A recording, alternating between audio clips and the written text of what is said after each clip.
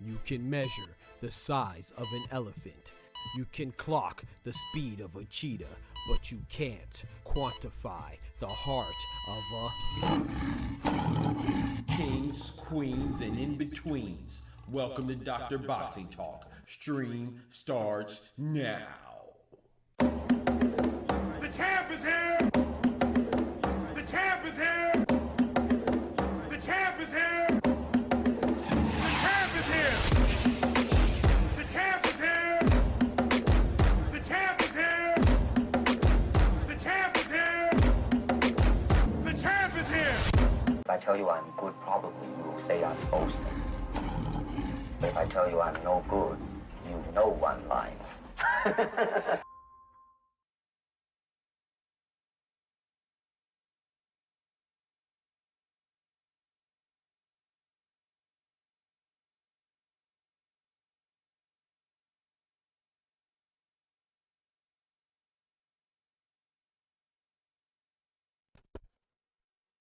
Yo, yo, yo.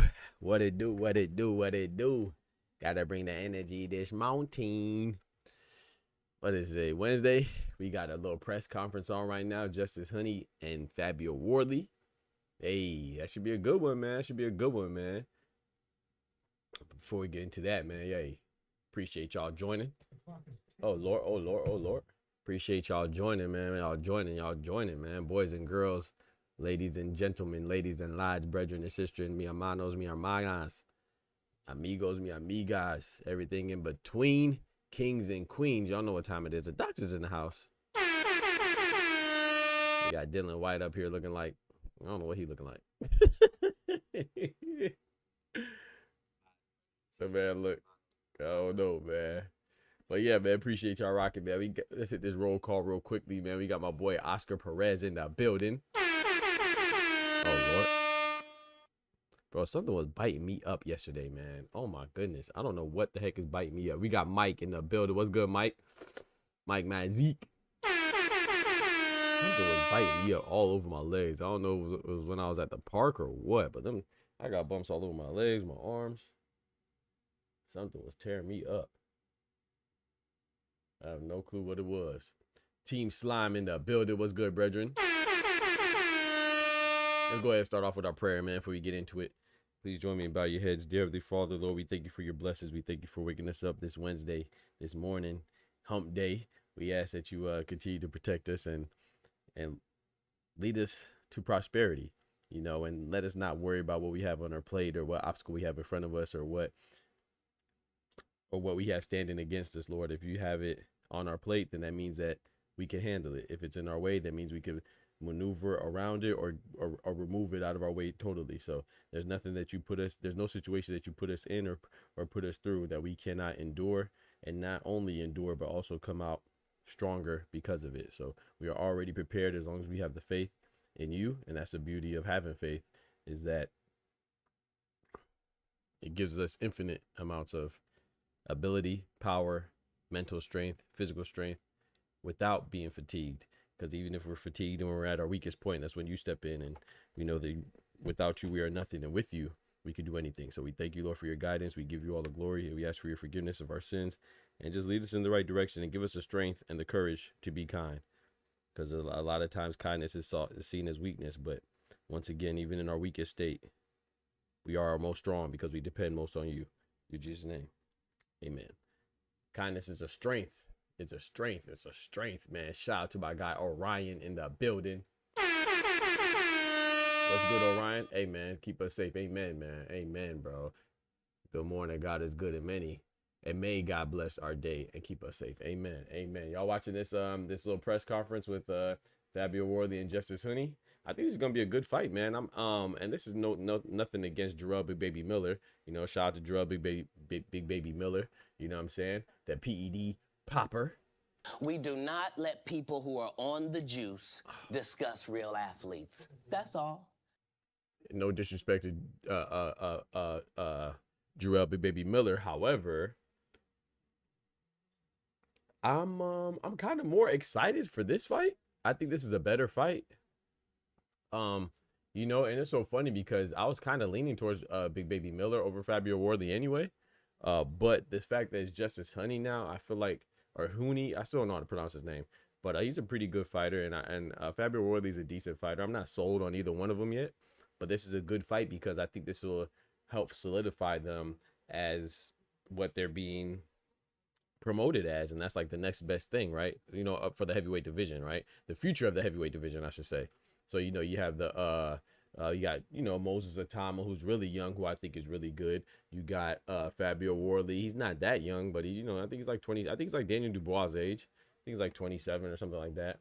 Obviously, you got Daniel Dubois, who's a champion right now, but we see him as part of the old school gang, even though he's young, but he's been through the gauntlet already, fighting Joe Joyce, Alexander Usyk before, Anthony Joshua most recently, you know what I'm saying? So, so Daniel Dubois is considered the previous class, but he's really just as young as the guys and just as young as most of the guys in the new class, right? You know, so we're gonna see how this goes, man, with these heavyweights and stuff like that.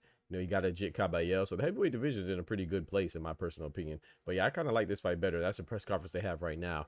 I don't know who I'm going with, man. I don't know. I'm kind of leaning towards Justice Honey, man. Maybe I'm not that big on Fabio Worthy because I was kind of picking Jarrell Big Baby Miller, and now I'm kind of going with Justice Honey. So we'll see how it goes, man. I don't know. We'll see. Like I said, I'm not really sold on either one of them like that, but we'll see, man. And in other news, man, we have Xander Zayas, the 154 contender, right? He's going to be fighting for the belt that was recently vacated by Sebastian Fundora, the WBO belt, and he will be fighting Garcia Perez. A lot of people already know that, but Jorge Garcia Perez, they have solidified an agreement into where they will be fighting in July, man, for that vacant WBO title. So that's dope. You know what I'm saying? It's good to see them, you know, top rank and whoever Jorge Garcia Perez is represented by, I'm not sure. But they came to an agreement. That was pretty quick. So we'll see that fight, man. I just can't help but to think of what could have been, right? Because Jorge Garcia Perez, he just beat Charles Conwell. He upset him, right? I think he beat him by split decision, and he deserved the win. Don't get me wrong. But it's like, man, if Charles Conwell could have won, that's another young guy in the 154-pound division. You know, Xander Zayas, Charles Conwell, and Jonas Tellis. We could have potentially had Xander Zayas versus Charles Conwell for a WBO belt. Now, granted, like I said, things don't always fall into place like that, because if Charles Conwell won, that doesn't mean that they would have necessarily lined him up with Xander Zayas. But it's just hypothetically speaking, you know, the guy that won his last fight, who beat Charles Conwell, is now fighting for a WBO vacant belt. So, you know, for me, it's cool to fantasize that whether it's realistic or not, if it would have actually happened, if it would have came to fruition in actuality or not, doesn't really matter. But the optics look like if Charles Conwell could have won, man, we could have had that showdown between Xander Zayas and Charles Conwell. But it is what it is, man. I fully anticipate Xander Zayas to win, but it's going to be a good fight because Jorge Garcia Perez, he was counted out against Charles Conwell. Look what he did. You know what I'm saying? It's a major upset. So, he's a veteran, and Xander Zayas is a young guy. So, so the veteran always has a chance against a young guy. I mean, every time you step in the ring, you have a chance, but he's going to come to fight. Xander Zayas is going to come to fight. I'm really big on Xander Zayas. I think that he's going to be good. And I think that if he gets the proper amount of time to grow and progress, I think he's going to be one of the best at 154. But we'll see, though, man. Ain't nothing given because 154, to me, is the hottest division. We're going to remove Terrence Crawford out, right, because he's fighting Canelo at 168. But he is a belt holder at 154, right? You got Jermell Charlo supposed to be coming back, former undisputed at 154, right? You got Sebastian Fedora, former unified at 154, but now he vacated the belt, so he has the WBC, and he'll be fighting Tim Tszyu in a rematch. You have Tim Tszyu still hanging around there.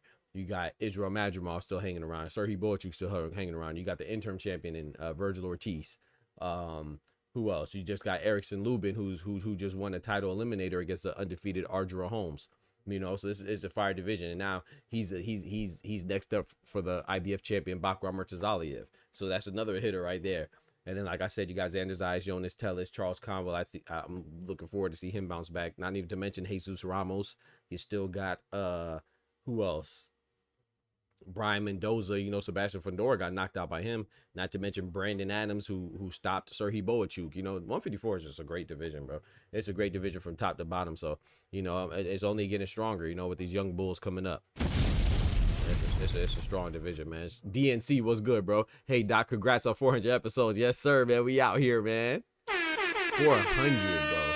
It seems like I just started. We're already at 400, Hey, getting it in, man. I appreciate you joining DN7. Appreciate you being part of the journey. Appreciate everybody being part of the journey, man. It really means a lot. 400 episodes is crazy. You know what I'm saying? Just to think about that, man.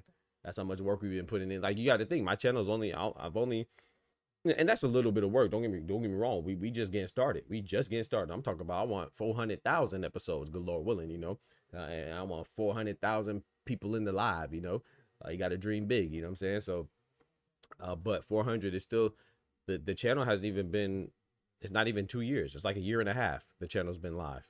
I think in November it'll be 2 years. So yeah, we're about a year. It's May? Yeah. So about good Lord willing, November will be 2 years for the channel. So the channel's still relatively young. And we have a lot of room to grow. We have a lot of goals to be met. But sometimes you got to sit back and appreciate what you've accomplished and the journey. You know what I'm saying? Yeah, you just got to appreciate the journey sometimes. I need to do better at that. Because I was like, just looking. I was like, dang, we had 400. I noticed it yesterday. And I just thinking about it. I was like, man, we need to celebrate this, man. 400. So shout out to you. Drunk Irishman, what's good, bro? But yeah, man, moving on. Moving on to other potential fights, right? Savannah Marshall. I announced yesterday that Savannah Marshall and Chantel Cameron have signed with MVP. That's Jake Paul's promotion, Most Valuable Promotions, right? So that's dope, right? You know what I'm saying? Jake Paul, if he's not doing anything else, he's putting on for the ladies. You know what I'm saying? So one time for the ladies. One time for the ladies of boxing, man. I think Chantel Cameron's a great addition. And maybe she could get the winner of Amanda Serrano and Katie Taylor, because like I said, I know Amanda Serrano and Katie Taylor are having their trilogy, where Katie Taylor won the first 2 fights. Now they're having a trilogy, whatever. I think Chantel Cameron, she's the one that deserves a trilogy with Katie Taylor, right? Because Chantel Cameron was the first person to beat Katie Taylor, right? And then once she beat Katie Taylor, they had a rematch and Katie Taylor won. She was the first person to beat Chantel Cameron. So they're 1-1. So if anybody deserves a trilogy, if we should be interested in any trilogy, ideally, if you just talk about strictly boxing, it should be Chantel Cameron versus Katie Taylor. However, her signing the MVP strengthens the roster, and that might get her closer to Katie Taylor, right? Assuming Katie Taylor wins, MVP already has a history of working with Katie Taylor, her team. There's already familiarity there, so there's less obstacles, right?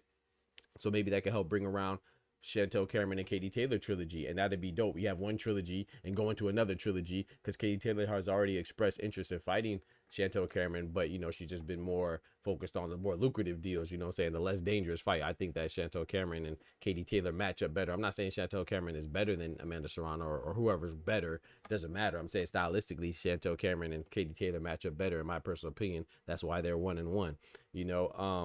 But even if Amanda Serrano wins, then not only could she still go for the Katie Taylor fight, but she also has the option of going for Amanda Serrano, because that's a fight that's easy to facilitate since they're both on MVP, right? So I think it's a great move, man. And what's even more, what's a testament to it being a great move is the fact that Savannah Marshall just signed as well. You know, she's been on Clarissa Shields' heels, right? She's been trying to get Clarissa Shields. I'm talking about she been chasing the GOAT. You know, they fought already. That was one of the biggest fights, not the biggest fights in recent in women's boxing, you know, when they fought in the O2 Arena in England, right?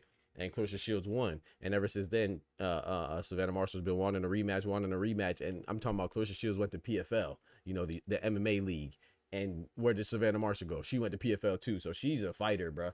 And the dope thing about this is that they're already setting up a fight. So Savannah Marshall has just been recently added to the card with the all-women card with Katie Taylor and Amanda Serrano. That's going to be in July, right? I think July 11th, if I'm not mistaken. So Savannah Marshall is fighting Shadeja Green, and Shadeja Green is another fighter who's been calling out Clarissa Shields, and she's actually with MVP. You know, I know we always focus on Clarissa Shields versus Amanda Serrano, which is not realistic because of the size differential. We focused on Clarissa Shields versus Alicia Bumgarner. It's another one that's unrealistic because of the size differential. It's like, well, I know we don't really watch the women's division, but it's kind of disrespectful. You know, I say this stuff all the time. If you look at the weight classes, Clarissa Shields just won a heavyweight title, right? Amanda Serrano and Alicia Bumgarner fight at 140 and 135. So if you want to equate that to men, that's like telling Alexander Usyk to fight Gervonta Tank Davis because they're both good. You see how dumb that sounds? It's like telling Daniel Dubois to fight, I don't know, give me a 140-pound champion, Gary Antoine Russell or Teofimo Lopez because they're both good. So just because you don't pay attention, that doesn't mean that. Just because you don't pay enough attention to the women's division or something doesn't mean that everything you want that's not happening, you should get it. There's probably reasons why that's not being facilitated, right?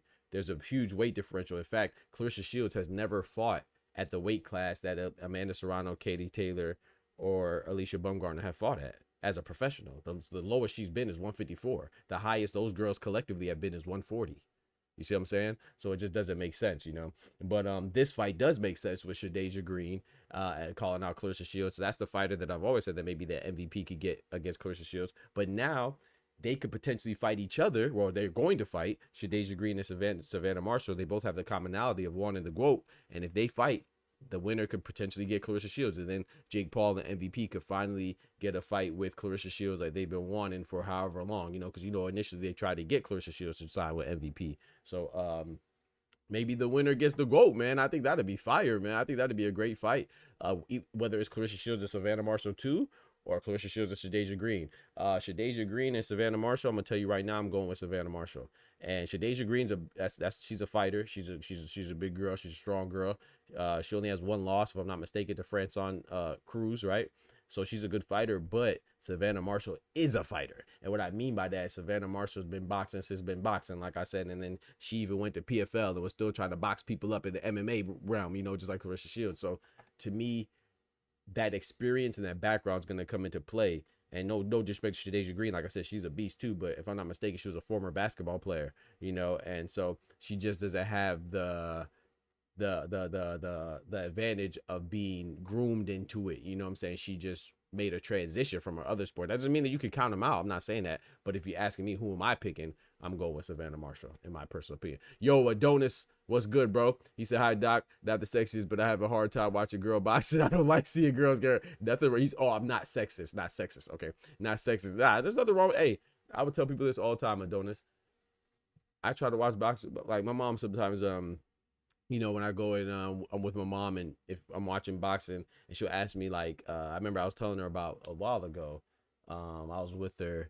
What was the last Clarissa Shields fight? Danielle Perkins, right? And I was telling her about it. And she was just like, I don't know how I can't watch women fight. I don't like to see them. She said, they're not supposed to be beating on each other like men. That just had me crying. But my point is that everything's not for everybody. So I don't think that you not liking women's boxing makes you sexist. No, you just don't like it. I mean, I don't like flute music. Does that mean I'm hating on flutes or, or people that play? No, it just doesn't suit my fancy.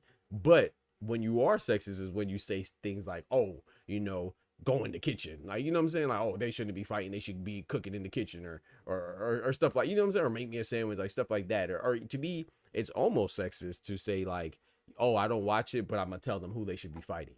Like, to me, it's like, bro, you don't even watch it. So if you don't watch it and you're unfamiliar with it, why are you telling who should fight who? You have no clue what you're talking about. And you get those idiots that say stuff like, oh, Clarissa Shields should be fighting Alicia Baumgartner. I don't care how much trash talk they have between each other. I don't care how much trash talk Amanda Serrano and Clarissa Shields do. They don't belong in the same ring at the same time because the weight class is different. Gabriela Fedora is the youngest undisputed champion in the 4-belt era. She ain't got no business fighting Clarissa Shields just because they're both good. There's weight class for a reason. I mean, we're not expecting Nadia Inoue to go fight Janabek because they're both good. That just doesn't make sense, you know. Yo, Isaiah, big member in the building.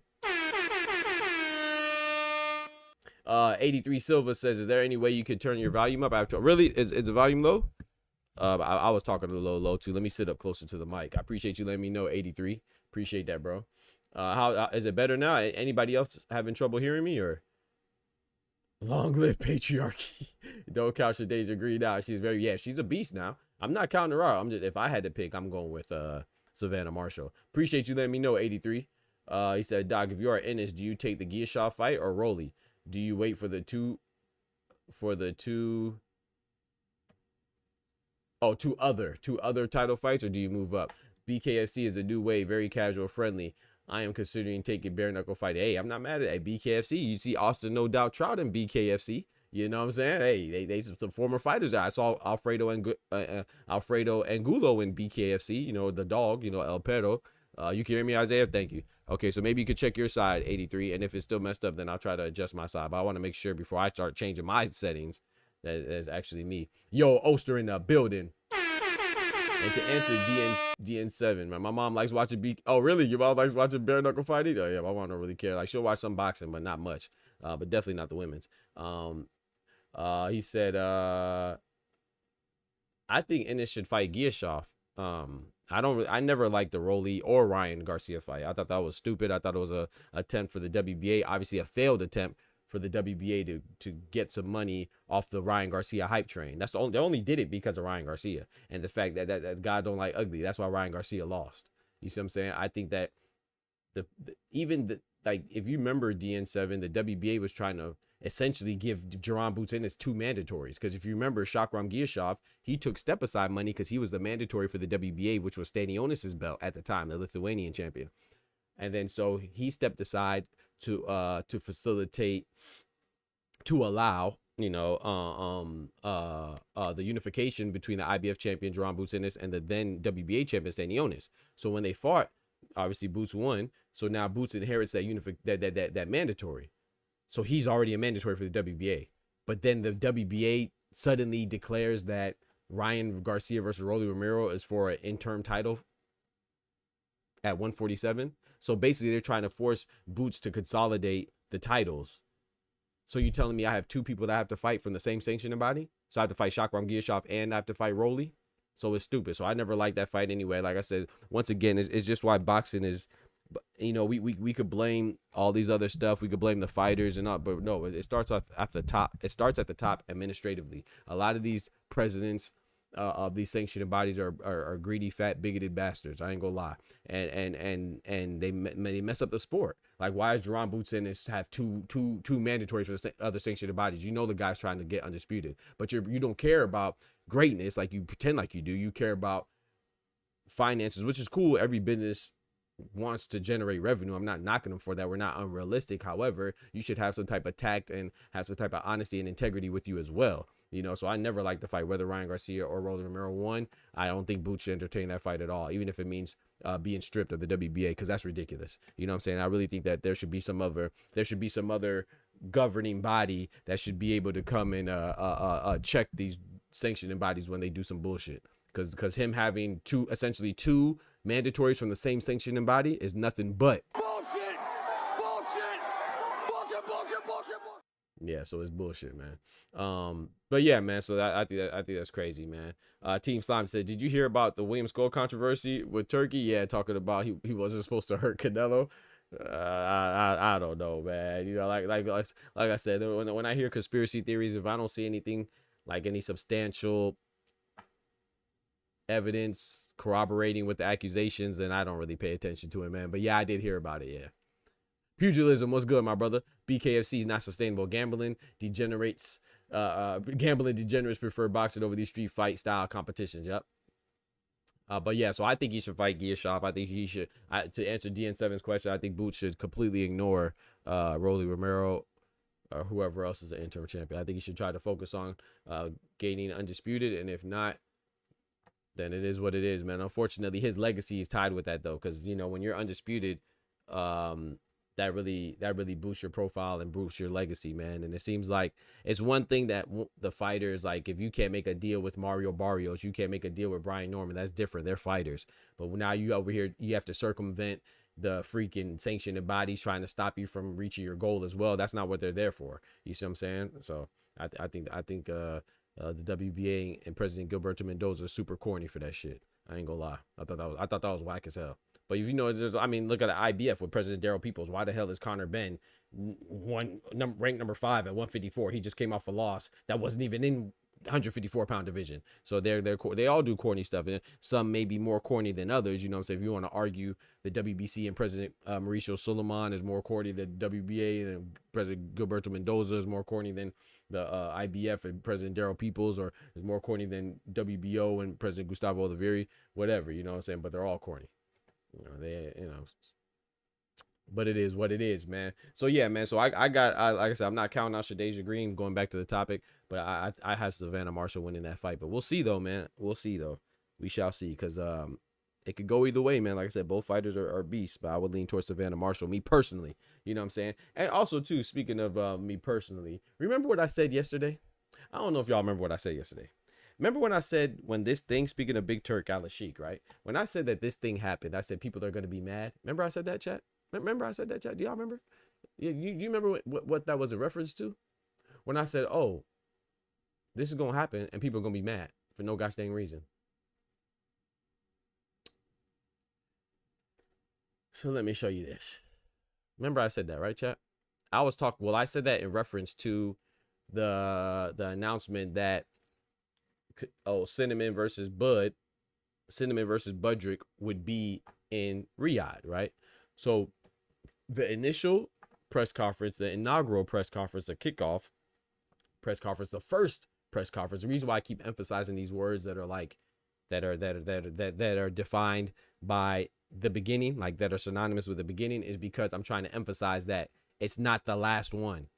There's still other press conferences, but the first one, the kickoff one, will be in Riyadh. Coincidentally, Riyadh, who's directly associated and affiliated with Turkey, Riyadh season, that's the reason why we're getting a lot of these quote unquote big or great fights, right? So people are mad that they're not mad that the fight's going to be in Riyadh. They're mad that the initial press conference is going to be in Riyadh. What? You're mad at the location of the press conference? Look at this. Look at this. So the kickoff press conference to hype up the U.S. casual audience to buy the pay-per-view will be in Saudi Arabia. The kickoff press conference. Not all the press conferences, just the kickoff. Not New York, L.A., or even Vegas for fans to attend. Bitch, you probably wasn't going to attend anyway. It's so funny, like the people that complain the most about where these fights are located, where this press conference is located, you don't leave your basement anyway. You don't go outside anyway. You DoorDash your groceries, you Instacart your gosh dang dog food. If you probably ain't got no dog. You see what I'm saying? You order takeout pizza. You're probably pale as hell. Don't see no sunlight, no vitamin D. You feel me? And you complaining about the location of a press conference? When the press conference is online, you probably don't even attend those anyway, virtually. But you're complaining. That's what I'm saying. You got to realize people just complain just to complain, man. People complain just the initial press conferences in Riyadh season. How dare them? How dare the people that gave us the first undisputed heavyweight matchup in a quarter century, 25 years? How dare them wanna put something in that's accessible to their local audience, and they're facilitating and paying for all these fights? How dare them, the same people that put on Terrence Crawford, that phenomenal card with Israel Madrimov in Los Angeles, how dare them want to put a press conference at Riyadh season? How dare them? How dare them want to play their national anthem during the fights? Because that's what people complain about too. They complain, oh, so there's no Saudi Arabian fighter fighting. Why are they playing their Saudi Arabian national anthem? Bitch, because they paid for everything. Because it's a Riyadh season event. Riyadh is in Saudi Arabia, genius. Like, people just complain about everything, bro. Use that as a potty break. You know what I'm talking about? Go use the bathroom, bro. When the national anthem is playing, it's not that serious. Go re-up on your beer. Go get you another slice of pizza. You feel me? Go clean out your belly button. I know it's dirty. You see what I'm saying? Go use the bathroom. Go walk your dog and come back and the fights will be on. The national anthem be over. What are you complaining about, bro? It's just people on the internet, bro. That's why I swear the internet is I don't know, man. It's crazy, dog. You people will complain about any and everything, bro. Any and everything, bro. Like, it's ridiculous, man. Shout out to my guy Oscar dropping that bread, that cheese, that butter.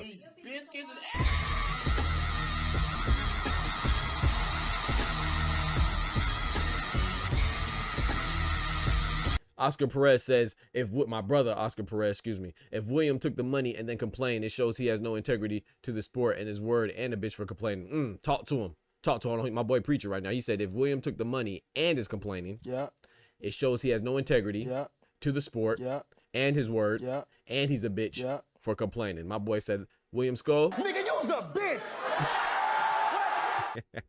Shout out to my boy Oscar.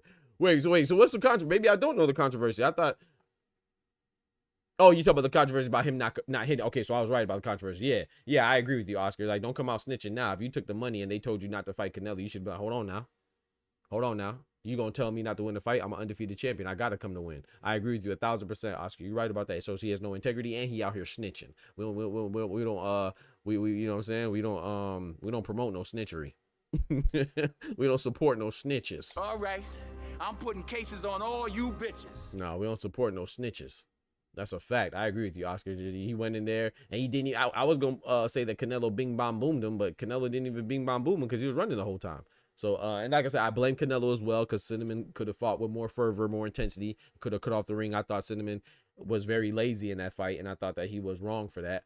But at the same time, Skull didn't make it easy to be tracked down. You need a compass and a gosh dang Google map to find an echolocation to find William Skull. I don't know what he was doing. Adonis. Shout out to Adonis, man. Big Turk. Big facts lunatic. Like, people complain about everything, bro. The first press, it's not all of the press conferences are in Riyadh. It's the first one, bro. Just one that you're probably not going to attend physically. You probably not going to attend virtually. I ain't gonna lie. I watch the press conferences. I ain't gonna lie. I was just watching Fabio Worley and Justice Haney. That press conference, which is on right now. I was just watching. I just cut it off just now because I couldn't hear him because we talking. But I do watch the press conferences. But I'm not complaining about it because guess what? I'm sure they'll have virtual access. It's not like I'm attending the press conferences in the physical. And I guarantee that person that's complaining is not attending it either. That's the whole point. Like, it's different if you attend fights and you attend these things and you're complaining. Like, let's say you're part of the media and for whatever reason you spending a lot of money of your travel budget to go to and from these places that you anticipated would be closer, then I get it, bro. You attend the press conferences, you attend the media workouts, you attend the fights. I get the complaints then. But if you don't attend the fights, you don't attend the media workouts, you don't attend the press conferences, you never leave your house, why are you complaining? It's going to be broadcasted. Sit your punk ass down, have a Coke and a smile, and watch it on the internet. That's it. But you get more likes when you complain. You feel me? It's crazy, bro. He's putting the money. He can put it wherever he wants. Exactly. I'm still going to watch it, though. I'm still going to watch it, too. Exactly, Oscar. That's my point. I always said Boxing Super Bowl, corralling WWE, UFC, and all the fight fans across the whole world. Yeah, across the globe, right. You should be happy. Like, I'm not saying be happy that it's less accessible to you, but you should be happy that it's promoting the sport globally, like my guy Pugilism just said, it's going to attract a larger audience and make boxing more demand, so I like it, man. I don't know, like I said, I'm not saying Turk doesn't do anything wrong. He does, but he does a lot of things right as well, so I don't mind it at all, man. So maybe it's just me, maybe I'm tripping, maybe I'm wrong, I could be wrong. But yeah, so I just wanted to show y'all that people are complaining about the location of the initial kickoff presser, which is crazy to me. But shout out to Bud and shout out to Canelo. Now, I will say, I said this yesterday, that they did change the date, though. Remember, it was supposed to be September 12th. Now it's September 13th, which makes more sense, right? Because that was my question. I was like, why is it on the 12th? Once I realized that the 12th is a Friday, I was like, it should be on the Saturday, in my personal opinion. And they just shifted it to a Saturday. And then they changed the location. It was supposed to be confirmed to be in Allegiant Stadium. Now it's in They're not sure which venue they're going to put it. Matter of fact, they don't even know what city. Forget the venue in particular. They don't even know. They haven't even specified the city. So if you ain't specify the city, you cannot ask further specificity as far as a particular venue. So they're saying it's either going to be in New York, Las Vegas, or Los Angeles. And I think that's just an attempt to see who's the highest bidder. There's nothing wrong with that. You know what I'm saying? You got to recuperate some money, because every business venture you want to get money, you know. But shout out to Turk. Turk has not been prioritizing the money, and then people still complain, you know. So and in fact, according to reports and everybody that's pocket watching, you know, because we don't pocket watch around here, but everybody is watching his efforts from an economic standpoint, and they just sitting there trying to count his money. Don't speak on how they pay you, because pocket watching us men shouldn't do, and that's just by nature. But thank you. So they out here pocket watching. You would know from pocket watching, according to the reports, that Turkey is losing money. So he's losing money from all these boxing ventures so far to give us the great fights, and people still complaining. You know what I'm saying? Like, don't get me wrong. You know, he did say he wants that price point to be $20. And I was cool with the $20, you know, but now he's talking about like the last one, right? The Fatal Fury was what, $50 each one for the Canelo one, and then the Devin Haney, Ryan Garcia, Teofimo one, and then you got the bundle that was $90 if I'm not mistaken. So the price point is not what he promised, but the February 22nd card was $26. You see what I'm saying? So now this one, a lot of people are worried because it's going to be on Riyadh season pay-per-view. So people are anticipating like a $70 price point or something like that. Which I do think, I don't really get into the economics of boxing, because to me that's boring, and I'm not in these meetings, so everything will be speculation to me, and it'll depend on what narrative you're trying to kick. But I will say this, that is worrisome, because if he was trying to put it for $20 before, and then now he's going to put it on pay-per-view and charge more than $20, then I do think that's a sign of him trying to recuperate some of his money, which is nothing wrong with that. But I think that is a sign that maybe funds are running a little low, you know what I'm saying? A little short, you know. I think that's a sign of that. But, I mean, we'll see, though, man. I like it. I'm going to ride this thing out to the end, and we're going to see how it goes, my friend.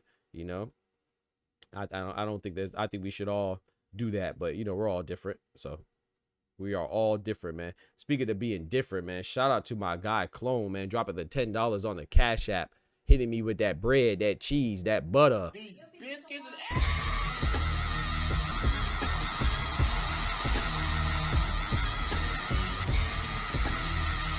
My guy Clone says 400 episodes. Congrats. You are tripping, and you always wrong. He said I am tripping about the Riyadh season stuff, and he said I'm always wrong. Shout out to my guy Clone, man. That's my brother right there, man. Always supporting the channel, man. I appreciate that, bro. And Adonis asked if I'm gonna talk about the Thriller of Manila. Yes, sir. Not right now though. We gonna work our way there. That's gonna be the final topic. So speaking of potential fights. We want to transition to Bill Haney, man. Spam those Trill Bills in the chat. We got some news coming from Trill Bill. You know, Trill Bill be capping, but sometimes he be rapping. You know, Isla right here, my guy Isla in the building was good. Oster said that Pac-Man fight's a joke for real. They don't even know how they got that garbage. How they got that garbage on the TV. They don't even know. Okay, fine. We can skip Trill Bill. We could go to Pacquiao. That's what the people want. That's what the people get. So okay. So Manny Pacquiao, right? Another. Oh wait, Thriller in Manila. Oh, I didn't update the banner. We're not talking about Thriller in Manila. Y'all, you almost threw me off. We're not talking about Thriller in Manila today. We can talk about that later. But what we are talking about Manny Pacquiao, but not the Thriller in Manila. Hold on now. Let me check my title. I might have messed up, bro. Hold on, bro. We ain't talking about no Thriller in Manila. We talking about George Foreman, another legend. Thriller in Manila was Muhammad Ali, rest in peace, and Smoking Joe Frazier, rest in peace. We're talking about another legend in Big George Foreman, you know, rest in peace to him as well. Recently passed away, man. Shout out to him. Speaking of recently passing, man, I want to say shout out to my boy Dub, man. I want to send my sincerest condolences to our brother Dub. You know, those of you that are loyal to the channel, you know, WJ McCullough. He just shared with me that unfortunately his brother-in-law passed away. So you know, he's taking care of the funeral arrangements and stuff like that. And those of you know, not just myself, I lost my grandma recently, and so did Oscar. Lost his abuela recently. So you know, loss is no joke, man. So hopefully we can keep their spirit alive by always keeping them in our hearts and our prayers, you know, and finding some solace that they're in a much better place. But shout out to my boy Dub. I want to do a 10 count for my boy Dub. my boy Dub. This is what we do right here. We always give him the formality and the boxing, you know, show him the boxing love and respect, and that's giving him a 10 count, man. So let's do a little 10 count for brother Dub's loss of his brother, man. So shout out to him and his wife and their family, and we hope that they you know, can find some peace. Let's go ahead and do a little 10 count for W.J. McCullough's brother-in-law.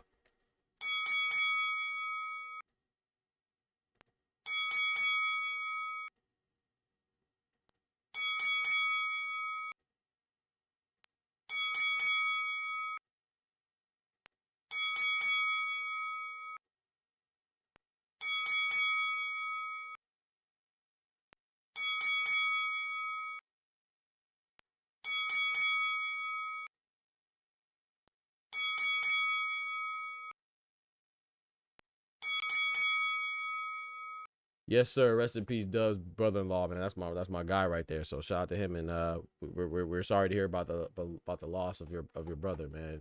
And God bless you and your family, and our sincerest condolences. But yeah, so let's get to this George Foreman and the race.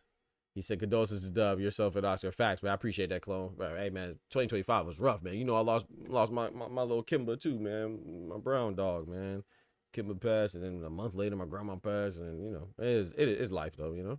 My grandma lived to be 96, so that's a blessing, you know what I'm saying? That's a lot of years, you feel me? In human, as far as human time goes, what we're accustomed to. Condolences to brother Dub, and it's really facts. Appreciate that, Slime. But yeah, man. So speaking of Manny Pacquiao, man, you see, I had to update the banner right there. It's a race to beat the record. So can we get Manny versus Vladimir Klitschko? And when I say that, I don't mean them literally fighting each other, but they're fighting each other to break George Foreman's record of 45. You know, he was 45 when he became a champion, right? Reclaimed the title. I believe it was against Michael Moore, correct? When George Foreman beat Michael Moore to come back and get another title, he's 45 years old. And Manny Pacquiao is trying to beat that because Manny Pacquiao is 46. Damn. I'm sorry. And Dub's brother, Adonis, Dub's brother, not Dub. But yeah, so I think it's interesting though. Do I like it? I don't really like it. You know, shout out to Vladimir Klitschko. That's he had one of the best jabs in the game. You know, I love watching Vladimir Klitschko, Vitaly Klitschko as well. Shout out to them. You know, Vladimir Klitschko versus Samuel Peter, the Nigerian Nightmare. That was my guy too. I like Vladimir Klitschko a lot, but I don't want to see them. You know, I remember years ago, right? When Vladimir Klitschko fought Tyson Fury, I was like, dang, he's old. And he fought Anthony Joshua. I was like, dang, he's old. You feel me? And that was like 50,000 years ago. And now he's coming back. You know, I think he's, 47 or something like that. It's like, man. No, you're good. You're good, Adonis. Thank you, bro. Thank you, bro. I'll let him know when he comes. Oh, there he goes right there. There go my boy Dub right there, man. There go Dub in the building. Big Dub in the building. He said, thank you all. My brother-in-law passed. Sorry, I missed it, man. You're good, bro. Ain't no apologies necessary, bro. Wish you the best. Handle your business for your family, and our sincerest condolences to tell your people. Dr. Boxing Talk is with him, man. You know what I'm saying? The Boxing Talk family is with them. You know, we definitely throw prayers up, and I threw a prayer up for you this morning before I started streaming. So, yes, sir. Stay strong, brother. But yeah, what I was gonna say. Oh, yeah, Manny Pacquiao and Vladimir Klitschko. People don't realize the significance of age, man. Father Time gets to us all, you know, and I don't want to see Klitschko. Can you imagine Klitschko comes back, Adonis, and he fights Ajit Caballero? Ajit is legit, and he's going to legitimately put him in the dirt and make it hurt. You see what I'm saying? Can you imagine if Vladimir Klitschko comes back and fights Daniel Dynamite? Hold on, let me say that again. Daniel Dynamite Dubois. Can you imagine that, Oscar? Can you imagine Vladimir Klitschko coming back, Team Slime? And fighting, I don't know, Moses Atama? What's that gonna look like? What's that gonna look like, bro? You see what I'm saying? Like, I just don't want to see it, man. I think he'll get slaughtered, and that's no disrespect to him. It's just, you know, he just doesn't have it right now. It's a young man's sport, you know. And shout out to LeBron. He's 40, but he's doing his thing. But that's basketball. He's special. Shout out to Diana Taurasi. She just recently retired. I think she was 41. She's different. She's special. You know what I'm saying? I'm not saying that Klitschko's not special. I'm not saying Pacquiao's not special. Obviously they are, but everybody's not special in the same way. And it's a different genre of sports. You know, B-Hop did it. He was special. You see what I'm saying? B-Hop was 51 years old. We saw what happened to him when he fought Joe Smith Jr. He got knocked out the ring at 51 years old. You ain't got no business getting knocked out of the ring when you 50. You feel me? Some things you shouldn't be doing, and tumbling out of a ring is one of them. When you're 50, you shouldn't be tumbling nowhere, especially not out of a ring. You know, if you're gonna be tumbling like, you know, on a gymnasium mat, you know, something like that, or tumbling in the pool or something, but you out here tumbling out of a boxing ring and you 50, come on, bro. Thank God that B-Hop is good, but you know, it's just different. So even with Manny Pacquiao, I will say this though. I think Manny Pacquiao has a better chance, because if Klitschko comes back to win a title, it'll be against Alexander Usyk. I'm not going. He's not beating Usyk. And then the other one will be against Daniel Dubois. I'm double not going. He's not going to beat those two. So in my personal opinion, Manny Pacquiao has a better chance, not to mention Manny Pacquiao is a more legendary fighter, right? In my personal opinion. Well, I know that's not an opinion, right? Manny Pacquiao, I think we could all agree, is a more legendary fighter than Klitschko. Klitschko's a legend too, but Pacquiao, 8 division champion, he's a legend. He's a legend, you know what I'm saying? One of my favorite fighters. So, I'm not, but take all that away. I'm not saying that because of that though. Even take out the difference in their legendary status. I would say Pacquiao's a bigger legend, but even still, if you look at the landscape at 147, I think it's less competitive and less dangerous than the heavyweight division, because it's Klitschko would have to be Daniel Dubois or Alexander Usyk. Not going. Manny Pacquiao would have to be Jerome Boots Ennis. I'm not going. Brian Norman Jr. I'm not going. Mario Barrios, who he will be fighting. I'm still not going, but I might be, you know what I'm saying? You know, I might tiptoe out there, you know what I'm saying? I might not go in the deep end and with belief, but I might stick my toe in the shallow end. Can Manny Pacquiao beat Mario Barrios? Of course. You know what I'm saying? Let's think about it, right? We know triangle theories do not work in boxing all the time. They work more times than we admit, but it doesn't work all the time, right? It's not a given. It's not 100%. However, if we break it down, Manny Pacquiao, this was some years ago. His last fight was in 2021, if I'm not mistaken, right? Against Dennis Ugas. He lost. But before that, he fought who? Keith One-Time Thurman, right? Was that before Ugas? I think so. It might have been 2 fights before, but yeah, you get the point. He fought Keith Thurman late in his career. He beat Keith Thurman. Who did Mario Barrios lose to? Mario Barrios has 2 losses, right? One of them is Gervonta Tank Davis, pull them GTD chains out. And the other one is, you guessed it, Keith One-Time Thurman. So Manny Pacquiao will be fighting a guy that lost to a guy that he already beat in Mario Barrios. However, I still don't think that's enough. I still have Mario Barrios, because while I recognize Mario Barrios as, in my opinion, I think that you could argue that he is the weakest of the champions at 147 currently, but I don't think he's weak. Those are 2 very different statements. You could be the weakest link in a strong chain and still be strong. You're just not as strong as the strongest. I think Jerome Boots Ennis beats Barrios rather easily. I think Brian Norman and Barrios is a pretty close fight. I would lean towards Brian Norman, maybe like 60-40. But Mario Barrios is still the champion. It has been. I mean, you know what I'm saying? So he's not weak by any means. There's not too many people I would pick over him in the 147-pound division. And like I said, a testament to him not being a weak fighter is the fact that he's a champion of the WBC right now, whether you respect it or not. You know, you got to respect the champions, at least in my opinion, I do. So I fully expect, I think Mario Barrios is what, 29? He's still young. So I got Mario Barrios beating Manny Pacquiao, but I think the chances for Manny Pacquiao to beat Mario Barrios are better than the chances of Klitschko beating Dubois or Usyk. So from that standpoint alone, I think that Manny Pacquiao has a better chance to beat George Foreman's record of being the oldest champion at 45, or being the oldest fighter to win the title at 45. That's just my personal opinion, but I don't want to see either one of them do it. I don't want to see Pacquiao do it. I don't want to see Klitschko do it. I don't want to see Deontay Wilder fight again. I don't want to see Nonito Donaire, the Filipino Flash, fight again. I don't want to see none of these greats, you know what I'm saying? Roy Jones Jr., James Toney, I didn't want to see them fight anymore. I'm trying to think of who else is still fighting, man. Didn't they say Jose Luis Castillo? Jose Luis Castillo is coming back to fight Ruslan Provatnikov. Let me say that again. Jose Luis Castillo is coming back in his 50s to fight Ruslan Provatnikov. What? They're both old, but at least Ruslan Provatnikov is younger. Be honest, Ruslan Provatnikov is actually one half of one of my favorite fights ever. That was Tim Bradley versus Provatnikov. That was a great fight. If you ever seen that, I would definitely recommend go watching Tim Bradley versus Ruslan Provatnikov. That was a great fight. But I don't want to see them come back, man. It's like even Shannon the Cannon Briggs is 53. He's talking about he's coming back this summer. Oliver McCall is 59, still fighting. It's like, man, I don't want to see these old men get hurt, you know. But it is what it is. Hey, man, if you want to go do it, then hey, I'll watch. Shout out to my guy Oscar Perez dropping the graffiti on the chat walls with that bread, that cheese, that butter.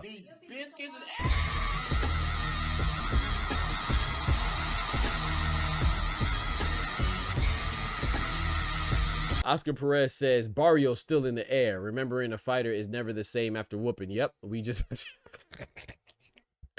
Hey, shout out to Oscar, because for those of you that don't know what he's referencing, he's not talking about the whooping for his draw with Abel Ramos. He's talking about the whooping that Barrios took outside the ring. So for those of you who don't know, I'm going to disclose some personal information about Barrios. The rumor reels, nothing's confirmed or validated, but the word on the street is, you know, we keep our ears to the streets, right? That Barrios had an altercation with the mother of his child, his baby mama's brothers. Yeah, his baby mother's brothers ran down on Barrios, according to what they say in the street. And if you don't know, well, why is that significant? Well, that's significant because Barrios's baby mama is the sister of Brandon Figueroa, Omar Figueroa, and the other Figueroa. You know, they're all I think there's 3 of them, if I'm not mistaken. There might be 4 of them, but the majority of them are boxers. You know, Omar Figueroa, Brandon Figueroa, who just recently lost to Stephen Fulton. Apparently, two of the brothers ran down on Mario Barrios because he was practicing infidelity, and he got caught up. So that's the whooping that Oscar's talking about, not the whooping in the ring. He's talking about the whooping outside the ring. They put the paws on him. According to reports, they had Mario Barrios out here looking like this. They had Mario Barrios out here. They had Mario Barrios out here looking like fight back. Get him up, let him get up, let him get up, let him get up. Fight back, fight back. That's what they said. That's what they say. I don't know. I cannot confirm nor deny. That's just what I heard. You know what I'm saying? I got pretty big ears too. I hear a lot. But yeah, Mario Barrios is still in the air. Remember, a fighter is never the same after a whooping. We just have to see if his chin holds up. That's true. We have to see about his chin, man, you know, because if Pacquiao, that's one thing. Pacquiao is ambidextrous with the paws. He got power in his right hand and his left hand. So, you know, if he could get to him, of course, if he could get to him, you know, what's the last thing to fade in a boxer is your power. But your ability to deliver that power is what goes first, you know, and let's face it, right? Manny Pacquiao, his game is predicated off of athleticism and its explosiveness. Right. So what's the first thing to go is your reflexes, your explosiveness, your athleticism as you get older. Right. That's the first thing to go. But your power remains. If he could hit Barrios flush, hey, he might get put on his back pockets. I got Mario beating Pac-Man as well, man. Shout out to Adonis. I agree. I got Mario beating him. Clone Jake Paul gonna have that WBC enter. Facts, Isaiah, facts. Shout out to my guy Dub dropping that bread, that cheese, that butter.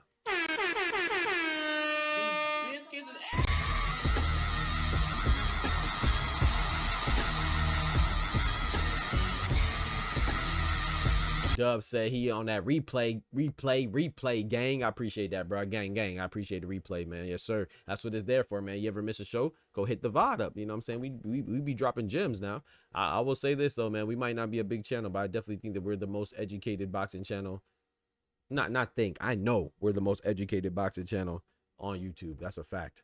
As far as just knowing boxing, you know what I'm saying? We don't know everything. Of course, nobody knows everything, but we're willing to learn. But as far as what we discuss, how we discuss it, how we break it down, what we talk about, we talk about Oscar Collazo at minimum weight to Alexander Usyk at heavyweight. You know what I'm saying? We talk about Clarissa Shields and Gabriela Fundora. We talk about Terrence Bud Crawford. We talk about Junto Nakatani. Speaking of Junto Nakatani, man, I've been watching these things. Shout out to Oscar. He dropped the recommendation in the Discord, but I already saw it. You know my thing. But still, shout out to that, man. He has some like little behind the scenes training videos and stuff. So yes, sir, we be up, man. We be up. He said Ruslan's your favorite boxer. Oh, that's what's up. Because of that Bradley fight. Yeah, bro. I'm telling you, bro. If I could recommend one fight, it'll be Ruslan Provatnikov and Tim Bradley. I love that fight. I actually got Ruslan Provatnikov's autograph. I met him. Doc, you gonna get somebody killed in the ring? Who, me? What I do? I'm telling them not to fight. No, they are not special no more. They say I'm telling them not to fight, Oster. I'm saying I don't want them to fight, but I'm saying if they want to do it, I'll watch. I swear I'll watch. Like Bernie Mac said. Rest in peace, Bernie Mac. I ain't know that, Isaiah. Nasty were getting beat up by a 126 pounder. Wait, who got beat up by a 126 pounder? Oh, you told no. So okay, the rumors is that Brandon Figueroa wasn't there. Isaiah. The rumors is that Brandon Figueroa, he wasn't there. He was training. That's the rumors. You know, Monticello in the building. What's good, my brother? He said, "Hey Doc, what are your thoughts on them tossing the towel for Leigh Wood again?"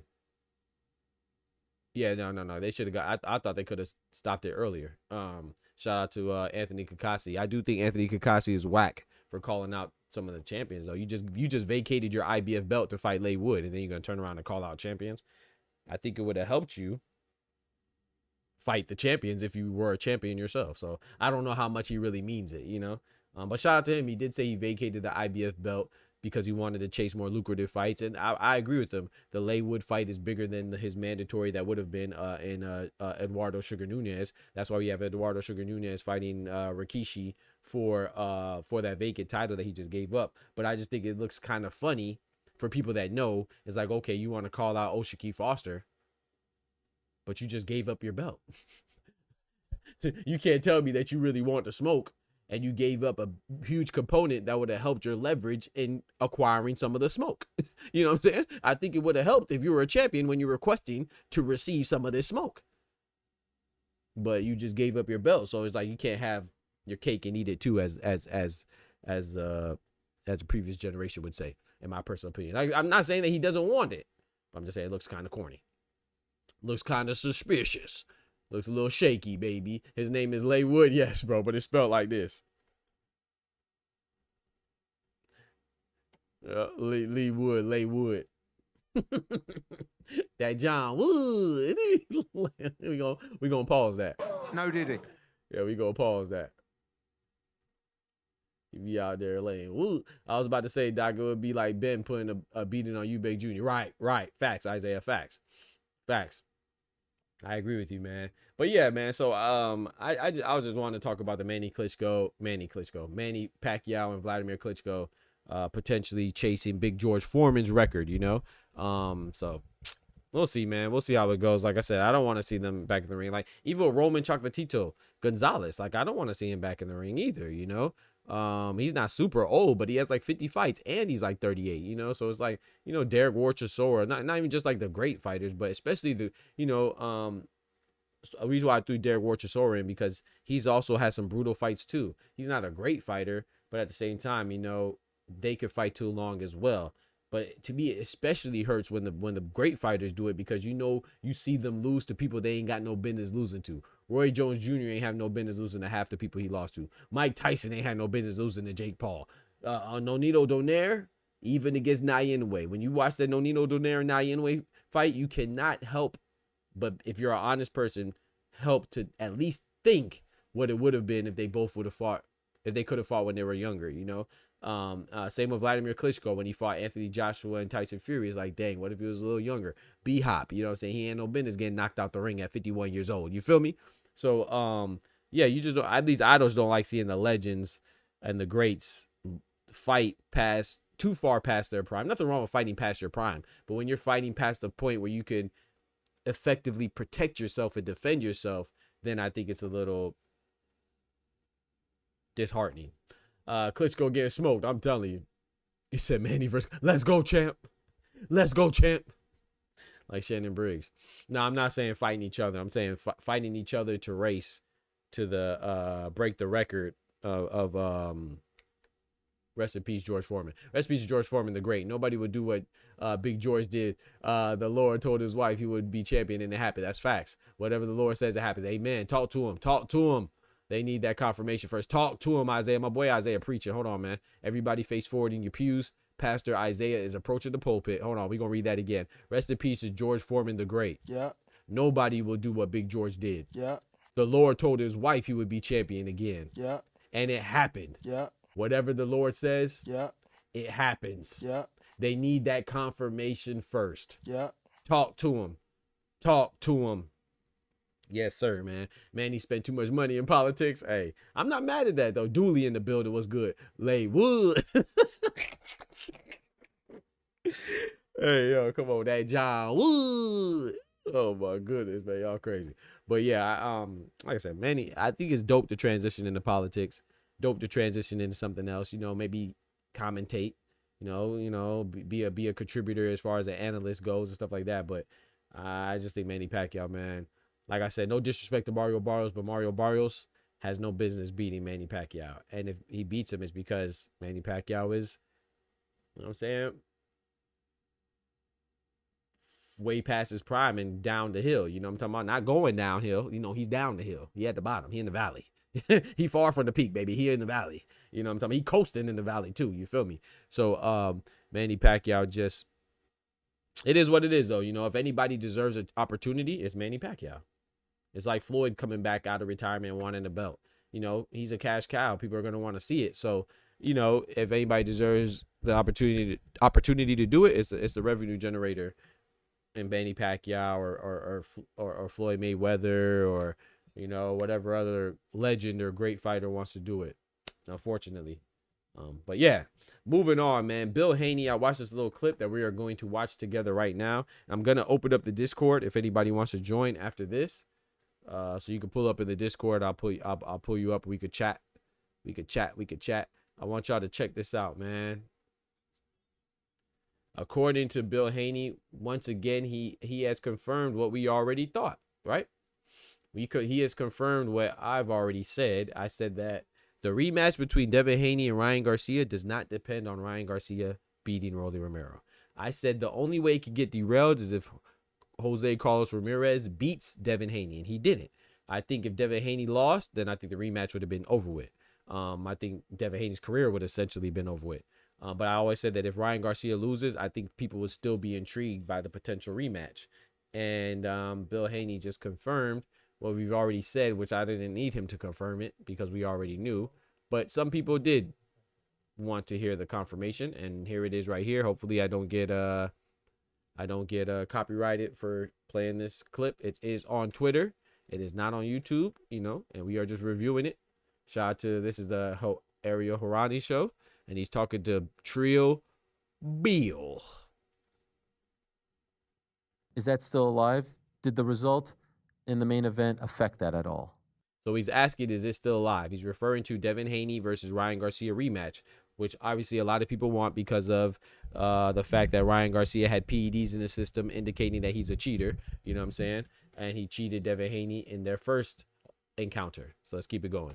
It didn't affect us. It didn't affect the way promoters. No, it didn't affect the way that we look at him. Sure. I'm sure Devin. I still want to see the fight. I think the fight is still like its own story. Right. It would be nicer if Ryan was coming off a win, but I still want to see the fight just as much as any other fight out there right now. I was just wondering if you had any sense of whether Turkey and the promoters still want to put on the fight. And see, do they feel like it's been devalued because Ryan lost? And see, I don't like this. I mean, I don't mind this response because this is what we anticipated. Do we still want to see the rematch? I told you I don't care if the rematch happens or not, Clone. I want to see it, but I'm not. I don't feel like it's a necessity, and I don't like what he just said right here because I feel like we already said what it is. He just said that he still wants to see the fight, even though Ryan lost, because he thinks it's his own separate story. That's a freaking lie. If Devin Haney would have lost, I guarantee he wouldn't want to see the fight anymore. And that is a sentiment of the majority of people. And I'm not saying you're wrong for that, but how people treated Devin Haney like he lost fair and square. Some people act like Devin Haney got knocked out. They forget that he got up after every time he got dropped. And like I said, I was rooting for Ryan Garcia because I put my money on Ryan Garcia. I thought Ryan Garcia could beat him, but I did not think that he would cheat to do so. And if you cheat, I cannot rock with that because people get hurt. This is a brutal sport already. People already get hurt chronically and sometimes fatally, right? We had Anaguchi, who just passed away last year when he fought Seiya Tsutsumi at the 118-pound division. He was put into a coma and he passed away. He was 23 years old, right? We see what happened with the guy Subra Matias fought, Maxim Derdashev, right? He passed away in his 20s. And there are no PEDs involved. So if you use PEDs to try to beat somebody, I feel like you're a scumbag. You know what I'm saying? Now, if you do it accidentally, sometimes accidents do happen. You know, you should be held accountable for your negligence, but I would understand that more. But if you do it intentionally, trying to get a one-up, trying to get an advantage, you're a scumbag. And Ryan Garcia is a scumbag, not to mention all the racist stuff he said, too, about F blacks and F Muslims and all this other stuff. But he's a scumbag, you know what I'm saying? So, but with that being said, I think Ryan Garcia could potentially win the rematch. But you know, that part is interesting. However, a lot of people only want to see it because they think Ryan Garcia could do no bad. They think he could do no wrong. So I called this out. I said that if Ryan Garcia loses, people are still going to want to see the rematch. Oh, but if Devin Haney would have lost, oh, nobody would have cared to not only see the rematch, they wouldn't even care to see Devin Haney fight again. So let's keep. I wish he would have said that part. You know, he just said, "Oh, I still want to see the rematch even when Ryan Garcia lost because his own story." No, you want to see it because you like Ryan Garcia, and you still think what he did to Devin Haney was amazing, even though the man cheated. That's what you think. Let's keep it going. You know what? I agreed to the fight. You know, so I can't back out of it. You know. So right there, he said he already agreed to the fight, right? So he can't back out of it, which we already knew, right? I mean, look at the promo for Devin Haney versus Ryan Garcia. The promo was already looking like it was Devin Haney versus Ryan Garcia. So we knew that it was already agreed to. However, this is just saying it agreed to on his side. It doesn't mean that Ryan Garcia is going to fight, right? Will Ryan Garcia get a tune-up? That's what Big Turk himself has already said. He's talking to Ryan Garcia. He still wants the rematch. He said, are we going to jump straight into the rematch with Devin Haney, or are we going to get Ryan Garcia a tune-up? You know, and so he's just talking about his side. It doesn't really mean nothing, but on his side, he's still anticipating a rematch. Let's keep it going. I think they've already done promotion for the fight leading up to it. You know, that's you know, Rolly Romero went on record for saying, you know, well, you guys are already promoting. So Devin has spent time in promoting that fight. We've spent time in negotiating that fight and for all intent purposes, we believe that that's the next fight. Okay, and that would be October, like mid-October or so? Yes. In Riyadh? Mid-October in Riyadh. You like that? Do you prefer it being there as opposed to in America, No, or would you rather it? It's a dream of us, you know, as a family. So he said that he thinks that the rematch will happen in October. That's cool. And guess what?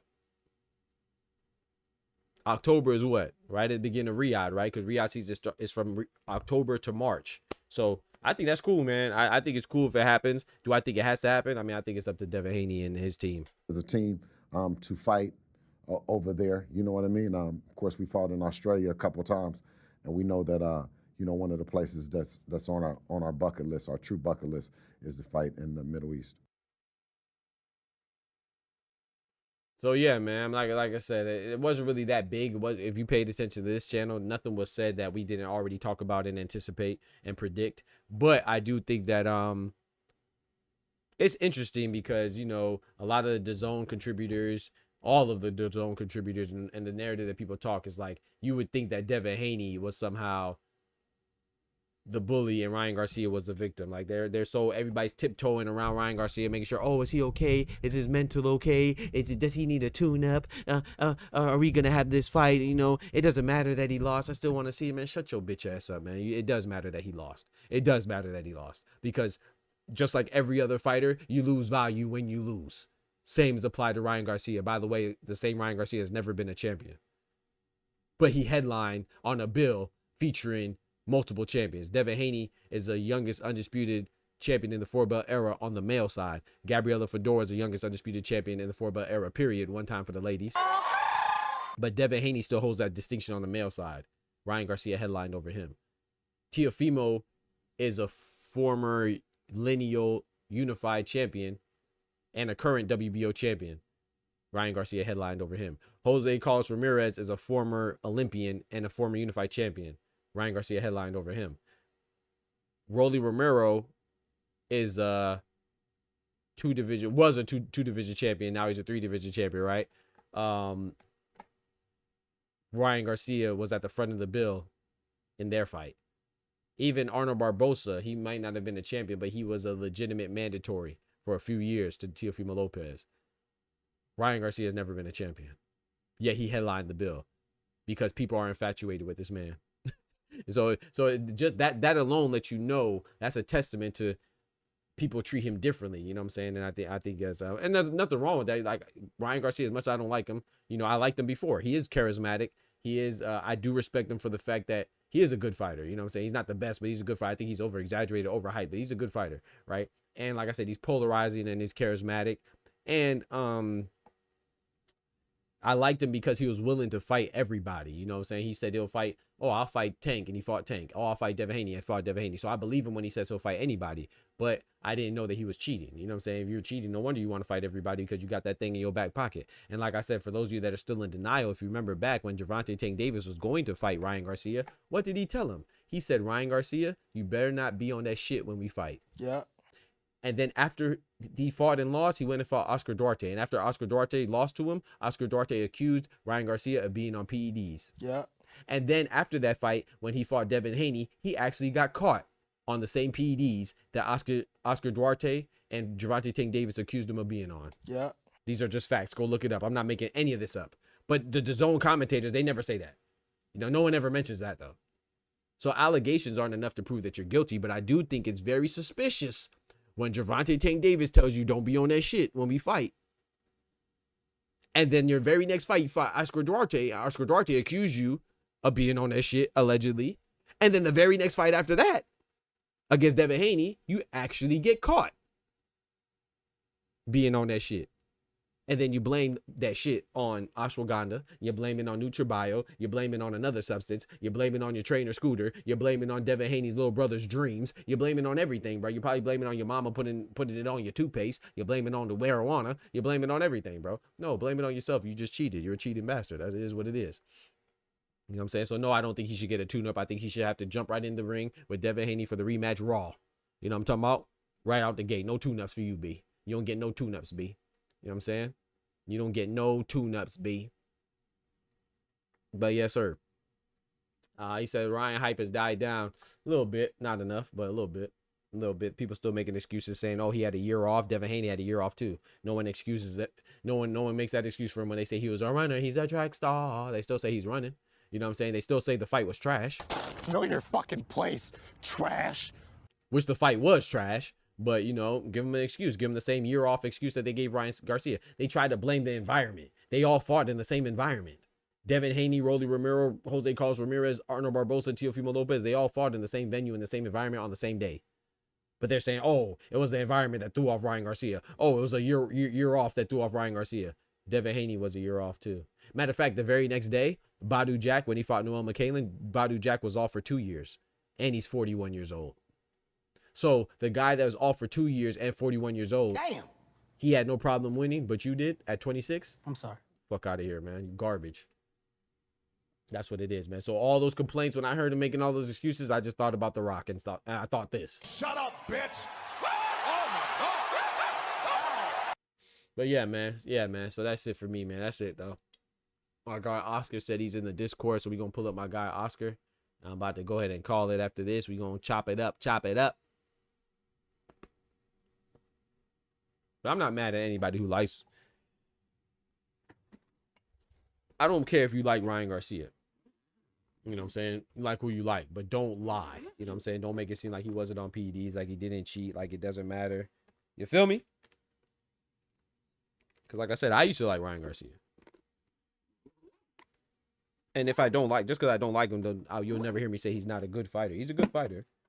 He's overhyped, though. Depends on what you call him good, too.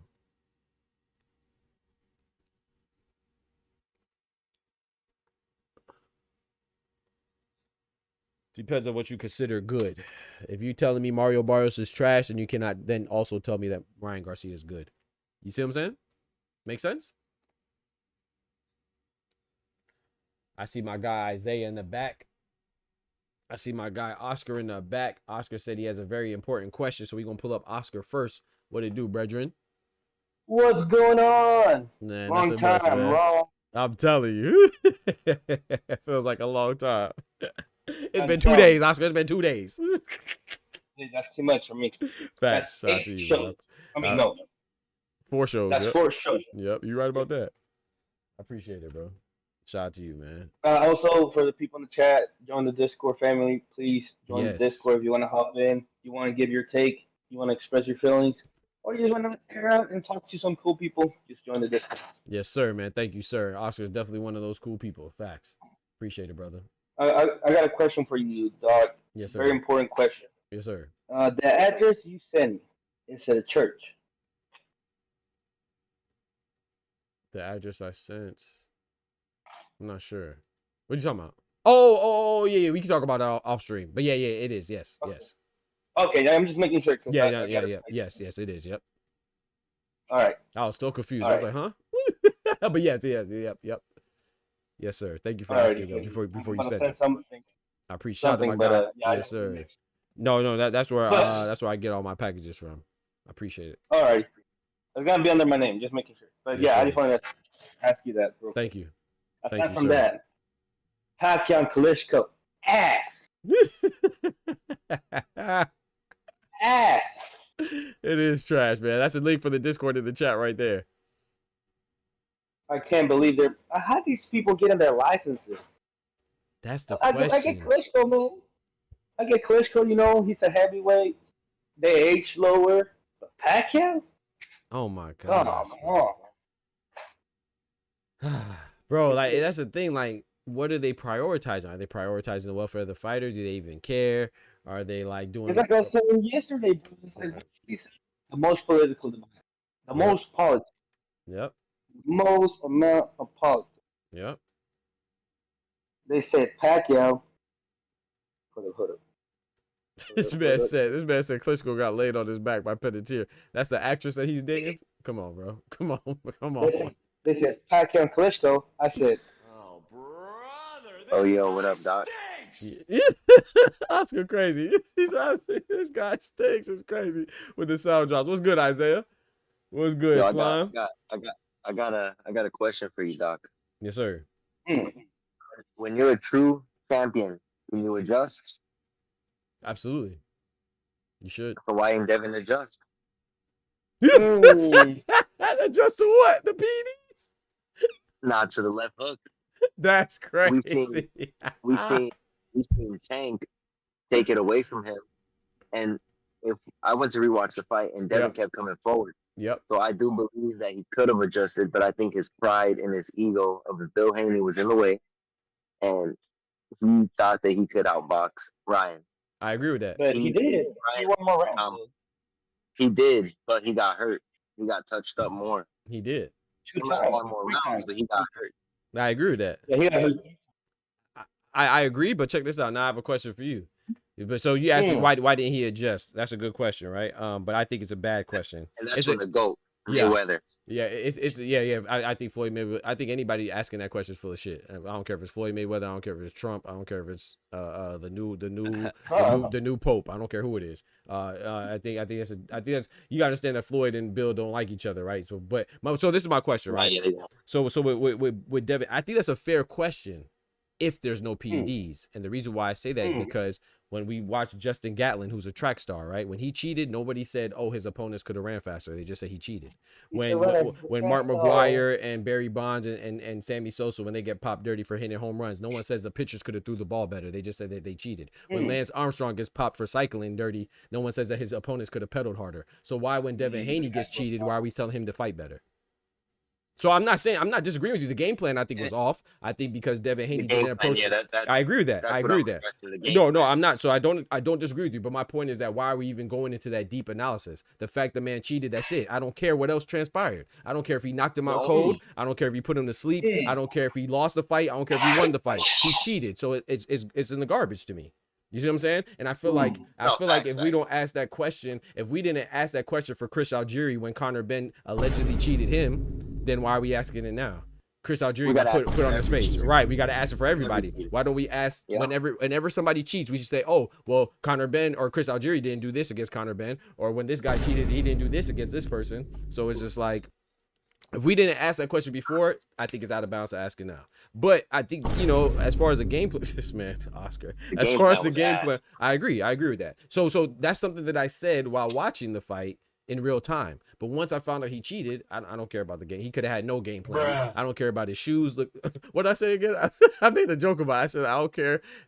He got his block rocked. His shoes look like socks. Or so I don't remember what else I said, but yeah, it don't matter. His shoes were messed up. I thought they looked bad. I said that during the fight. I thought his game plan going into the fight, I was like, man, why is he fighting Ryan Garcia's fight? I said this, but I was more excited that Ryan Garcia was beating him because, like I said, I put my money on Ryan Garcia. This is before the racist outbursts and the PEDs and all that stuff. This was when Ryan Garcia was cool, right? And but once you start cheating, I can't. I don't care about any of the other stuff. No, the only reason why I say that was just to throw in. No, that's a good question, Isaiah. I love that question, man. Let's talk about it. I love it. I love it. For all the people who say I be trolling and stuff, I want them to get upset today. I love it, bro. Isaiah on his trolling. Always, bro. Macau, what's good, bro? To interject real quick as a fighter and somebody that's in the gym training, sparring, like, and also like around the sport. First of all, like more guys cycle than what you like cycling. As far Yeah, as you have to. when I say cycling, that means you're on PEDs for a period of time, Three and to then 6 months. and then you go off of the PEDs. Cycling is a practice in professional sports that is more common than you would believe. Right. Everybody's cheating. And the reason why everybody's cheating is because somebody's cheating. So it like everybody goes through these phases and period. And then a lot of the times, like when we hear steroids, we immediately think that some guy's shooting something in his butt that makes him pause, that makes him super strong and Yo. super fast. No, did he? That's where the PEDs go, but you know, Right. but that makes him super strong, super fast, Did he and want some superhuman. PED? The thing is this: PEDs don't turn you into. It's cheating. It is not that it's not cheating. I'm not defending PED use, but I'm just educating you guys. PEDs does not turn you into a 100%. Teenage Mutant Ninja Turtle.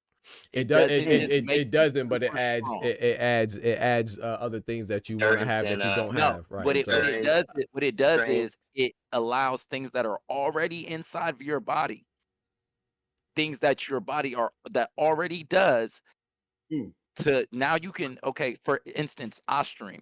Someone that takes Ostrine is trying to cut weight. What is Ostrine? But not It's to help you cut weight. No, it's not specifically to help you cut weight. Ostrine is a selective. It's a selective androgen receptor modulator. It's a SARM. No, I don't care what it's for. I'm asking you what is it? No. I'm telling you what it's for to get to. But I know what it's for. But I'm asking you because I know the answer. I want to know. I want to hear you tell me the answer. Right. Yeah, no. I'm gonna tell you. Yeah. So we know what it's for. Right. So boom. Now how it's misused is as far as in sports. Let's say right now I fight at 132 in the amateurs right now, right? Which is basically 135. Okay. So let's say I want to go down to 126, right? But when I go down to 126, I'm probably going to lose some muscle mass and I'm going to be weaker. So you're going to take Ostrine for that. As I'm going down to 126, I'm going to take Ostrine to basically keep the same muscle that I had at 132 and not compromise myself as I'm cutting down. So the Ostrine would make a lot of sense for him to try to take when, let's be honest, the Haneys took the fight because they knew that he couldn't make 135 comfortably. So we know that we're not going to face the best version of Ryan Garcia. 135, they fought at 140, first of all. Yeah, they fought. Yeah, they did. And Ryan can't even make the 140. Right, so and he didn't. Right, he can't make 140. So hold on. I feel like y'all really wilding right now. So you're telling me what you're saying. You're implying that Devin Haney. No, I know you're trolling Isaiah, but Bakal. I'm asking Bakal. This is for Bakal. So you're implying to me that Devin Haney set up Ryan Garcia to fight at 140? For sure. That's what we doing. That's what we do in boxing. That's what matchmaking is. Come on, matchmaking. Bro. Listen. Listen. You gotta understand the sport. You gotta understand what goes on behind the scenes. That's hold on. You know I fought amateur too, right? Not for sure. Okay. So I'm not unfamiliar with the sport. Let's get okay, cool. Let's get that part checked real quick. Okay, go ahead. Now proceed. Go ahead. So you fighting a guy, right? Right. And you're setting up for a showcase. Since we both got amateur experience, right? You're gonna know exactly what I'm talking about. You're setting up for a showcase, right? Right. We're talking about professionals though. But go ahead. No. But I'm just saying from I got you. From our experience, so we go on common ground, right? Right. So let's say you setting up for a showcase, right? And you about to go to a showcase fight, right? Right. And you're fighting comfortably at 143. Yep. You're having no problem at 143, right? Which is not a division in the professionals. No. That would be 147 in the professionals. Okay. But just making sure. Okay. You're fighting comfortable, and you're cool, right? Yep. Now, most showcase fights happen at catch weights, right? So let's say you got a guy that's got a decent record or whatever. He's a decent amateur, but you know that he's kind of moving up. Mm-hmm. He's moving up. Mm-hmm. Well, I know that he can't really comfortably. I know that I'm going to have an advantage. It doesn't mean that you're going to beat him, that it's going to, but I'm going to have an advantage and a psychological advantage for myself, knowing that he's going to struggle to get down to 143. I want to fight at 143 exact. Oh, well, let's make it a catch weight at 150 because you know he's my well, if we want to make the fight happen, I want to fight at 143 exact and with a 3 pound weight limit, so he can only get to a 146, and that's what I want to do. It's just an advantage. It's not saying but this is where you right. So this is where you messed up, though, in my opinion. It's not even an opinion. There's no 143-pound division. It's 140. That's the division that Ryan Garcia chose to. In fact, he chose to fight there so bad that this was not his first fight at 140. This is his second fight at 140. And in fact, this is his second time not making 143. He fought Oscar Duarte at 140, and he came in at 143 then. And then he fought Devin Haney, who's a champion at 140 because this was a title fight. And he came in at 143 again. So how is that Devin Haney's fault? No, this is not Devin Haney's fault. Okay. I'm saying as far as Devin Haney's camping the strategy, hey, let's take this Ryan Garcia fight right now. He's struggling to make the weight, but he's going to chase you. He's going to chase you. He's going to chase you down here. He's going to chase you down here, and he's going to want this money. No, that's not the case. He fought in the division, bro. You can't blame a champion for he never made the weight. That's his fault. How are you putting that? How are you putting that on the opponent? If you don't make the weight, that's his fault. Okay. I'm not putting it. I'm not. Listen. So what's the point of bringing it up, though? But I'm saying, what's the point of bringing it up, though? It's Ryan's fault, but Macau, it all falls on Ryan Garcia's integrity of the sport for not making a weight. But at the end of the day, you're fighting a guy you know has never made 140. You know he can't comfortably make the weight. Well, he could make the weight. So then go up to 47. Right. So how is what Ryan should have done? That's exactly. So how is this on? So how is this on Devin Haney, though? No, I'm not saying it's Devin Haney. So what's the point of bringing it up then? You see what I'm saying? There's no point of bringing it up. Because it's not because the plan backfired. He didn't even try to make the weight. No, that's not a plan. But see, that's not a plan. That's not a plan of Devin Haney. He's fighting his division. Right, exactly. How is that on? It's like, okay, if I'm fighting Isaiah at 135. And Isaiah has already fought at 135. I don't care if he didn't make weight before or if he didn't. What does that mean? That means he's not going to make weight now? And that's Isaiah's fault for not going to 147. I know he's struggling to make the weight. That's a fight I want to make right now because I know he's going to come. No, I'm a champion, bro. I'm going to fight everybody at 140. So even if I'm not fighting Isaiah, I'm going to fight Oscar. I'm still going to fight him at 140. If I'm going to fight Team Slime or Macau, excuse me, I'm going to fight you at 140 because I'm a champion at that weight. So everybody I fight is going to be at 140. You feel me? So and Ryan Garcia, if we even go back before the 140, you choose who you fight, don't you? A lot of times, yeah, a lot of times, unless it's a mandatory. You're right about that. I give you that. Exactly. However, was this a mandatory? No, it was not a mandatory. So they chose Ryan Garcia. They both chose to fight each other. Absolutely, yes, yeah, for sure. Absolutely. They chose Ryan because they thought they could beat him on an even plane. That's what I'm saying. No. They chose Ryan Garcia because not only did he feel like he had better skills, but he knew he couldn't comfortably make the weight and he would come in weaker. So why did he choose? Why did he choose Regis Prograis? Yeah, why did he choose Regis Prograis? I don't believe that. Because he's bigger than Regis Prograis.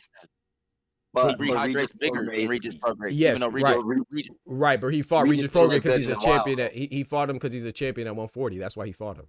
Exactly, yeah, and Regis Prograis because he told. Have you seen what Devin Haney has said to a lot of the guys at 135? He's smaller, yeah. You're too small. You're too small. But who cares? Everybody talks trash like that. Advantages. Yeah, but he didn't. Hold on. That's the thing, though. You guys are thinking that I'm saying that it's a problem or that. But you are. That's why you're bringing it up, though. That's the whole point. Problem. I simply said this is a strategy. Of course, everybody has a straty. I mean, Ryan Garcia's strategy was to use PEDs. Everybody uses a strategy now. If you want to say, every fighter has, but the part of the strategy where you cannot compare the two is where I have a strategy and I'm making weight and I'm abiding by the rules, and the other person has a strategy to not do that. That's the difference. No. I'm not saying that's acceptable at all. That's not acceptable at all. Even like I said, that speaks to Ryan Garcia's integrity. If I know that I can't comfortably make a weight and that I really shouldn't be fighting somewhere, and then I'm offered money, that's where I got to make the decision of my integrity. Okay, am I just going to come in overweight because I know I really can't make the weight? Or am I just going to not take the fight if I feel like I can't comfortably go down there and fight properly, But, or am I going to take PEDs? Or no, what I'm going to do is I'm going to decide either, hey, I'm going to make this weight and I'm going to make this fight and I'm going to go in here and give it the best. so let me ask you. So okay. So Andre Mikhailovich, right? Andre Mikhailovich, right? Andre Mikhailovich was a challenger to Janibek, Elim Kanuli. Yeah. Elim Kanuli missed weight. Was Mikhailovich trying to take advantage of Janibek? Was he like, oh, I'm gonna fight this guy because he's a champion and he can't make weight, or is he just trying to fight the guy in his division who's a champion?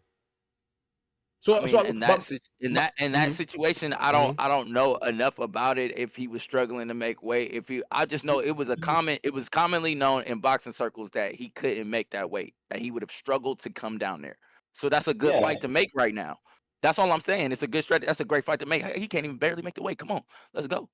That's just like when Keyshawn Davis just won his belt, right? Against Denise Berncheck. That was great. Yes, that was great matchmaking on Top Rank's part. Why? Dude is small. Matchmaking. But he's a champion at 135. I'm not saying this is what I'm saying. I'm not discounting that he's a champion. I'm saying on the matchmaking side of boxing, you look for fights. Of course, you look for strategy, but that everybody does that in every sport. But to equate to bring that up, where we're talking about a guy who used PEDs and make it seem like, oh, well, he strategically tried to pick Ryan Garcia. No, in all actuality, in all honesty, I think that Devin Haney fought Ryan Garcia because if you notice with him and Tank, he fights a lot of guys after Tank. So I think that was him trying to one up Tank. I don't think it had anything to do with Ryan Garcia not making weight because he fought Yuriorkis Gamboa. Hold on, bro, I'm not done. He fought Yuriorkis Gamboa after he fought He fought Yuriorkis Gamboa after Tank did. He said he tried to fight Ryan Garcia after Tank did, and then he was gonna go fight Mario Barrios because that was the plan after Ryan Garcia. So to say that somebody is taking advantage of a guy who's not a champion, who's gonna bring up a lot of revenue generation, because that's what Devin Haney and Ryan Garcia, everybody who fights Ryan Garcia is fighting him just for the money because he's not a champion. To say that suddenly now Devin Haney's trying to take advantage of it. Was Oscar Duarte trying to take advantage of Ryan Garcia at 140? We don't say that for anybody else. So when you say that you're not saying it negative, right? So when you say that you're not being negative towards Devin Haney, that's exactly what it is. Because I've never heard anybody say this before. Pointing out that was a strategy, and I agree. It's always a strategy, right? He didn't even try to make the weight. Yeah, I agree with that. It was a strategy, and the strategy backfired because he wasn't drained because he didn't even try to make the weight. And that comes to Ryan Garcia. I disagree with that. I don't think that's I don't think that's a strategy for a guy. I don't think that's a strategy. Right. And he missed weight against Tagbo as well. Right. Right. That's what I'm saying. He's never fought at 140 and made the weight. He never fought at 135 and made the weight though. That's the thing. We're talking about a guy who he did against Tank. No, they fought at 136. That was a catch weight. So no, he didn't. He did not make 135 against Tank. You're right. So he never. Hold on. He never. No. Hold on. He never made weight. He didn't make weight against Javier Fortuna either. He didn't make weight against Emmanuel Tagbo either. He didn't make weight against Gervonta Tank Davis either. He never made weight against Oscar Duarte either. He never made weight against Devin Haney either. He paid a penalty in the Tank fight. He didn't make the 136. No. They boosted it up before him. They boosted it up before that part. And they forced him to make 136. So when he stepped on the scale, he was 136 exactly. So that tells me that Ryan has enough weight struggle to make 140. But so everybody that fights Ryan Garcia, they're fighting him because they're anticipating his weight struggle. Come on, bro. I know Tank definitely fought him and anticipated his weight struggle. He knew he would be fighting in weight. But Ryan Garcia should not fight at 135. Exactly, but he was thirsty to get the bag. So we going baby Ryan Garcia. So we're babying Ryan Garcia and saying that he should. No, we're not babying Ryan Garcia. We're saying he should have had some integrity and went and took his ass up to 147, where he should have been fighting. So that he should always do that then. Yeah, because I don't understand. He should have been took his ass up there instead of coming down and trying to get these money fights and trying to make this money knowing that he really can't make weight.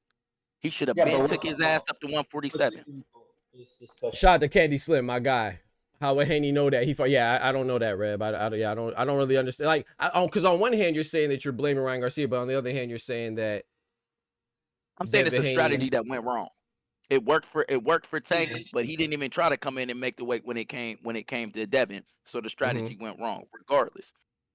Either way it goes, the PEDs, all of that, that's all on Ryan. Not making the weight, that's still on Ryan. But regardless, you know you got a guy in front of you that's struggling to make the weight that we're fighting at. So he should not fight Ryan Garcia. So if Ryan Garcia calls him out and they agree to fight, Ryan he should fight Ryan Garcia. Should not have took that fight because he knew he wasn't even going to be able to make the weight. Right. So then why are we putting? So why are we even bringing that up about Devin Haney's strategy then for not blaming Devin Haney? Do you see what I'm saying? How it's at the end of the day, Devin Haney has always played weight games. He's either bigger than a guy, and that's what you're saying, and that's the part. That's my point right there. So you are being negative on Devin Haney, and I agree with that though, because that's why I'm not a Devin Haney fan. I know it sounds like I am right now. I'm not a Devin Haney fan. You can ask Oscar. I put money on Ryan. Right. So with Devin Haney, I do agree with you. I always thought that's why I thought Ryan Garcia would win, because in my opinion, if you look at Devin Haney's recent opponents, he was always bigger, he was always younger, and he was always more physical than them. So I agree with that part. However, the part I cannot disagree with, because like you said, it's a strategy that everybody does. That's why I brought up Alim Kanuli. Alim Kanuli is using his weight to his advantage. Some people call Gabriela Fondora a weight bully in her last fight at 115.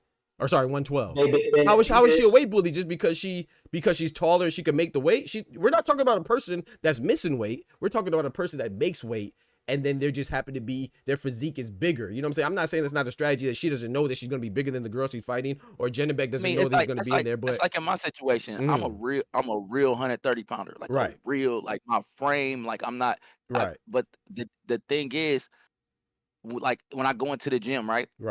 And I'm sparring other pros, right? Well, I'm not pro yet, but I'm sparring pros and stuff. Right. These guys is 150, 155 pounds. And they cut. We in the gym, and they cut in the 130. I'm coming in, I'm at my walk around weight, I'm like 140. Right. 141. So you know what I'm saying? Like it's a common thing in the sport, right? But the thing becomes this. Okay, on your way up, that's what you're going to face a lot of times. You're going to face guys that you have physical advantages over, and you should, because you're getting used to being a pro. You're building your record. But as it comes to start taking challenges and being a champion and saying, I'm going to take all challengers, anybody, you know what I'm saying? I'm taking anybody. Yeah, let's go. Right. Then that's when it becomes the weight bully, because if then you start picking and choosing, well, I'm only going to pick and choose the guys where I still got the advantage. No, your skills, you're champion now. Your skills are supposed to be to the point where all comers, whoever wants to try to take this belt, I'm knocking you down. Right. So go ahead, Oscar. Sorry, bro. Go ahead.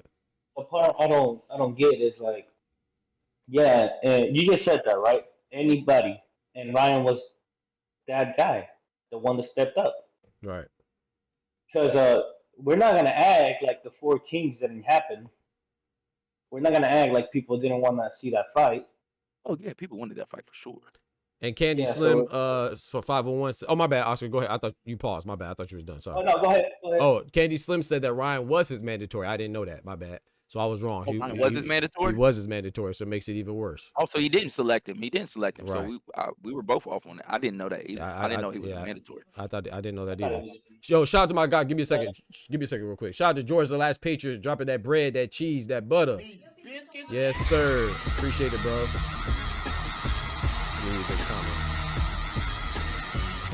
He said, George the Last Patriot says, will anyone beat Joe Lewis's single record?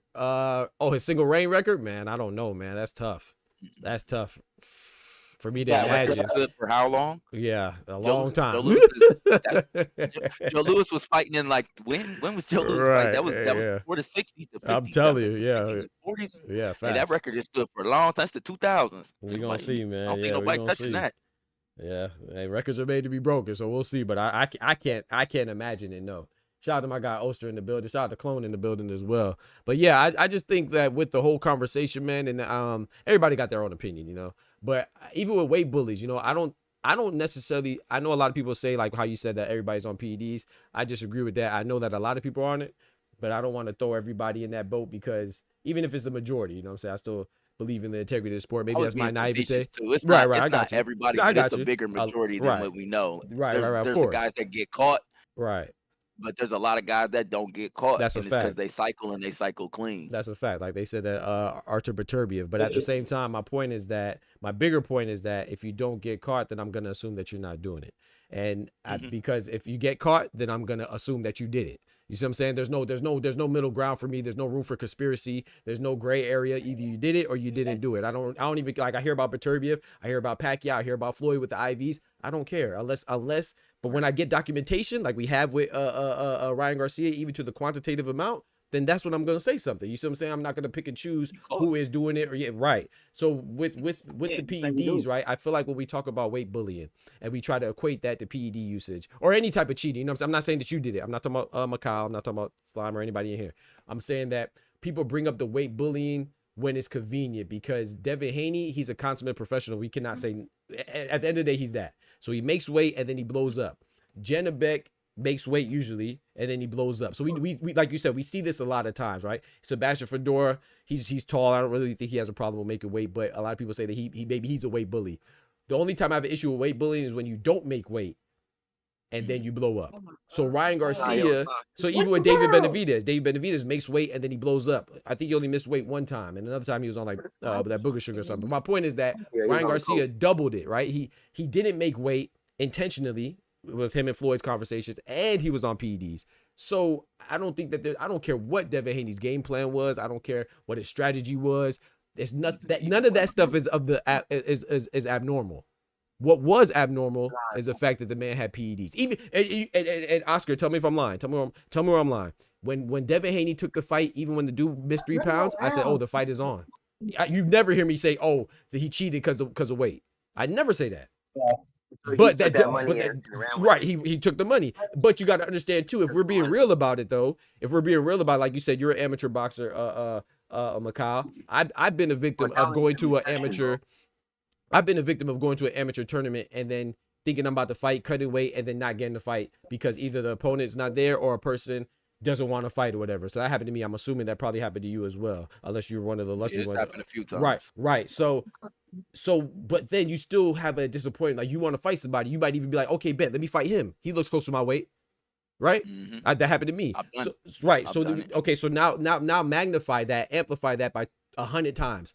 Devin Haney is in a position to where he has his family out there. He has people's expectations out there. We cannot act like you're not always a subject to the court of public opinion. So when we say that, so when we say, oh, he missed 3 pounds, he missed weight, he just took the money, he could have called off the fight. Well, not really, because you have your promoter there, you have the events already rented out, you have not to mention most importantly, get paid. And not to mention you have your reputation on the line. People are going to call you a coward. They're going to say you're weak for not fighting Ryan Garcia because it's only 3 pounds. That's what they say. So there's a lot more. He was put in a very compromising position. That's just not even as a fighter, as a human. As a human, they were in a compromising position. You know what I'm saying? So, yo, Doc, didn't Keyshawn opponent came in overweight too? 6 pounds. Gustavo Lima, 6 pounds. Yes, sir. And with that decision, because I know you've been in this position and I've been in this position, I think as the fighter, just because of where your mentality has to be in when you're stepping in the ring, and I say it all the time, and people look at me. I mean, listen, I get in there with anybody. Like, as a fighter, you like, man, 3 pound, 4 pound fight, man. Listen, I'm about to whoop him regardless. Like, I don't care about no pounds. Right. And I think that's where you have to have a team around you. That's where I agree 1,000%. I depend on my team. I look at my coach. I look at my coach. You have to have a good team, though. You have to have somebody that's able to care about you and your career, and not just about, oh, we're gonna still get this money. Or I agree with that part. You got that actually cares about you. That's where I look at. Like sometimes when it comes to decisions of taking fights or making fights, or if I still fight, if you know what I'm saying, if somebody comes in overweight, I know that I'm not going to be the one making the decision. My coaches and my managers make the decision because my decision is always going to be, let's fight. And let me let Isaiah get in there. I hear you. Let me let Isaiah get it. Go ahead, Isaiah. Let me let Isaiah go, and then I'm gonna get you. Yeah, you know what, bro? It's just that, I mean, I know I'd be trolling with the PD. But no, it's a good conversation. This is a good conversation. Posturing itself is not something that anyone should take to cut the weight. If you got to take something to cut the weight, that is an enhancer. That is something that is allowing you to get down to that weight. And you said it best, Macau. You said that it helps retain the muscle. Why are we justifying jumping down in weight, retaining muscle, instead of going up in weight to your true weight class? That's all I got to say. Appreciate it, Isaiah. Let me get Oster in here, man. Nah, that makes sense though. Like I said, I appreciate the conversation. Even if you're trolling or whether you believe it or not, your delivery is always good and your presentation is always good. So I appreciate it, bro. Yeah, but and McCall as well. Go ahead, Oster. I like what dude said just now, because that's what I've been saying about from based on what he just said, based on the weight classes and how people, natural weight is. That's why I was saying when they was talking about, people going up a weight class to fight, and people always say, yo, nah, man, he can't fight in that weight class because they hit too hard, this and that. And I'm like, yo, but that's somehow we making a Terrence Crawford reference. I feel it. Go ahead. No. You should have said that, man. You should have said. I said keep on, man. I ain't say nothing about. Oh man, you right. You right. My bad. I threw that on you. I'm glad you understand what it is, though. No, but anyway, since we on there, no, I'm just talking with you. No, but for real though. So I be talking about. We was talking about this before about the weight classes. I said people walk around at a certain weight class, but exactly what you're saying. Biologically, some people could come down in weight. Some people could walk around 160 and come down to 147 or walk around 165 and be good. Yep. Some can't. You know what I mean? Sometimes when you vice versa, you know what I mean? If you're trying to stay underweight or some shit like that, that thing just works out. It don't work for everybody. So some people come in there, drink the fuck out, trying to rehydrate, and they can't rehydrate. Some people don't, you know what I mean? But so that's why I say when it comes down to weight classes, if you feel you could fight at 147, I'm quite sure you're not walking around at 147. Absolutely. And that's the thing with Macau. My bad. Are you done? My fault. Yeah, I'm done. Okay. So I want to add to that. And I would suggest to Mikhail, first of all, with the team stuff, I've already said this. I said, if you're going to blame anybody, it should be Devin Haney's team, even Bill Haney, if you will, or whoever you want to blame. Because at the end of the day, the fighter, sometimes you have to protect the fighter even from themselves. So even with Errol Spence, Mr. No Tune-Up, I always said, man, it'll behoove him to get a tune-up. You know what I'm saying? And then even with, what's the other guy? Tim Tszyu, I blamed his team for not knowing the rules and not calling that fight with Sebastian Fedora. They could have went to the scorecards. Tim Tszyu would still be unified champion. Well, I don't know about now, but you know what I'm saying? He would have left that fight with it. But the bigger point is that, to me, is like, I'm 5'11". Macau said he's 130. How tall are you, Macau, if you don't mind me asking? I'm 5'9".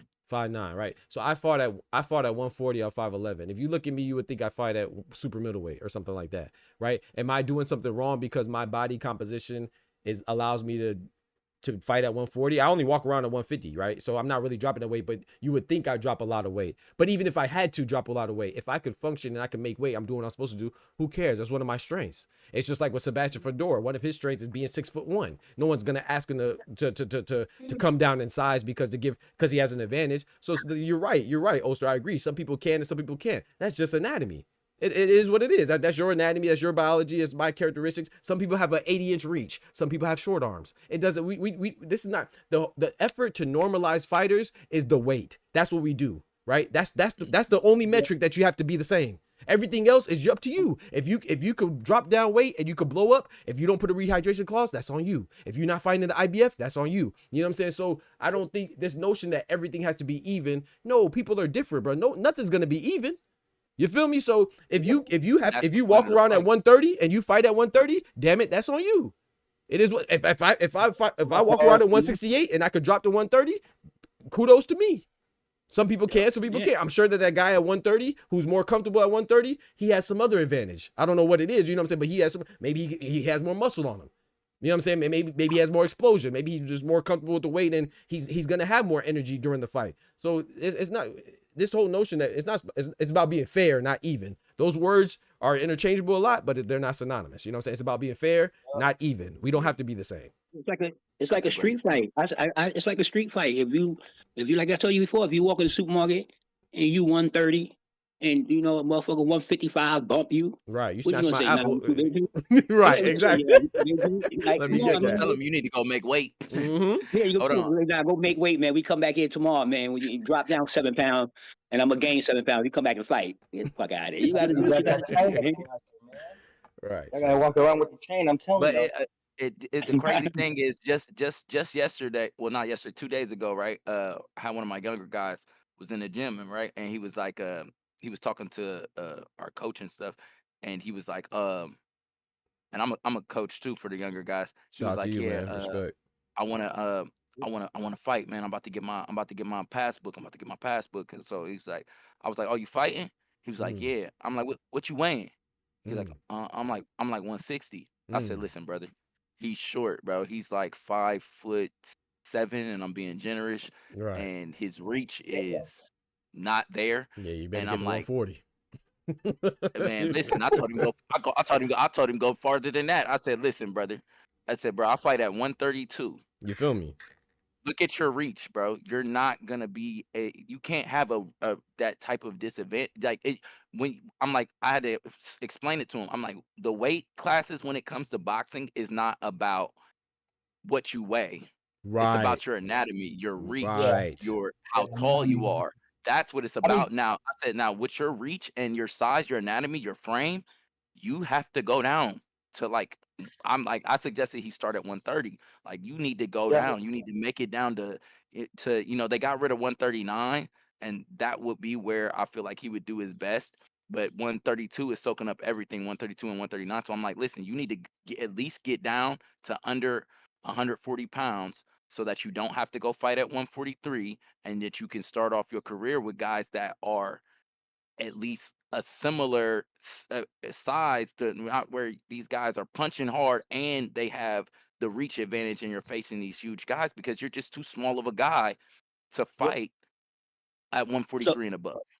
I mean, just look at Pitbull and Paro.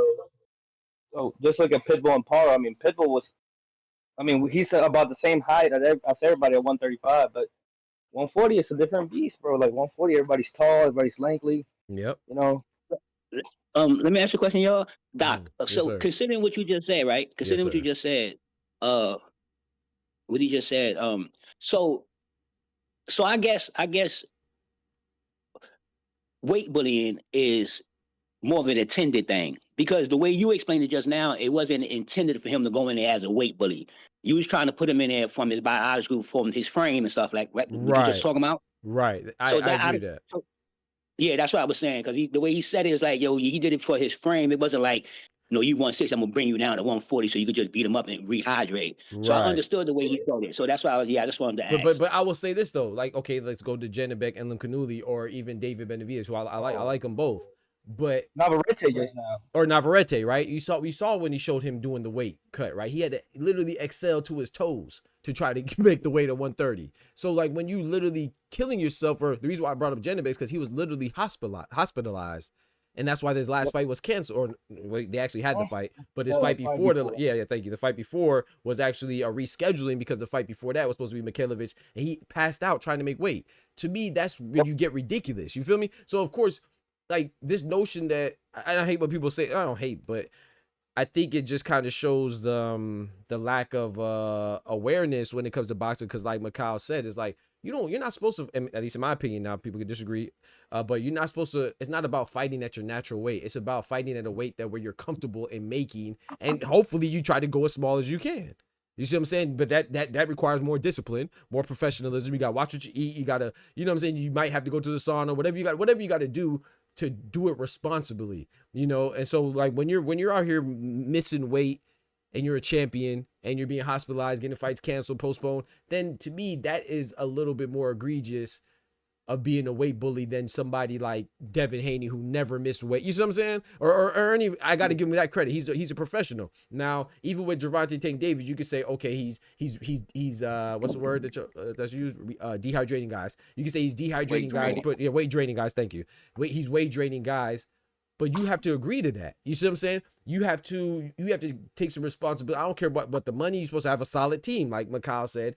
And what you said, you have to have a solid team to protect the fighter from themselves, even if that means maybe not going for this money here because you can't really make the weight or whatever. It's like I see the rehydration clauses, which the IBF implements themselves as a sanctioned body. I think they should all do it. I see rehydration clauses that actually protecting the fighter from being weight bullied or whatever by a guy who doesn't really belong in the weight at the weight class. You know what I'm saying? So that's how I see it. But I can understand how some people see it as a coward move. I don't think it's a coward move at all. I think it's trying to make sure that, we used to have same day weigh-ins. Were they cowards? Yeah.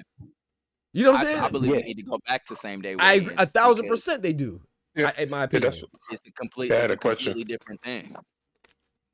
I had a question for y'all. Go ahead, Cologne. So when it comes to when we talk about weight bullying, I feel like the only person who has that bad stigma is Devin Haney. Why is he the only one that's pretty much like has that stigma of being a weight bully, while others do the same thing, and there's no like. I think it's because I think it's now this is my opinion. I don't know, but I think because I think it has to do with him being independent too. You know, he doesn't have no real backing as far as they're trying to get their own stuff, and so like no one's gonna come out and speak on their behalf. Like even Oscar De La Hoya, which whether you like him or not, he always defends Ryan Garcia. You would think that Ryan Garcia never had PEDs in his system. You know what I'm saying? So Yep. Eddie Hearn, easy to bully him, honestly. Right. And Eddie Hearn comes out, he defends like that one kid that shows up at a party with no parents and everybody picks on him. Right, because he has nobody to back him. Or look at Eddie Hearn with Conor Benn. You would think Conor Benn was a legit fighter too, as far as PED goes, or as far as weight classes go. Devin, even forget the PEDs. Oscar De La Hoya was like, "Oh, it's just 3 pounds." And then when he objectively spoke on Conor Benn and Chris Eubank, he said, "Man, that 1 pound makes a difference." Go watch the interview. He literally said it in the same. He talked to one interviewer, and then they were doing like the little group interview. And he was like, "Yeah, man, 3 pounds don't matter." When he's talking about Devin Haney, then they asked him about the Conor Benn one, and then the interviewer called him. He's like, "Hey, hold on, you just said 3 pounds didn't matter, so now you tell me 1 pound matters?" And he then he gets to stuttering and stuff like Joe. But anyway, I think that with that, I think that has something to do with it. And then also too, as far as being the stigma, other fighters do get it. Like I just think that it's right now it's easier to talk about Devin Haney, and he's popular, right? Heavy as the head that wears a crown. But people call remember I made that video defending Gabriela Fundora. People were calling her a weight bully. So he's not the only one that gets it. Like I said, David Benavidez gets the weight bully treatment as well. It's just that you hear it more about Devin Haney, but he's not the only one. It's just they're just louder. I think for Devin, the some of his biggest wins have come in situations where he had the physical I agree. the physical advantage. edge, the physical dominance, I agree. the physical advantage. So I think that when we see, hopefully, let's see this Ryan Garcia rematch, right? And we see him on an even playing field to the perception of the general public, right? That the guy's the same size as him, same type of frame, same age as him. I think then that goes away because now he's performed on what to them is even, he doesn't have any advantage and he wins. And I think that was also probably another motivation with the original Ryan Garcia fight. Let me fight somebody that's big and young, and beat them and dominate them. And I think that might have lended to where in the ring, he didn't box as much as he usually does, because in his mind, and I've done this, and I think I don't know if you have, but I think ever experienced where you were trying to go in the ring and prove something, even in sparring or a match, where you're trying to go in there and you're trying to prove something, and you don't box like yourself because you're trying to prove something. I'm trying to I hit you hard, or I'll put you down, or whatever you're trying to prove. And so you don't go in there and do your usual 1-2 because you're trying to make a statement or prove a point. I think he was trying to prove a point. I agree. Okay, you guys keep calling me a weight bully. You keep saying that I only got you beat an old Loma. You beat this guy. You were bigger than this guy. Okay, here goes the guy that's my same size, that's my same age. Let's go. Let me prove to y'all. And I think once he does that, all of that will go away. Just like now. Now he's scared because he chose to go in there and protect the bag. I'm glad you said that. Now he's scared. I'm glad you said that because I disagree. I don't think it will go away. I think Devin Haney he's just a career villain now. I think I don't think they like him. Yeah, it's always going to be something else. Go away. Yeah, it's always going to be something else. Unfortunately, for he should just play the villain role. But I don't think that if he. But I agree with everything you said. Great points. My bad. Go ahead, Colin. I don't think if he does have the rematch with Ryan, I really don't think Ryan. I never thought it was even playing field because once it came out he was on PEDs. I went back to all the other Ryan's fights and I always thought that he's fighting like somebody that was on PEDs. Facts. Because I never thought he was good. I always thought he was just popular. So when he fought Devin, I wanted Ryan to win, but I didn't think he had a chance to win it if Devin would have, just boxed him and kind of moved around more rather than try to fight him in the pocket and out bully him because he was just a smaller guy. So if they do fight again, I really don't feel like Ryan's gonna beat him. He's gonna look like he looked against Rolly. I mean, because it's not good. I hope you're right. Yeah, I hope you're Doc, right. I don't know. Yes, Doc, sir. did you think that also maybe he was boxing the way he was boxing in this last fight because he was trying Ramirez. to protect the bag. Yeah, with the Ramirez fight, because he was trying to protect the bag. Because he seems super, super cautious. And I know if I'm going out there, and like I said, he always has something in the background going on, like Yes. trying to prove something or something. He's like, there's always something in the background going on that's outside of the fight that he's actually fighting. Outside of just going out That's a good there point. and protecting his belt or winning a new belt or whatever. It's always something outside noise. You know what I mean? And so it's like, maybe he went in there and was just cautious because he was like, you know what? I'm not going to take no risk of anybody saying anything bad or me losing or getting clipped or anything. Nothing to give anything any type of energy going into this Ryan Garcia rematch. And that's the danger of having these fights planned out the way Turkey did. I think he did them a disservice. They should have had tune-up fights if they both needed tune-up fights, but it shouldn't have been done the way it was done. Like, it was an obvious just, oh, well, these are just tune-ups and they're just building towards this fight. And so it's distracting as a fighter because you're not even focused on what's in front of you. You're focused on what's in front of you and next. Yeah, And so I think that influenced the way he fought. I do think it influenced the way he fought, but I think it's a combination of both. I think you hit it on the head. I think it's the protecting the bag, yeah, but I also think he has trauma from the first, you know what I'm saying? Because I will say this, like, if we're going to critique Devin Haney, I'm not trying to critique the young man because, like I said, once somebody cheats, I don't care about nothing else. But I will say that I think it is a fair criticism. Every criticism that you had prior to the PEDs, I think is fair game. So question his game plan, cool. Question his ability to try to prioritize the fight as far as not looking past Ryan, because I thought he wasn't. I thought he was too concerned with whether or not Ryan Garcia was focused or not. Like, he would always say, "Oh, he's not taking the fight seriously." What does that got to do with you? I don't care if he's not taking it seriously or not. You make sure you take it seriously. So I do think that it's those are fair criticisms, but I just think that also too, he does need a tune-up because he is bouncing back off of what felt like an L. Even though it was a no contest, it felt like an L. Like, you got knocked down multiple times, and we thought initially that you lost the fight fair and square. So, like, look at Teofimo. Teofimo fought have you ever took a loss like that? I never believe in him.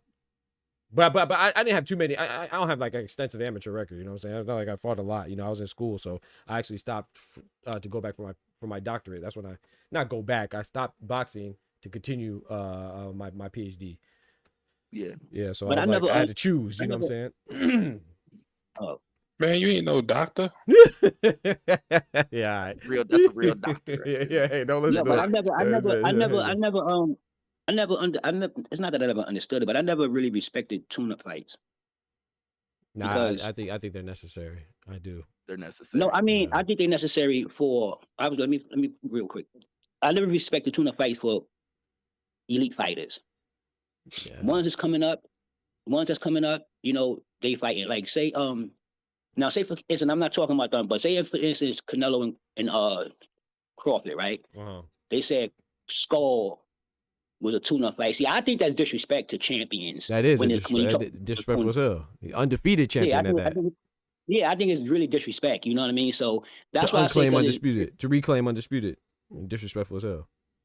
Yeah, because so when they talk the tune-up, now Devin Haney coming back in, if he still got his clout to pick his fights, then he should pick somebody that he feel he could beat.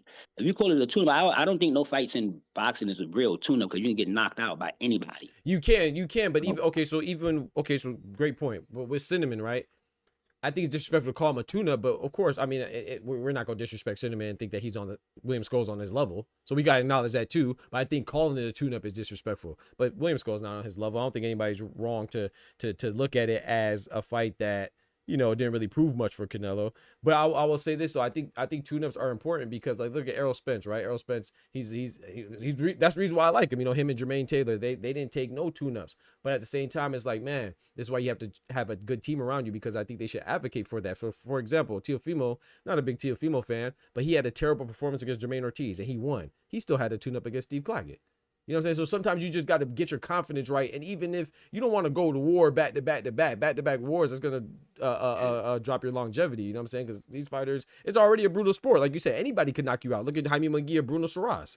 Jaime Munguia was his 5th KO. So everybody's capable of knocking you out, but everybody's not capable of giving top-notch elite fighters a run for their money. Like even with Daniel Inoue and Ramon Cardenas, that's why a lot of people are shocked that he got dropped by Ramon Cardenas, because no disrespect to Ramon Cardenas, that's not supposed to happen by Ramon Cardenas. Maybe if Junto Nakatani drop you, that's different, but you know what I'm saying? And then you've seen there was levels to it because Ramon all he Cardenas had was the hook, right?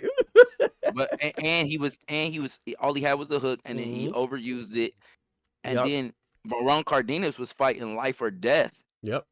In the middle rounds, not realizing, and he said it in several well, not several, he's only had a couple interviews afterwards, but he was on the boxing book, and he said it like, I have never been in a 12-round fight. Yes. I didn't understand that, hey, this ain't a 10-round fight. This ain't an 8-round fight. Hey, I can't just go life or death, because if I, blow my load, right, it's over. Yeah, that's a no. He didn't have that bag to go back into, where you seen Inoue was just steadily, but he was building. He was building, okay. And then once he went through the gears and went to 4th, 5th gear, right, it was over with for Cardenas, because he already gave it maximum effort in these other rounds and didn't get him out of there. And now it's like, oh shoot, I wasn't ready for this. There's levels to this. Yep. You got to pace yourself. Yeah, I missed that fight too. So what round did he get dropped there? Oh shoot, I don't remember. 4. I want to say like round it was 4. early. I don't remember. Was he winning the fight? Was Cardenas winning the fight when he dropped Inoue? No, it was close. It was close. I would say Inoue was. He had the rounds. It was like, he wasn't getting slaughtered. It was still early in the fight. So I would say it was early. It was competitive. Yeah, but he didn't think he was cracking like that. What round was it, Oscar? I think Oscar just said second round. I think it was second. I think it was second as well. I think, but I'm not sure though. I'm trying to see. So he pretty much woke Inoue up, but then Inoue probably like, I gotta get him up out of there. Yep, woke him up. Matter of fact, I think it was a second, because Louis Neary dropped him in the same round, if I'm not mistaken. And I know Louis Neary was a second, if I'm not mistaken. I think it's a great example of what you're saying, like weight bullying going up, because everybody wants him to go up, but can he go up? I don't know. I don't think he can go up to 126. Yeah, it was a second round. I'm looking at my scorecard now. Yep. I had Inoue winning the first, Cardenas win the second round, obviously a 10-8, and then the third round I had Cardenas, and then every round after that was Inoue. Every round. Yeah. Yeah, because if you looked in the third, Doc, he really came out because he knocked him down, and then he goes to the corner, right? He tells his corner tells him, hey, okay, you knocked him down. It's a 10-8 round. Cool. Pace yourself. Just box. You know what I'm saying? Now you boxing with a little bit of a lead. Just box. And he was like, man, he ain't cracking like that. He ain't hitting like that. Yep, he did. I'm about to walk him down. He ain't hitting like that. And they like, nah, man, listen, you just pace yourself. Follow the game plan. That was good, but it's a 12-round fight. There's a lot of fighting. Man, he ain't cracking like that. I got him. And he went out there with that mentality. I'm about to get Inoue up out of here, because he was excited. He just dropped a undisputed champion. Oh yeah, but it's a 12-round fight and it's levels. Yeah, and be honest with you, I don't, like you said, the levels. It just showed that all he had was he didn't really have anything else in his bag. Yeah, he was spamming. He was spamming. Thank you, Oscar. That's the word right there. He was spamming the hell out of that left hook, man. Like, come on, bro. You got to relax. Once Inoue made the adjustment and defended the left hook, exactly. It was over with. Shout out to my guy Ty in the building, man. No, but Candy Slim is right, boys and everybody. He's right. Oscar said it. Shout out to Oscar, and I've covered it as well. But that's why I love this chat and the people in it, man. From Oscar, the new gentleman Mikhail, man. Everybody gives their own perspective, and we all keep it honest and keep it boxing. And Oscar was on Emmanuel Navarrete's head about not making weight. He's also on Janabek's head about, about being a weight bully and stuff like that. So we always try to prioritize being fair. We all have our own opinions. We could be in concurrence or disagree. It don't matter as long as you're logical, man. We might get passionate and intense. My bad earlier too. I get a little passionate sometimes, but I don't mean nothing by it. I just be talking, man. It's a passionate sport. If you're not passionate, it's a passionate sport, right? I don't want to talk to you about boxing. Right. If you don't get a little upset and get a little loud, I don't even want to talk boxing with you. You don't really care. Right. So it's love though, man. So yeah, I think Candy Slim is right though. Devin Haney does get more. Like I said, right now it's just easy to talk about Devin Haney. He's an easy target. I'm not saying that he doesn't deserve some of the criticism, but I do think some of it's a little much. And even with the weight bullying stuff, like you said, you don't hear about David Benavidez as much of a weight bully unless you're talking to a Canelo fan, which I am, but I'm not a ridiculous Canelo fan, right? You don't hear about Janibek as much. You don't hear about Virgil Ortiz as much. You know, in fact, Virgil Ortiz, no disrespect, he did have something, but it was dehydration related. You know what I'm saying? When he was hospitalized, he gets sympathy. But when he was hospitalized, it was related to him dehydrating himself to make weight. You see what I'm saying? It wasn't like he had some random illness. That, you know what I'm saying? It was directly a derivative of him trying to cut weight. You see what I'm saying? So with some fighters, we even show sympathy, and some fighters we just, you know. So like I said, the criticism is there. The reason why Canelo said he doesn't want to fight David Benavidez. He said he doesn't want to fight David Benavidez. He gave different answers, but the latest thing that he's really said and pushed out there is David Benavidez is a light heavyweight. Facts. And probably even fight at cruiserweight. He's like, bro, he's too big, man. Absolutely. I'm really a middleweight that's fighting at super middleweight. Like I'm really got the frame for a 160. Bro, you know what's and crazy? I'm fighting at super middleweight. I think Canelo could be at 154, bro. I'm not bull driving. I think he could fight at 154. Fought at 154 before. No, I'm talking about. I think he could go back down. I'm saying I think he still makes it. Am I serious? I think he just doesn't want to at this age. Right. He a beast. I don't know. I thought that he was playing. I thought he was joking. What I do, bro? What I do, OG? What I do, bro? Yeah, what I do? Thought he was joking. Joking about what, bro? Yo, look, Canelo can't be. We can't talk about Canelo at 168. Going to 175, fighting these dudes, and doing good. They get hit by them, and y'all sitting there not fighting Benavidez. Okay, cool. And now you're talking about 154, 160. No. Okay. I wish Canelo would try that. Let me add some clarity though. I'm not saying he should fight at 154. I was just saying I think he's capable. Yeah, no, but I want to explain it though, because I know I'm looked at as a Canelo and a Tank fan, so it gives me time to elaborate. So I like this, whether you're trolling or not. I appreciate it because I do need to explain. So what I'm saying is that I'm not saying that he's too small for 168, but what I'm saying is, I'm not saying that's an excuse, like if he loses to Caleb Plant or something, oh, he's too small. No, I'm saying that even him fighting at 168, he's consistently the smaller guy, bro. Like that's one thing that cannot be debated. Every time Canelo fights, he's a smaller guy, and then he's just such a beast that he can still go to 175 because of his frame, and he is massive. You know, he is massive as a low center of gravity, and he generates a lot of, I could say like a lot of torque with his punches and his hooks and stuff. So he's capable of going to 175, but I don't think he should ever campaign at 175. You know what I'm saying? So basically what I'm saying is like, it's like Roy Jones, right? And granted, this is more drastic. Roy Jones is probably more comparable to what Terrence Crawford is doing related to Terrence Crawford. To Canelo, but I'm still using this as an example. It's like with Roy Jones. He fought John Ruiz, who was a champion, right? He didn't go up there and fight, I don't know, Lennox Lewis or Klitschko. He fought John Ruiz, and I'm saying that, I'm not saying that to take away from his greatness, because it's still a great feat. However, I think you'll be a fool if you think Roy Jones is capable of campaigning at heavyweight.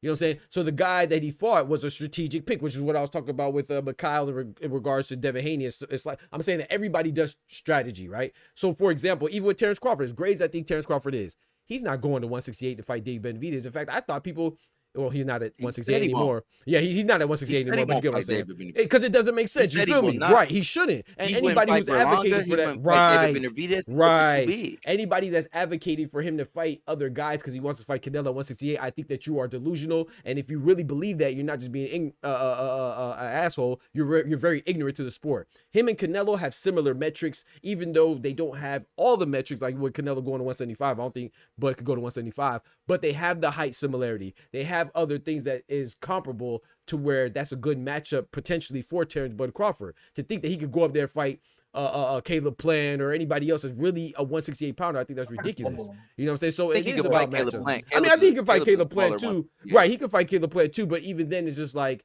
he don't have no business campaigning. My bigger point is that he shouldn't campaign at 168. No. You know what I'm saying? So, right. So it's a one-off fight. So sometimes even with Canelo fighting, even though he went to 175 twice, I've always said this. I don't think, as much as I like Canelo, I'm not ridiculous, right? I don't think he should fight Beterbiev. I don't think he has a chance in hell against Beterbiev. I said that I don't think he should have fought Bivol. I didn't think Bivol was going to win like that, but I thought that was a dangerous fight. You know what I'm saying? And a lot of people just thought, oh, it's Canelo. He could go up there and fight anybody.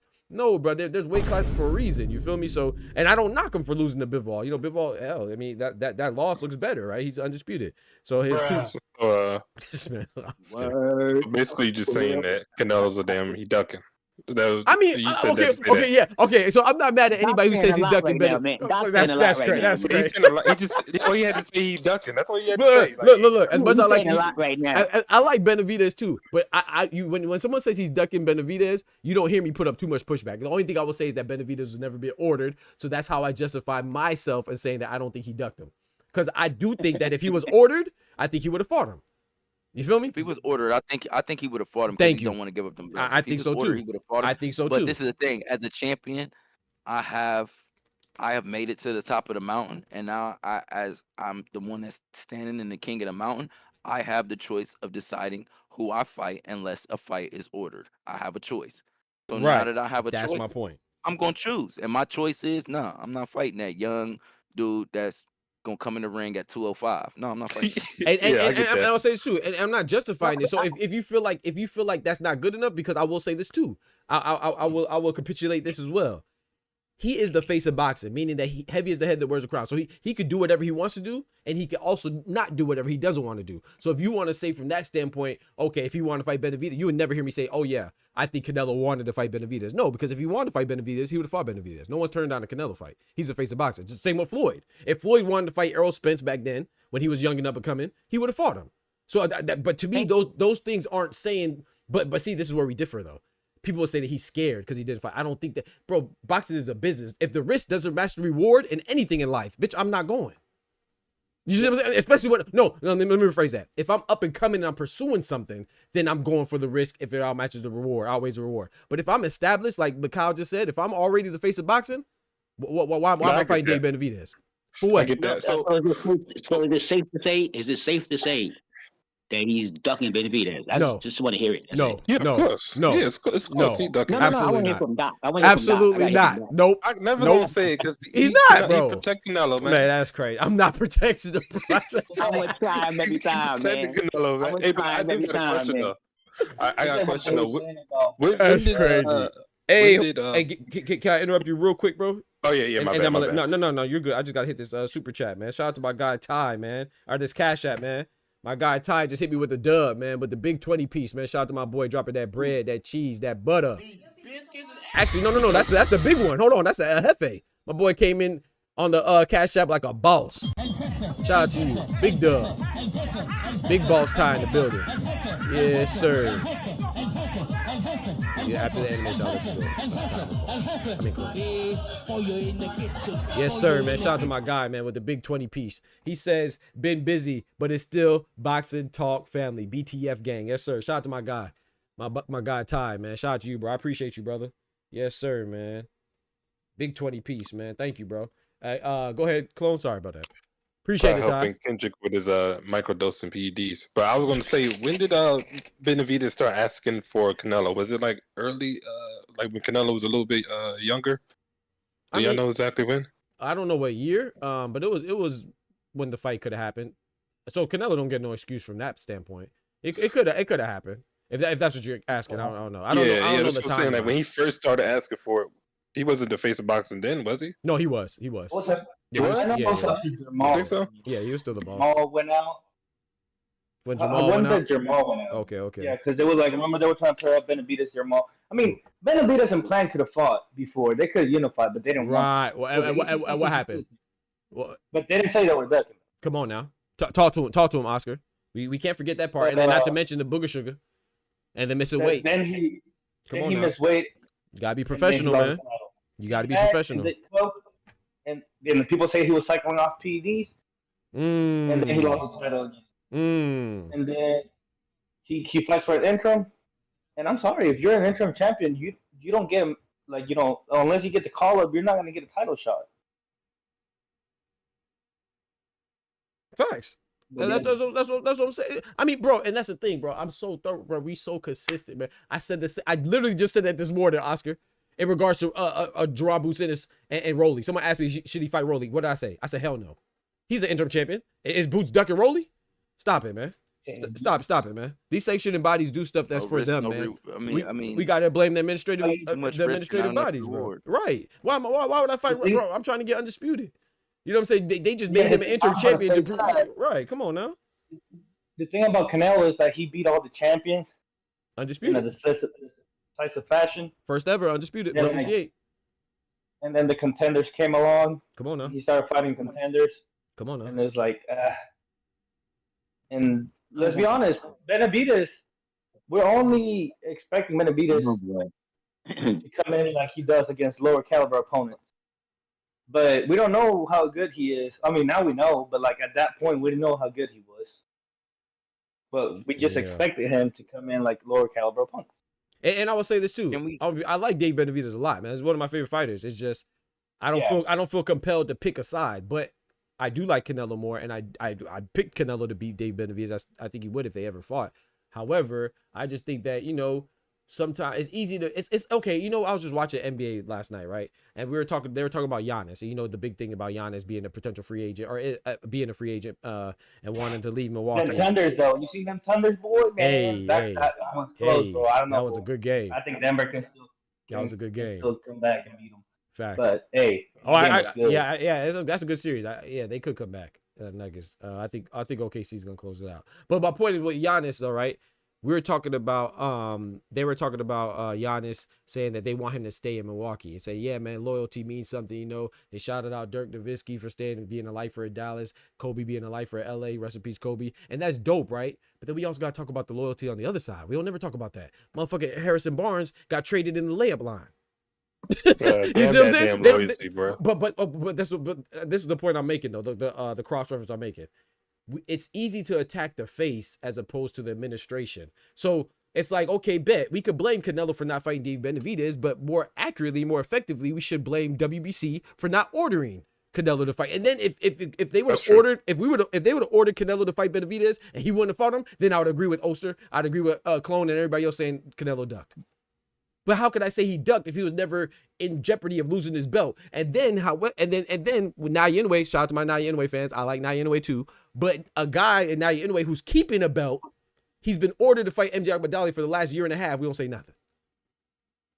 You see what I'm saying? He's not ducking Akmadali, but you're gonna convince me the same people. I'm not talking to you, Clone and Oster, because I know I don't know where y'all stance are at. But the same people that would say, oh, Canelo's ducking Dave Benavidez with no order, would jump down.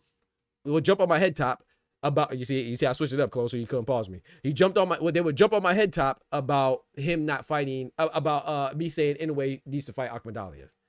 But then you'll turn around and tell me that Tank is ducking this person, Canelo's ducking this person, and they've never been ordered to fight the people that you're claiming they're ducking.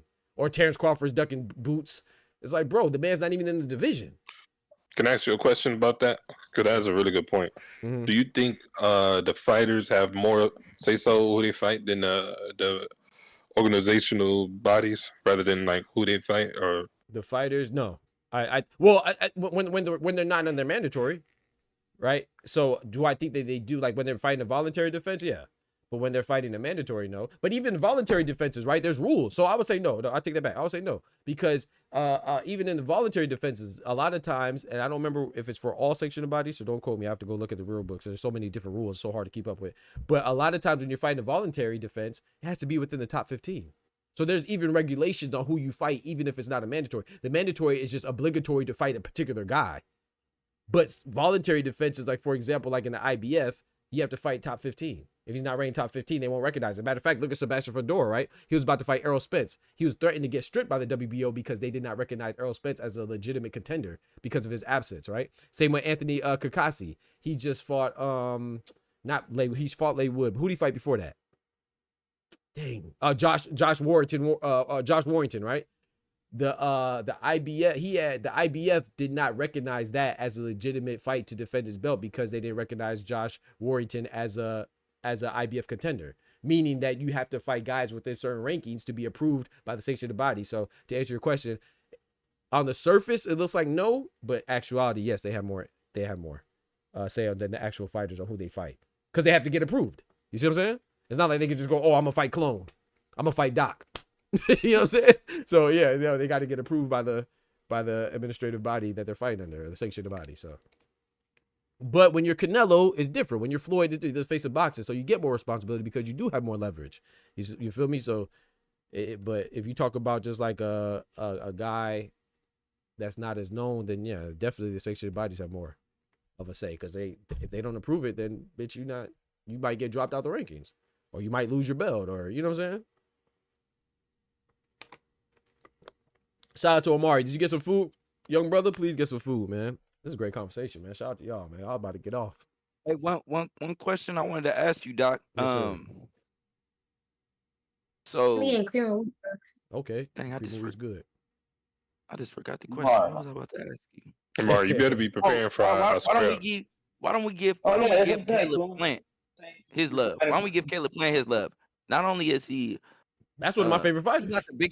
He's not the biggest 168, and on top of that, I'm just saying that the general public, they don't give Caleb Plant that love. They, everybody just talk about he got knocked out by Canelo. He tried. He ain't.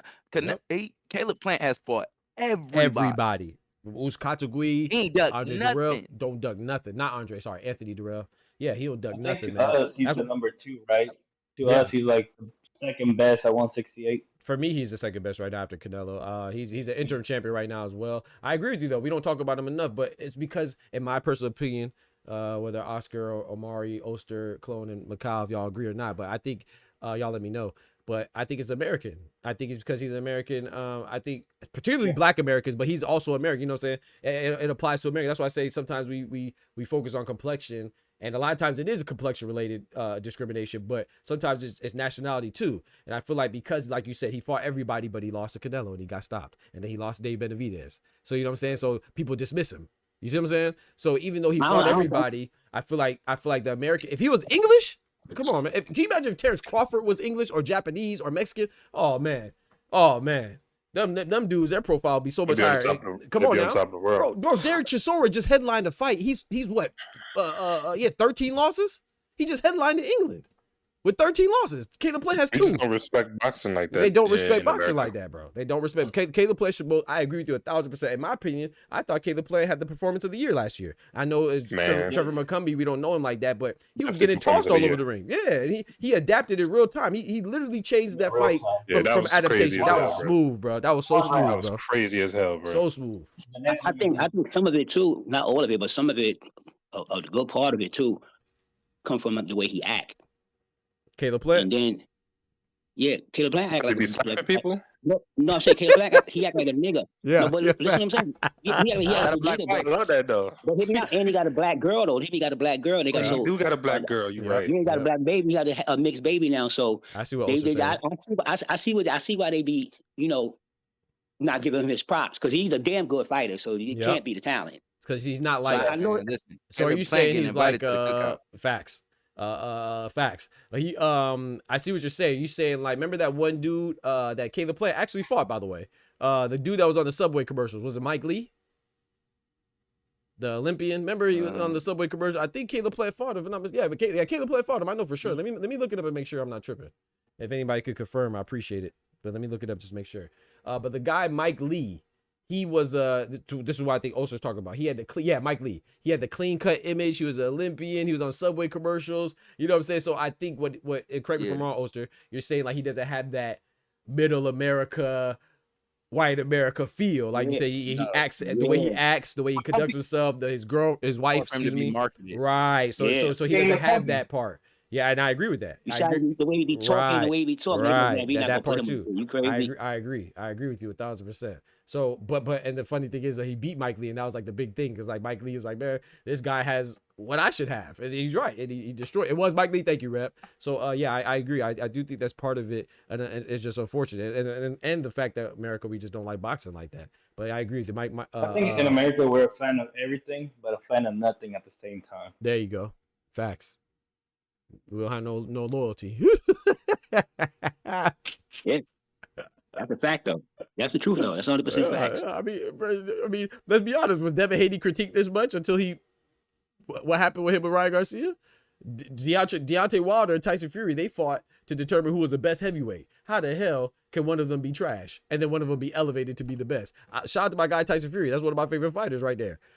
But I don't like. We just so quick to call somebody trash. It's like they're going into the fight. These are the two best. how can one person be trash, even if regardless of the outcome? But it's because we don't really care. Those are the two best. What about AJ? Well, that was seen as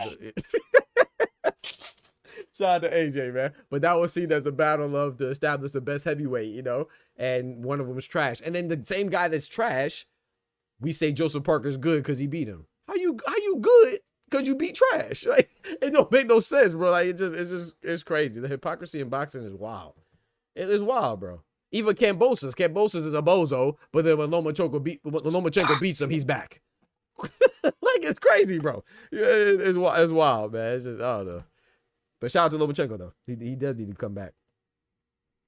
Nah, he can stay out. He just got to give up the belt, honestly. That's a good. Y'all think he's gonna fight my guy out Booger in the building, man? Good to see you, brother. Always. Y'all think he's gonna fight Murataya, or you think he's gonna retire? I think he retires. Honestly, he would have said something by now for his team. Maybe they are the best of the trash. Know your fucking place, trash. Shout out to Joseph Parker too, man. A lot of people think I don't like him because I feel like all his wins have asterisks by him, but he's good though. He's making a comeback. Shout out to him. He said maybe they're both the best of trash. And that's the thing. Like, I don't mind you. Just be consistent, bro. It's like, gosh, dang, bro, bitch can't be good, and then you pick him. He's so good that you pick him, and then you turn around and say he trash. Look how many people pick AJ. AJ lost to Dubois. He trash. I didn't. It's about we didn't pick AJ. Facts. We picked Dubois. What you say? We got called. We got that one right. Called goofballs. We got called. We don't know shit about boxing. Especially they was on my head top when I picked Liam Parr over Subaru Matias. Well, I'll never forget how much people call me dumb. But then when Liam Parr wins, it's not that, oh, Liam Parr is good. It's that, oh man, Subaru Matias, you know, he's not as good as I thought he was. Damn, bro, you can't just get, maybe Liam Parr was just better than what you thought he was. Who did Dubois beat that Tim Bradley? Like, literally, like, as the fight started, Tim Bradley was like, this is the boogeyman of the division. He won't do nothing to him. And then, like, turn around after Dubois beat him, and he was like, yeah, he's just trash. Oh, Philip Hergovich. That was during the 5 during the 5v5. Hitches over there, cleaning Kambosos is good. Yeah, bro, that's the thing. I think, bro, I always say I think Kambosos is good. You know what I'm saying? But yeah. I think that he's not a bozo. I think that is he the best champion? No, every champion's not created equal. So of the champions, you could say he's the weakest one during his reign, but he's still a champion. Everybody doesn't become a champion, bro. And just because you're not a champion don't mean that you're trash, bro. There's a lot of room between great and trash. Yeah, they're serviceable. There's decent. There's good. There's, you know what I'm saying, contender. Yeah, come on, bro. Like, there's people out like if you lose, you're just done, or if you're not a champion, you're done. Like, come on, bro. But then you put Ryan Garcia as a headliner, who's never been a champion. As fans, we gotta find a place in boxing just for good, solid fighters. Facts. Good, solid fighters that take risks. The thing is, it's the culture because the UFC, you don't have them issues. Nope. A guy get knocked out. You know, one of my favorite UFC fighters, Israel Adesanya, he got clipped, knocked out. Yep. And it's still he's at the top. He didn't lose no fans. Like, they don't take it that way. Yep. When their fighters lose, they just say put them back in the ring because they take it like it truly is, and anything can happen in a fight. Yep. Exactly. I think one of my current favorite fighters is Johan Vasquez, but it's because every time you see his raggedy ass haircut, you know there's a fight. You talking about that's a guy that just fought Abdullah? Yeah. Well, not just fight, but the fight before his last one. Or was it his last one? I got a question for you guys. Okay. But he like carried his knee or something. Yeah. He got that booty on his head. The booty cut. Oh man. You know, he got that yellow beezy joint. You know what I'm talking about, Makai? That yellow beezy joint, man, with the booty cut. That joint ugly. That joint ugly. Hey, he got that power with him though. He got that. His hair running away from that power, bro. Johan Vasquez was throwing. Ugly. What the hell y'all call it the booty cut though? You know the booty cut, man. I don't know how else to explain it, man. You know what cut I'm talking about, man. It's like a reverse fade. Yeah. Reverse fade. That's exactly. He got the Boosie fade. Nah, ain't no Boosie fade, bro. No, it's the Boosie fade in the back. Yeah, facts. We on Boosie fade only the back of your hair, like right. Yeah. Man, I'll whoop my barber. I'm telling you. Here, go right here. Here, you can see the stream, clone. Well, yeah. Let me look at the stream. Something like this, but even this it's not as bad as how some of them be looking, but it's still right there. That's that down south though. They do that in Texas. That's weird. Yep. I don't be on that. They shaved the top and the sides, and they got the hair on the back of the dome. Guys, I'm out waiting trying to adopt that. Florida, bro. They call it that ain't Florida. No. Don't put that on us. Like my boy said, Texas. That's Texas. Don't put that on us. That's Yellow Beezy, Slim Thug. And not saying Slim Thug had the cut. But I'm saying that's on them. Paul Wall. You ain't never seen the come on. You never seen Yellow Beezy, bro. That's crazy. I think that's my guy right there. Hey, on the street. Dog, look up. Yeah, that's crazy. Tell him tighten up. You know the Edgar haircut, dog? If I know the what? Edgar haircut. Edgar. Which one is that one? Just look up Edgar haircut. All right, and you see Robert Garcia's entire gym in there. You talking about the Edgar, the bowl cut? You talking about the Kendrick, bro? Yeah, don't put that on us, bro. Yeah. Edgar haircut. Let me see. Oh man. No, but my question was. Oh, yep. Go ahead. As soon as Abdullah Mason, got dropped, and he got the guy out of there, but as soon as he got dropped, everybody is he chinny? Come on now. Abdullah Mason chinny. I don't know how good he is. I don't know how far he'll really go because he got dropped. He got dropped. Anyways, got dropped. Come on now. Times now? Come on now. And we never hear that discussion. Nobody ever says, well, is anyway chinny? Bro, hey, Macaw, bro. I literally just got cussed out this morning for one of my videos where I asked a question. And then I even gave examples. Bruh. Devin Haney's chinny. This is the first time we've seen him get dropped. And he got dropped multiple times now. But he's been chinny since he got rocked by Jorge Linares. He didn't get dropped by Jorge Linares. And I'm cool with saying that because I said I've always questioned his chin because of that, but I've also questioned other people's chin. So when Luis Nery drops you in the second round, now anyway, I'm going to question it. When Ramon Cardenas drops you in the second round, I'm going to question it because we question Abdullah Mason and Johan Vasquez has what's his KO percentage, Oscar? Like 85? As a little guy? 85. Come on now. That's a big puncher. So you can't get dropped by a big puncher? As an up and comer?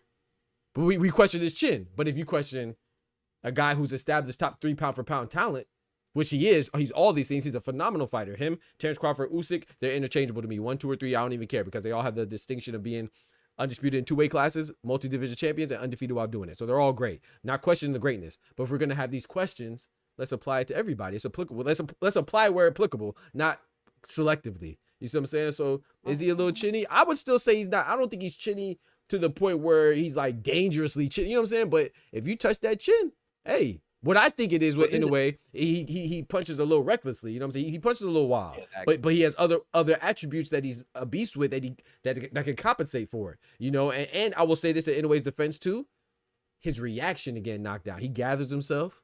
You know what I'm saying? And he comes back at your neck. You know what I'm saying? He doesn't just get on his bicycle. So I think it's because we have this such a wide. Oh, my bad. No, go ahead, Oscar. Let Oscar go. Yeah, and then we're going to let Macaw go. Go ahead, Oscar. I said, you just said that, but check this out. What if that would have been Junto? Come on now. If Junto, he's not getting up from Junto. I'm telling you right. That's why I got Junto, bro. But that's no disrespect to anyway. I just like Junto. You know, I just like Junto. That man hate anyway, bro. That's crazy. This is my because I think that they both got dropped in similar ways as far as Abdullah Mason in a way. And I think it's they both have the same flaw. They get too offensive minded and then they get rocked by, not necessarily even rocked because those were flash knockdowns, and even Inoue's was a flash knockdown. And I think you think it was a flash? Oh no, bro. Oh no. I think it was because look. Okay. This is why I say I think it was a little. Even though that was a much harder shot than the Abdullah Mason situation, much harder shot. Right. It was clean. It was the angle that where he threw the left hook from. Okay. If you watch the film, he was kind of off to the side, and I don't think that Inoue didn't think he was gonna punch from that angle. I think Inoue thought he was gonna exit the pocket and reset. So Inoue, like, it's the punch that you don't see that hurts you. Yes. He didn't see that punch coming, and then boom, next thing you know, it's on him and he drops. Okay, let me ask you this. Same way. Let me ask you this though. If my bad, I mean, go ahead, bro. I mean, I fault. No, the same way with Abdullah. in that those shots that knocked him down, he walked into those shots because he was walking a guy down, and he just literally thought he had him curled and didn't think he was going to throw that last little ditch effort, that last little get up off me punch. And when he threw the get up off me, boom, it catches you. And that's the difference between taking a shot when you see the shot coming and you brace for it, boom, and you take a shot, okay, and then you go down. I believe you're chinny in that instance. That's when you're chinny, because it's like, oh, you seen that, and a guy was just able to. I agree with that. It's the quality of the shot and where it comes from and what the situation in the ring that created the shot that makes me judge if you're chinny or not.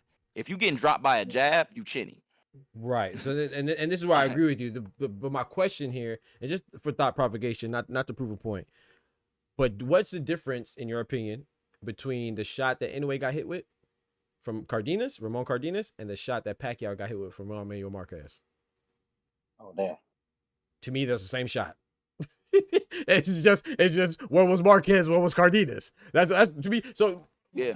So to me, this is why I don't call it a flash, because to me, for a flash knockdown, in my personal opinion, is like when Ronald Gavro, I believe his name, somebody correct me if I'm wrong, when he dropped Benavidez. To me, that was a flash knockdown. Like, he caught him slipping, and he just wasn't like you said, if he would have saw the punch coming, he wouldn't have got dropped. It was more so like a balance thing and like a not really, like, you forget where you were type thing.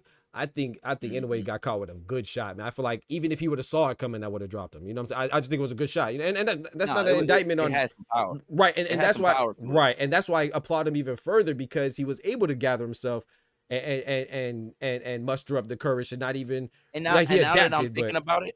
Now that I'm thinking about it, Doc, I think you are correct. I think the Abdullah Mason shot was a flash knockdown. Yeah. And then the Inoue shot was just a good solid shot because the reaction. Right. Abdullah Mason jumps right up and goes right after dude again. Right. Inoue had to recover.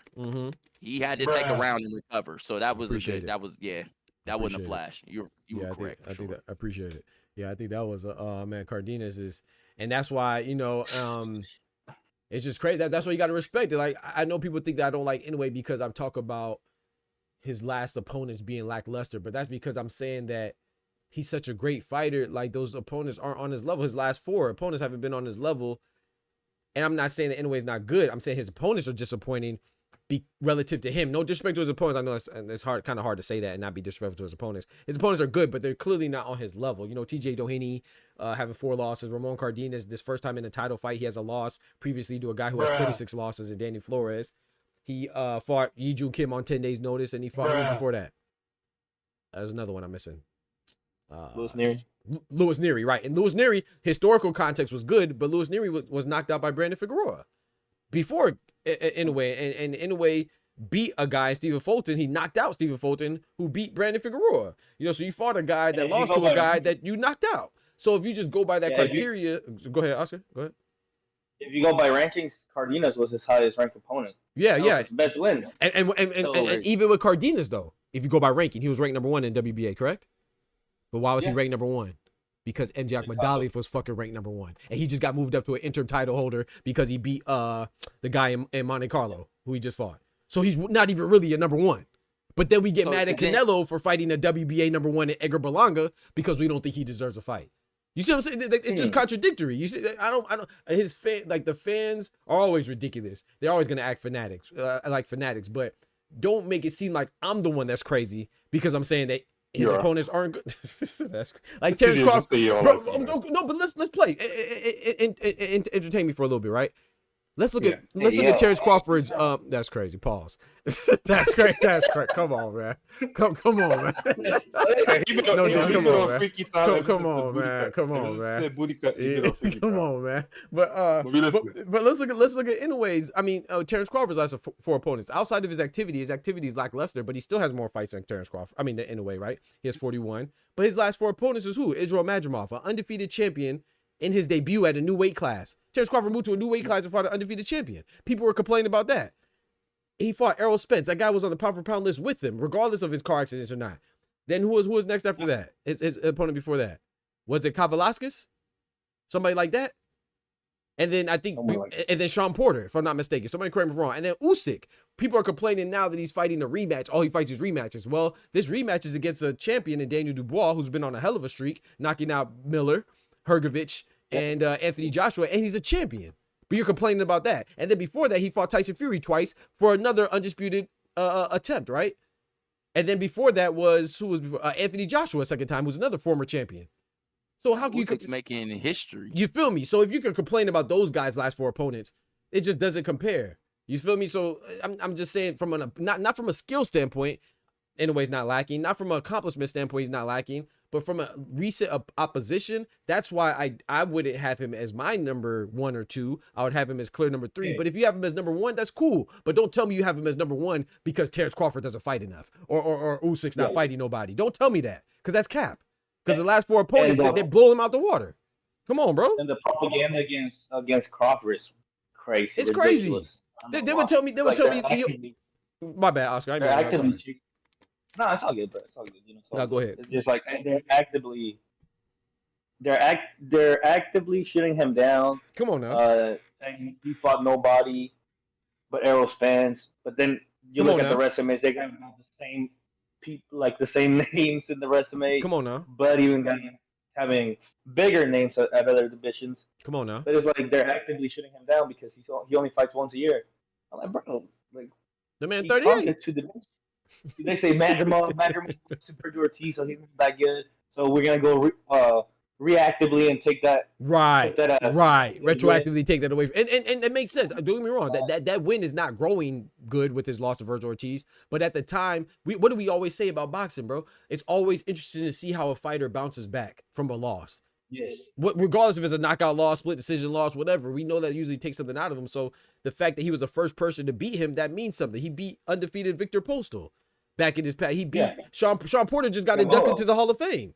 He beat undefeated Gamboa, Lil Mike Tyson. He retired Sean Porter. Come on now, talk to him. Come on now. So I'm just saying, like, I'm not saying you have to have Terrence Crawford number 1, but don't tell me he's not number 1 because all he beat was Errol Spence. Stop it, bro. Is it back to what you said earlier, where we just don't respect our boxers in America? Absolutely, we have no loyalty, bro. Yeah. We have no loyalty.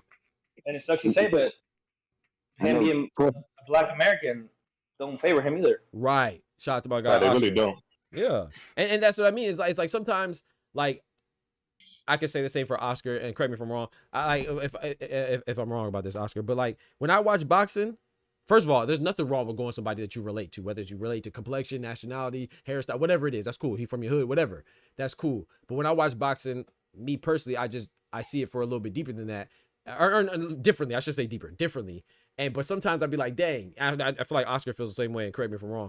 But I feel like when I watch boxing and I find something else to root for a guy or a girl, it's like, dang, I kind of feel like maybe I should just go for them because I know nobody else gonna go for them. So maybe I should. Maybe I am a sellout because I'm not going for it because you look like me. But I just see it as a sport. I just see it as a sport, bro. That's all I see. You know what I'm saying? I just see it as. Don't get me wrong. Now I will say this: if there's 2 random guys fighting and I don't know them, then of course I'm gonna go for the guy that I have some type of relationship with. Pause. Gosh damn. I have something in common with. Something in common with. Today, come man. on, bro. Something in common with is what I meant, bro. Something I can relate to, like whether it's a complexion or a nationality. There's nothing. I'm not saying there's anything wrong with that, but I do think there's something wrong when you think that that person that has the same thing as you can do nothing wrong. Like that's all you're going for. Like, and there's 2 known guys. It's like, okay, bet I got to go for this person because they look like me, or they're from the same nationality as me, or they have the same flag. And then you're discrediting their opposition because they don't have that in common. If you want to go for somebody because you're both Japanese, cool. Or you're both American, cool. If you're both Jamaican, cool. But that doesn't mean that the person who's not Jamaican or not American or not Japanese, they have no business being in the ring, like type shit. I feel like I can't relate to that shit, bro. I don't get it. I think we have to understand boxing too. Like it's we call it campaigning, right? Mm-hmm. And that's a part of that. I think a lot of promotions and fighters aren't understanding as they're building these careers. There's a real political side to boxing as far as your fans and your supporters, because you're as a fighter, you're representing something. That's why they say fighting out of that's a good point. Such and such place. You're representing that place and all the people that can't get in the ring, or that won't get in the ring, you're fighting for them. You're fighting for your supporters. You're fighting for. So That's a good point. there's always gonna be that element because it just even like that's why the what do they call it? The green I don't know the Mexican versus the black fighter, right? Yep. That's why that's always gonna be a blueprint in boxing. Why? Because you have two cultures. Yeah. And they're saying, you know what I'm saying, my culture is better at boxing. No, my culture is better at boxing. So that's always going to be a class. You know, you have your European fighters. You have so that's always going to be a part of boxing. Which is a good thing. I don't think it's a bad thing. So yeah, I don't think it's a bad thing. I just think to a certain extent. When you have true pugilists though. Oh, one of y'all go. I think it's bad once it crosses the racial. Right.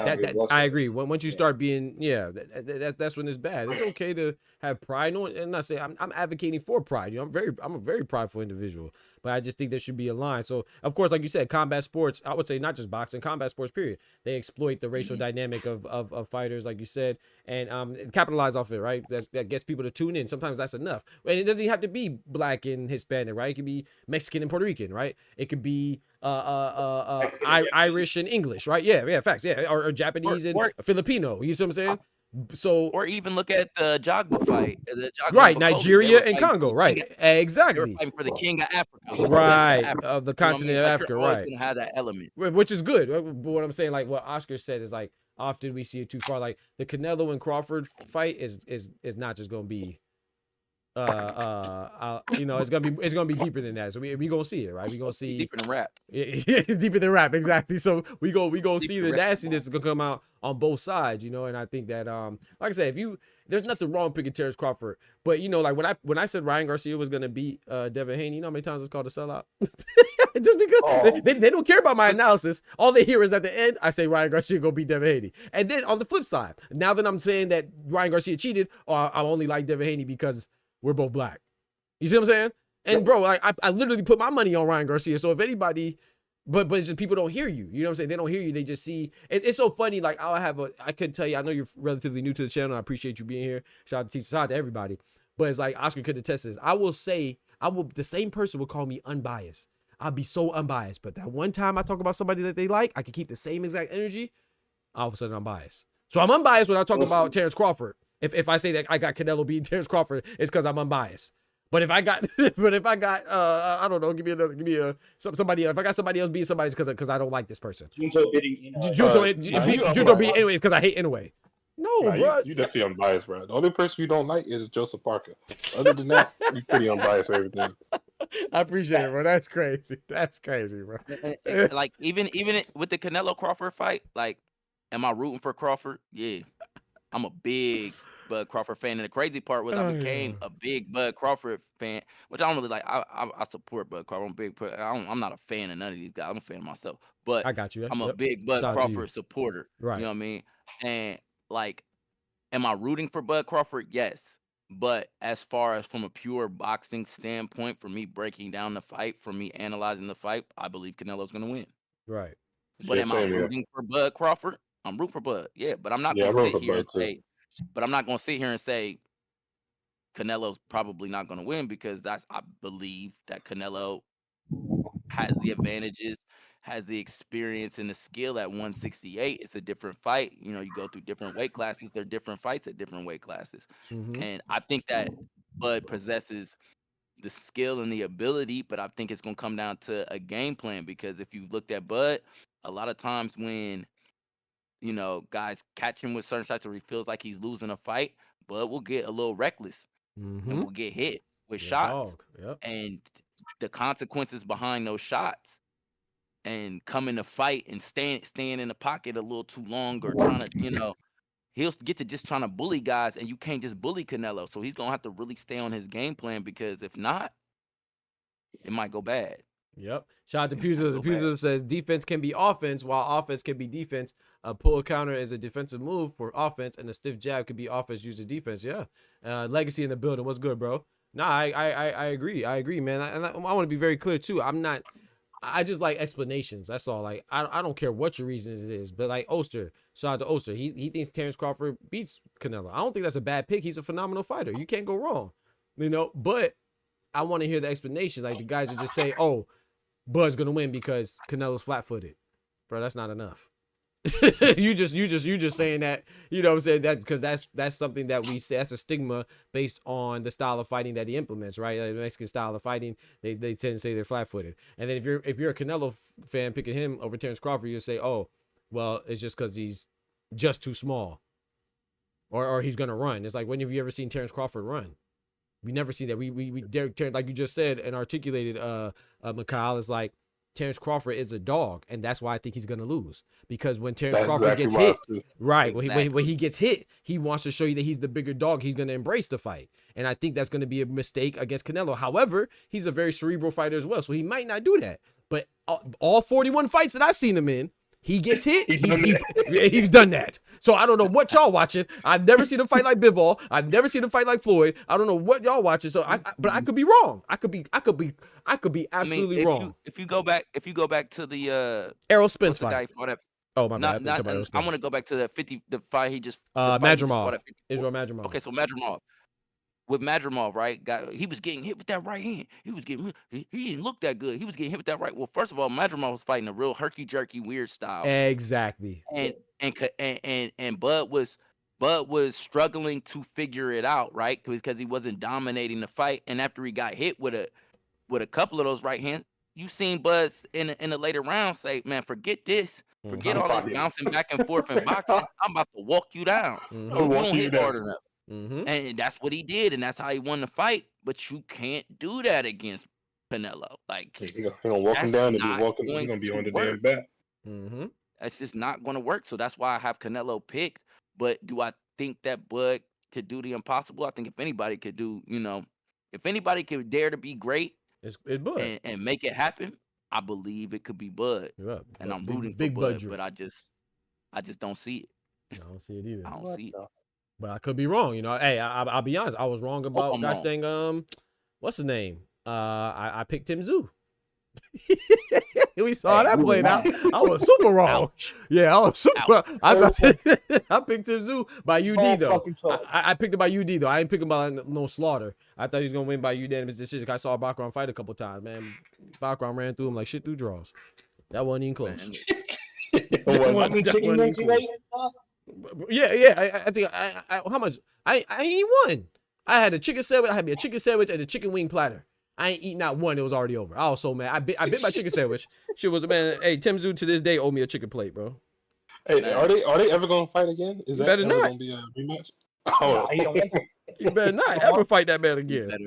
He better not. Tim Tszyu picked a good opponent to come back with, though. That was a good opponent. I think Joey Spencer. Yeah, I think Tszyu is limited though. I think he's just limited in, like I said, it's levels. You know what I'm saying? It's levels to this, and I think that he's got a good style. He's a good hard puncher, but I think he's just limited in some of the skills when it goes to different depths. And I don't think he's very as cerebral as some of the other guys at the top. So I think Tszyu could get another shot, but he better be very strategic with his route to trying to get back to that belt. Yep. And that's the thing. Shout out to Running Reb. He said, Bud going to have some respect though. Yeah, I think he is, Candy Slim. I agree. Shout out to Reb. He said that's why I thought he would lose to Spence, but he didn't. He stayed disciplined. Right. And I was wrong. I thought Spence would beat him as well. But if you notice with that Spence fight, even though Terrence Crawford dominated him, Spence got him on the ropes a couple times. And what did Terrence Crawford say? He just said, "Oh, when he hit me, I was like, that's it." Well, you say Canelo, it might be it. When Canelo hit you, it might be it. It might be it. Spence fought the wrong fight in that fight. Spence should have took a step back and figured out a different approach. He wanted to just keep trying to gut it out and be the bigger dog than Bud, and found out Bud the bigger dog. Yes, sir. Hey, shout out to my guy Candy Slim, man. My boy Candy Slim 501, big member in the building. Dropping the $5 on the Cash App, man. He says, this is for graffiti on the chat walls, graffiti on the board for the great boxing talk, man. I appreciate it, bro. Dropping that bread, that cheese, that butter. Yes, sir. Thank you, sir.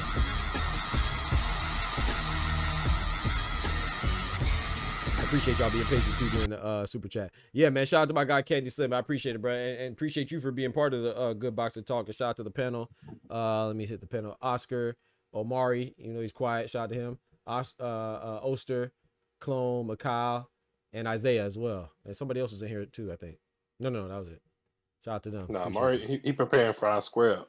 I'm getting that Viking title. Them grades better be good.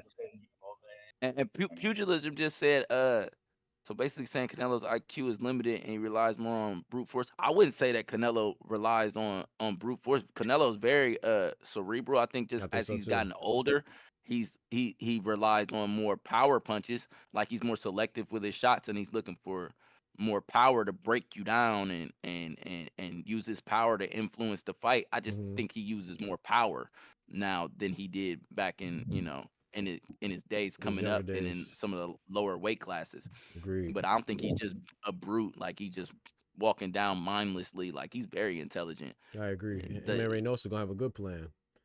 They're the same age, and Bud and Bomac gonna have a good plan too. That's why it's interesting. What'd you say, Clone? Yeah, that's what. So aren't they the same age? Bud's 3 years older. I think Canelo's 34. Yeah, but Canelo got more miles. Yeah, he got more. Yeah, he got 67 fights now, right? 63, 2-2. Yeah, he got more miles. Yeah. So I say it's about even. Yeah, it's about even because Bud got 41 fights. He's 37, and Canelo is 67 fights, and he's 34, if I'm not mistaken. All right, fellas, I'm about to call it. I got stuff to do, but appreciate you having me on, dog. Peace out, man. Stop bullying 10-year-olds. Poster, my guy.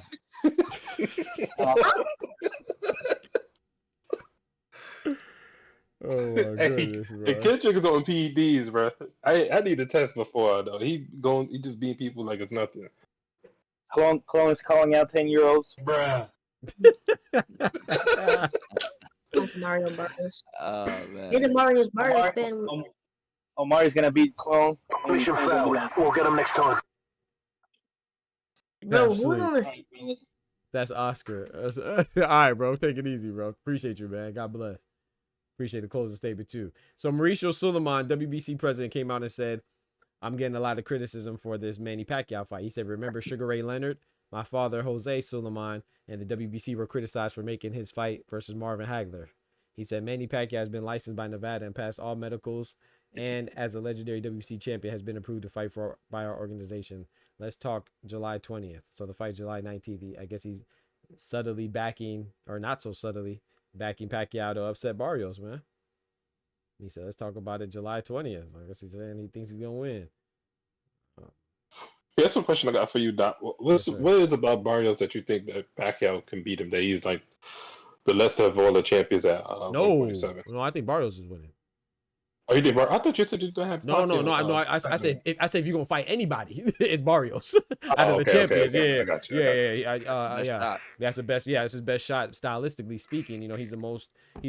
Out of those three, he'd be the least athletic. Out of those three, he's the most there available to be hit. But no, I think Barrios beats him. My question is, after seeing Canelo against how do you pronounce that guy's name? Ampo. William in Skull? that exhibition.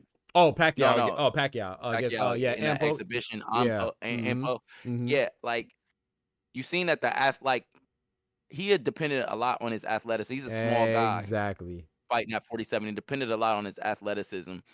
And now that his athleticism is waned, and this is what we talked about earlier, Roy Jones, right? Yep. If you noticed, young Roy Jones at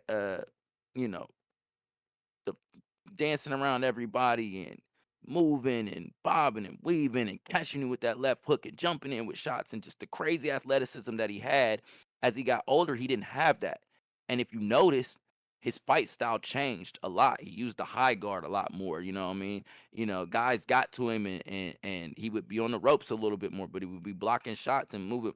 And he changed the way that he fought according to his body and the physical limitations that he had going up in weight and doing the different things that happened.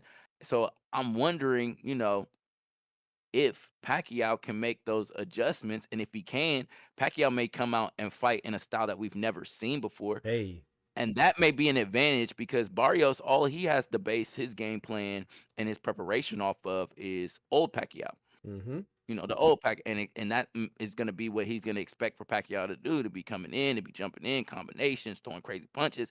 Whereas if Pacquiao can transition, and what I would think that the transition would have to be to is a much slower pace, trying to be in the pocket, kind of walk you down, get to your body, and the last thing to leave a fighter is his power. Yep. I think that if Pacquiao can transition into more of a power punching, a slower pace and a power puncher, that would be his way to win if there is a way.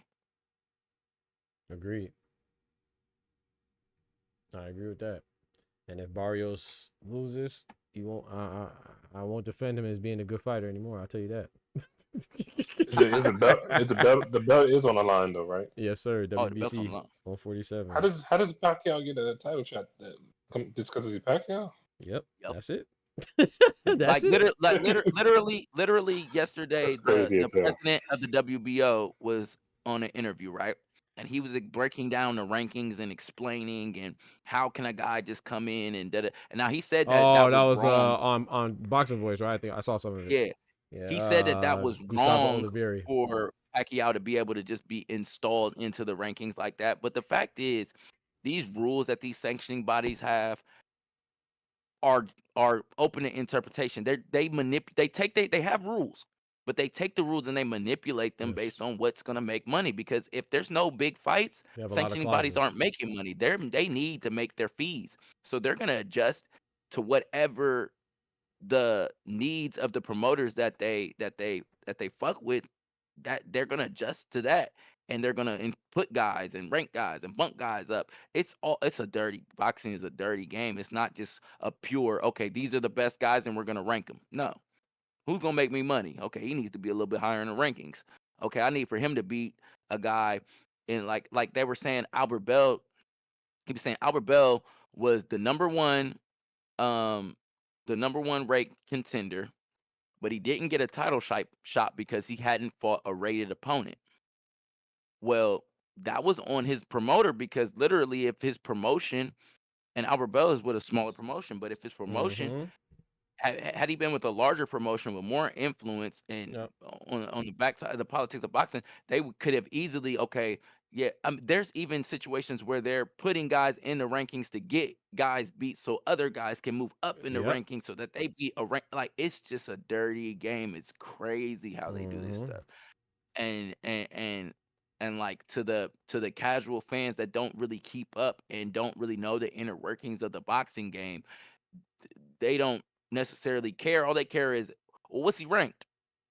Well, how many knockouts does he have? I'm about to say, do they even care about ranking? I don't even know if they care about ranking. The things that they like, so these are just props to sell fights. Yeah. You know what I'm saying? Oh, he's the number 2 ranked and he's got 50 knockouts and he's undefeated, but they don't know that he knocked out 50 Uber drivers and you know, and that they just installed him in the rankings and moved him up.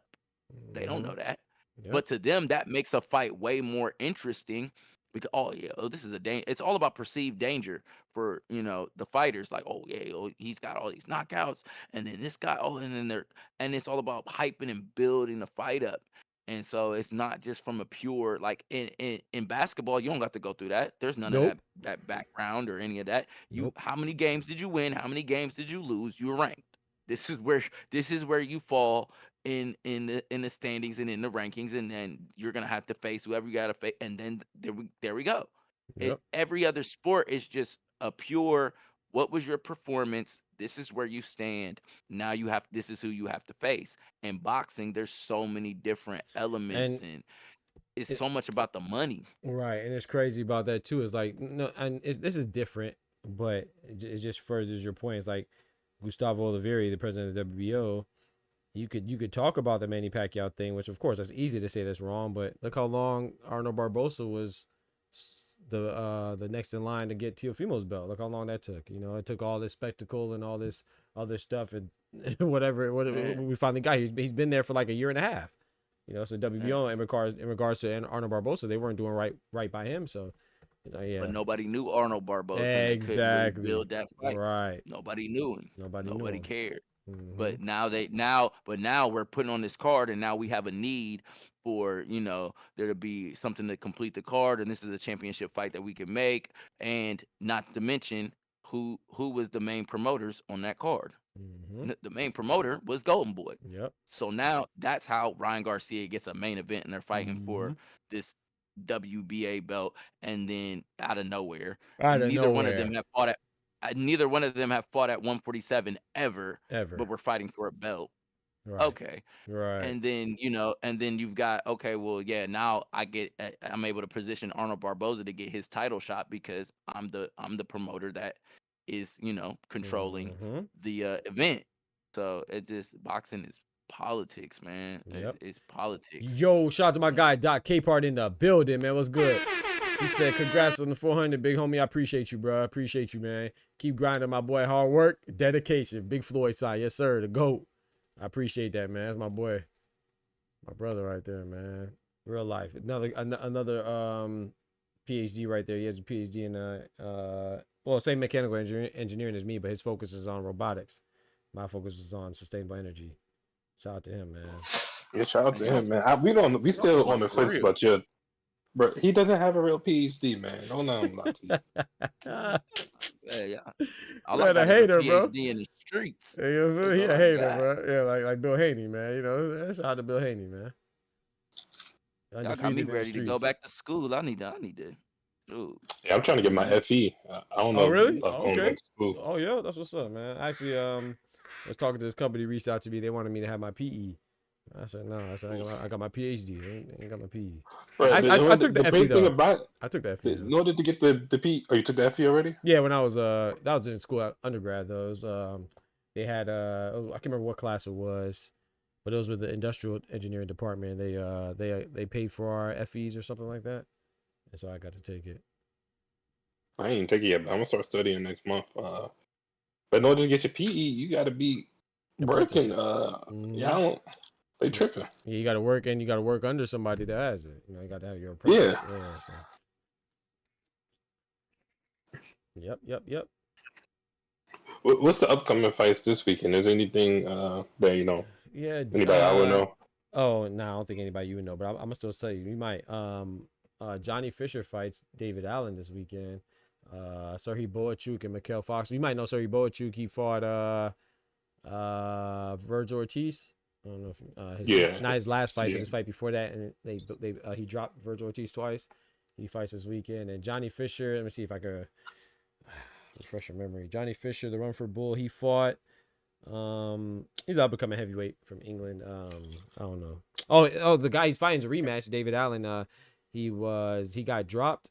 I think he got dropped twice, and he still won somehow. It was a robbery. A lot of people think it was a robbery, so they're having a rematch. I don't know if that rings a bell, but yeah. So no big fights, but it should be decent. Finishing my second Masters in August. Let's go, Kendrick.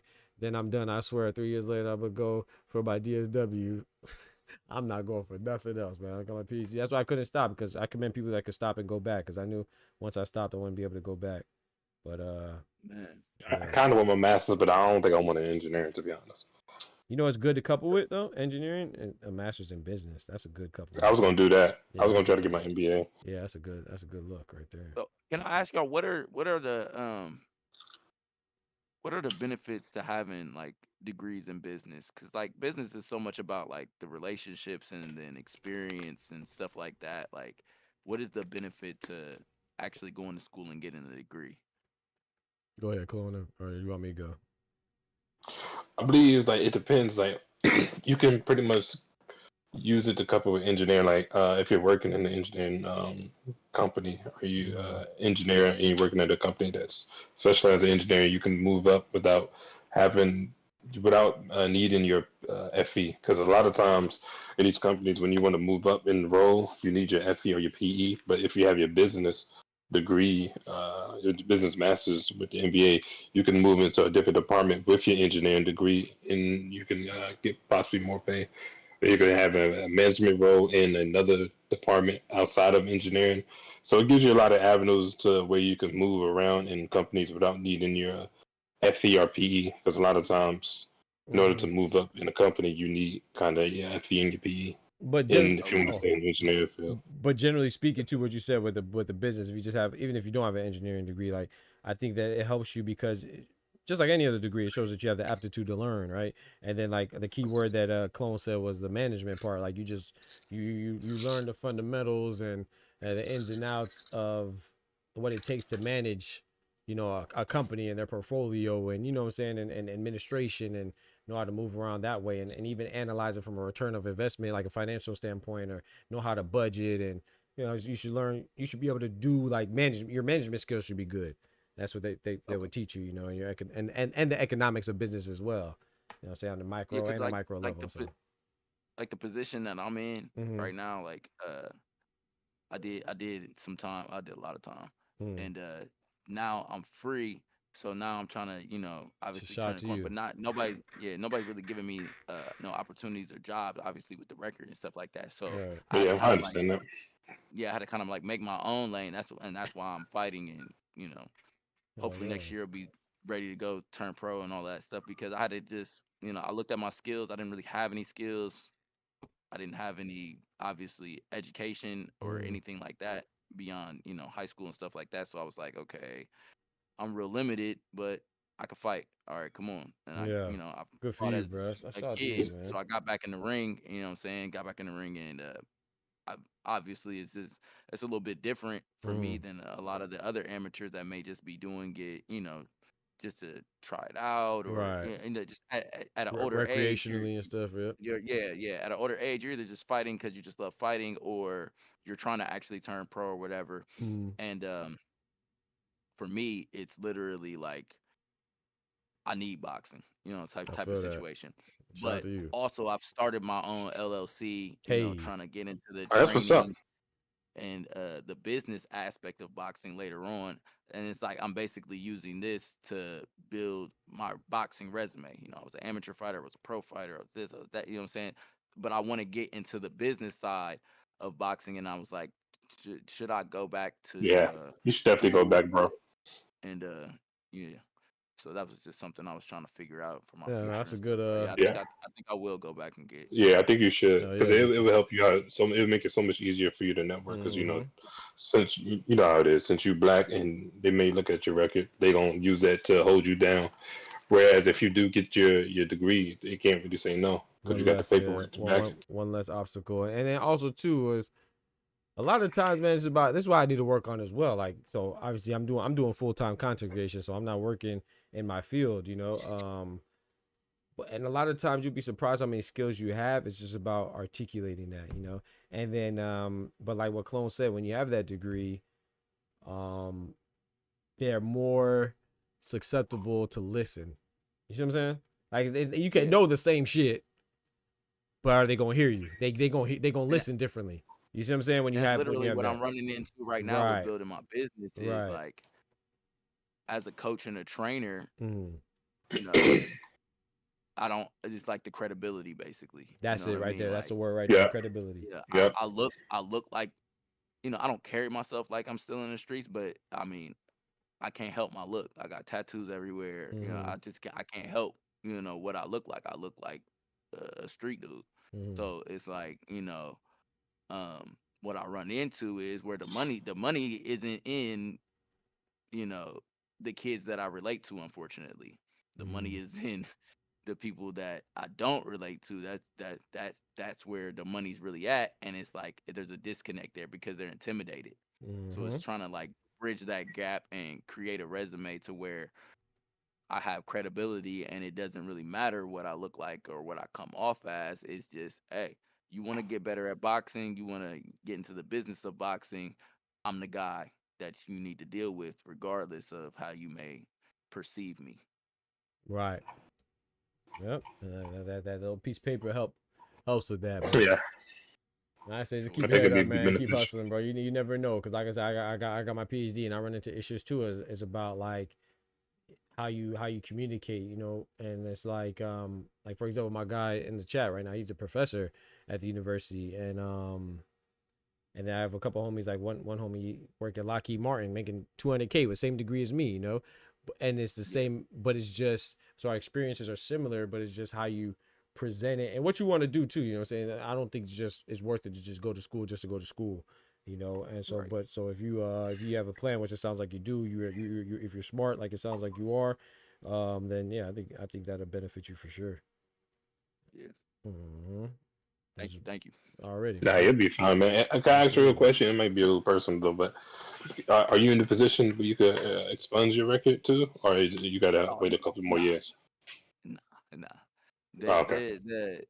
I got violence on my record, so that's not coming off ever. And then You can't get that off your record ever? I didn't know that. No, not in the state I'm in. That's not coming off.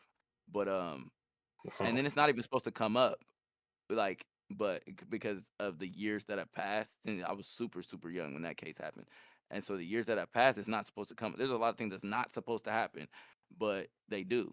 Like it's on the record, so they see the entire record, but it's like, oh well, you're not supposed to consider that because it's past 8 years.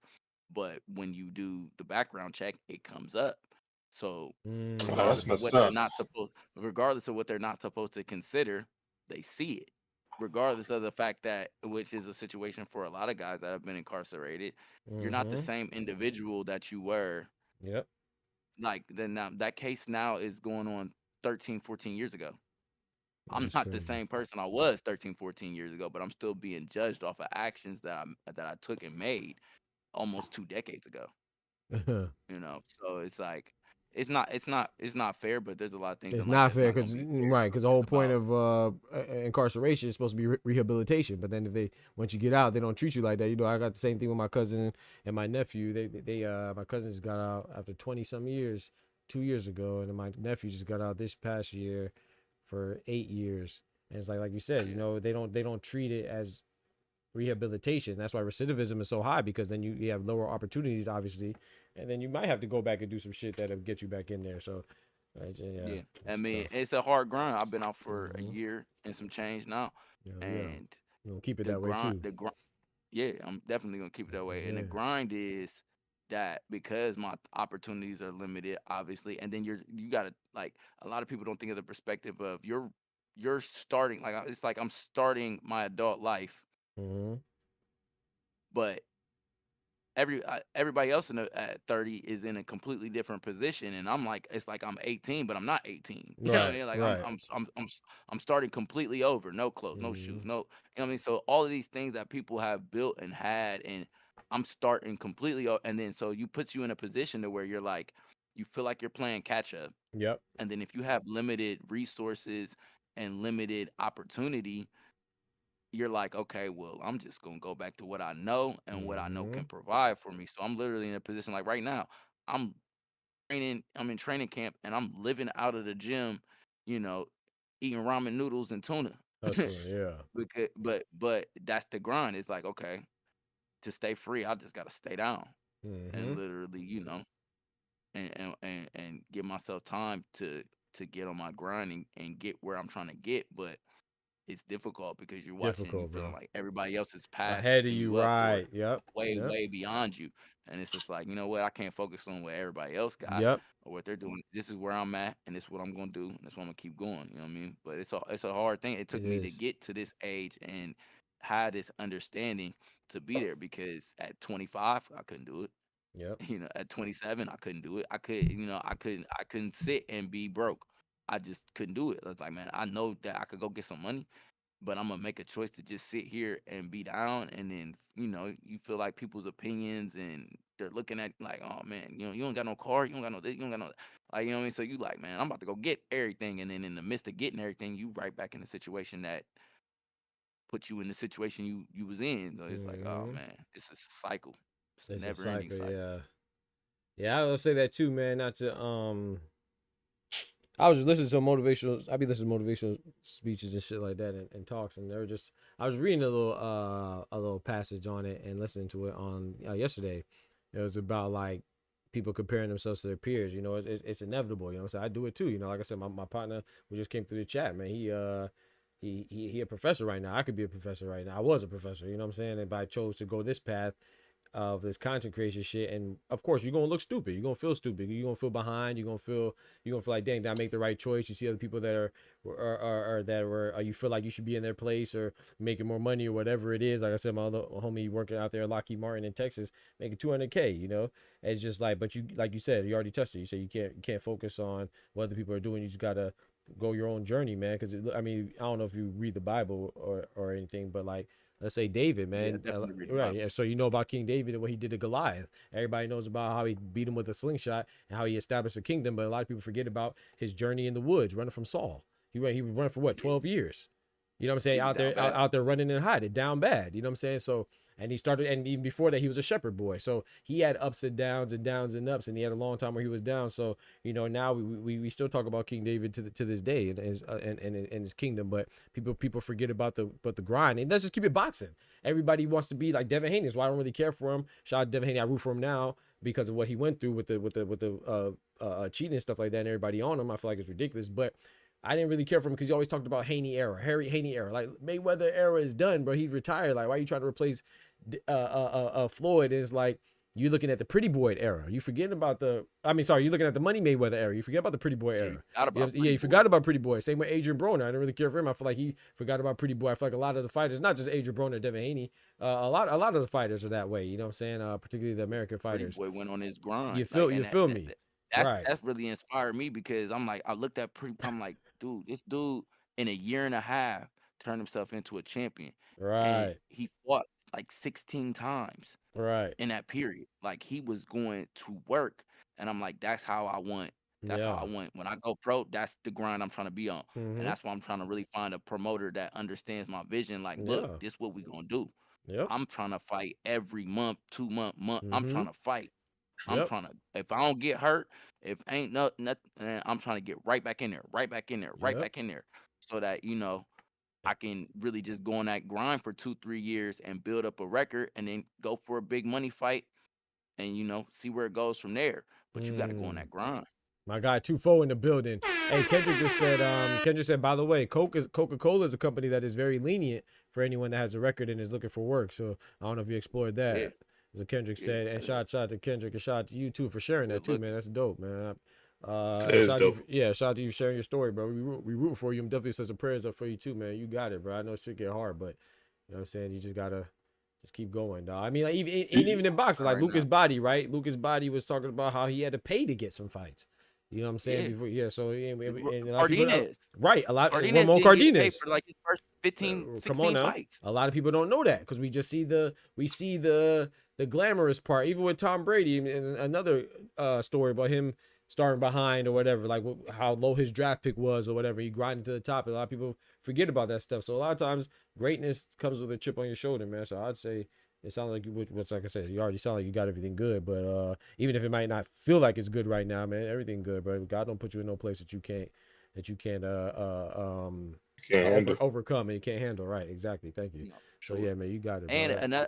another guy, I think that another thing that they overlooking with some of the prospects that's coming up, a guy that's really on his grind right now, Abdullah Mason. Oh yeah. Brother, like I'm from Ohio. Oh yeah, you know okay, yep, that's where you from, right? Cleveland, right? I think. Yeah, he's from Cleveland. I'll be up that way training. Like I'm not from Cleveland, but I'll be up that way training and stuff. And I've ran into a couple of his brothers and stuff. I've never actually been in the gym with Abdullah. Most time I went up there, his brothers was just in the gym. But like, he got a mentality. He's one of them throwback fighters for it. Like, he's really on that grind. Like he really, I mean, just all the experience that he's been able to get. And Top Rank is really good at crafting careers and building fighters. They're good at building fighters. Yep. Edgar Berlanga, look at him. And he's taking full advantage.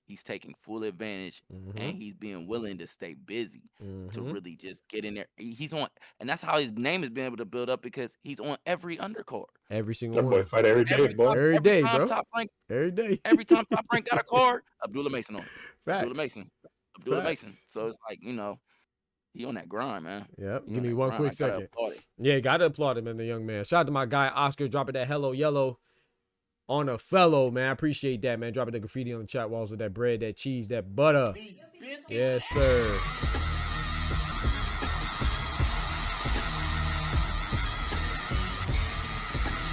He says can't compare yourself to others because you are losing 1-0.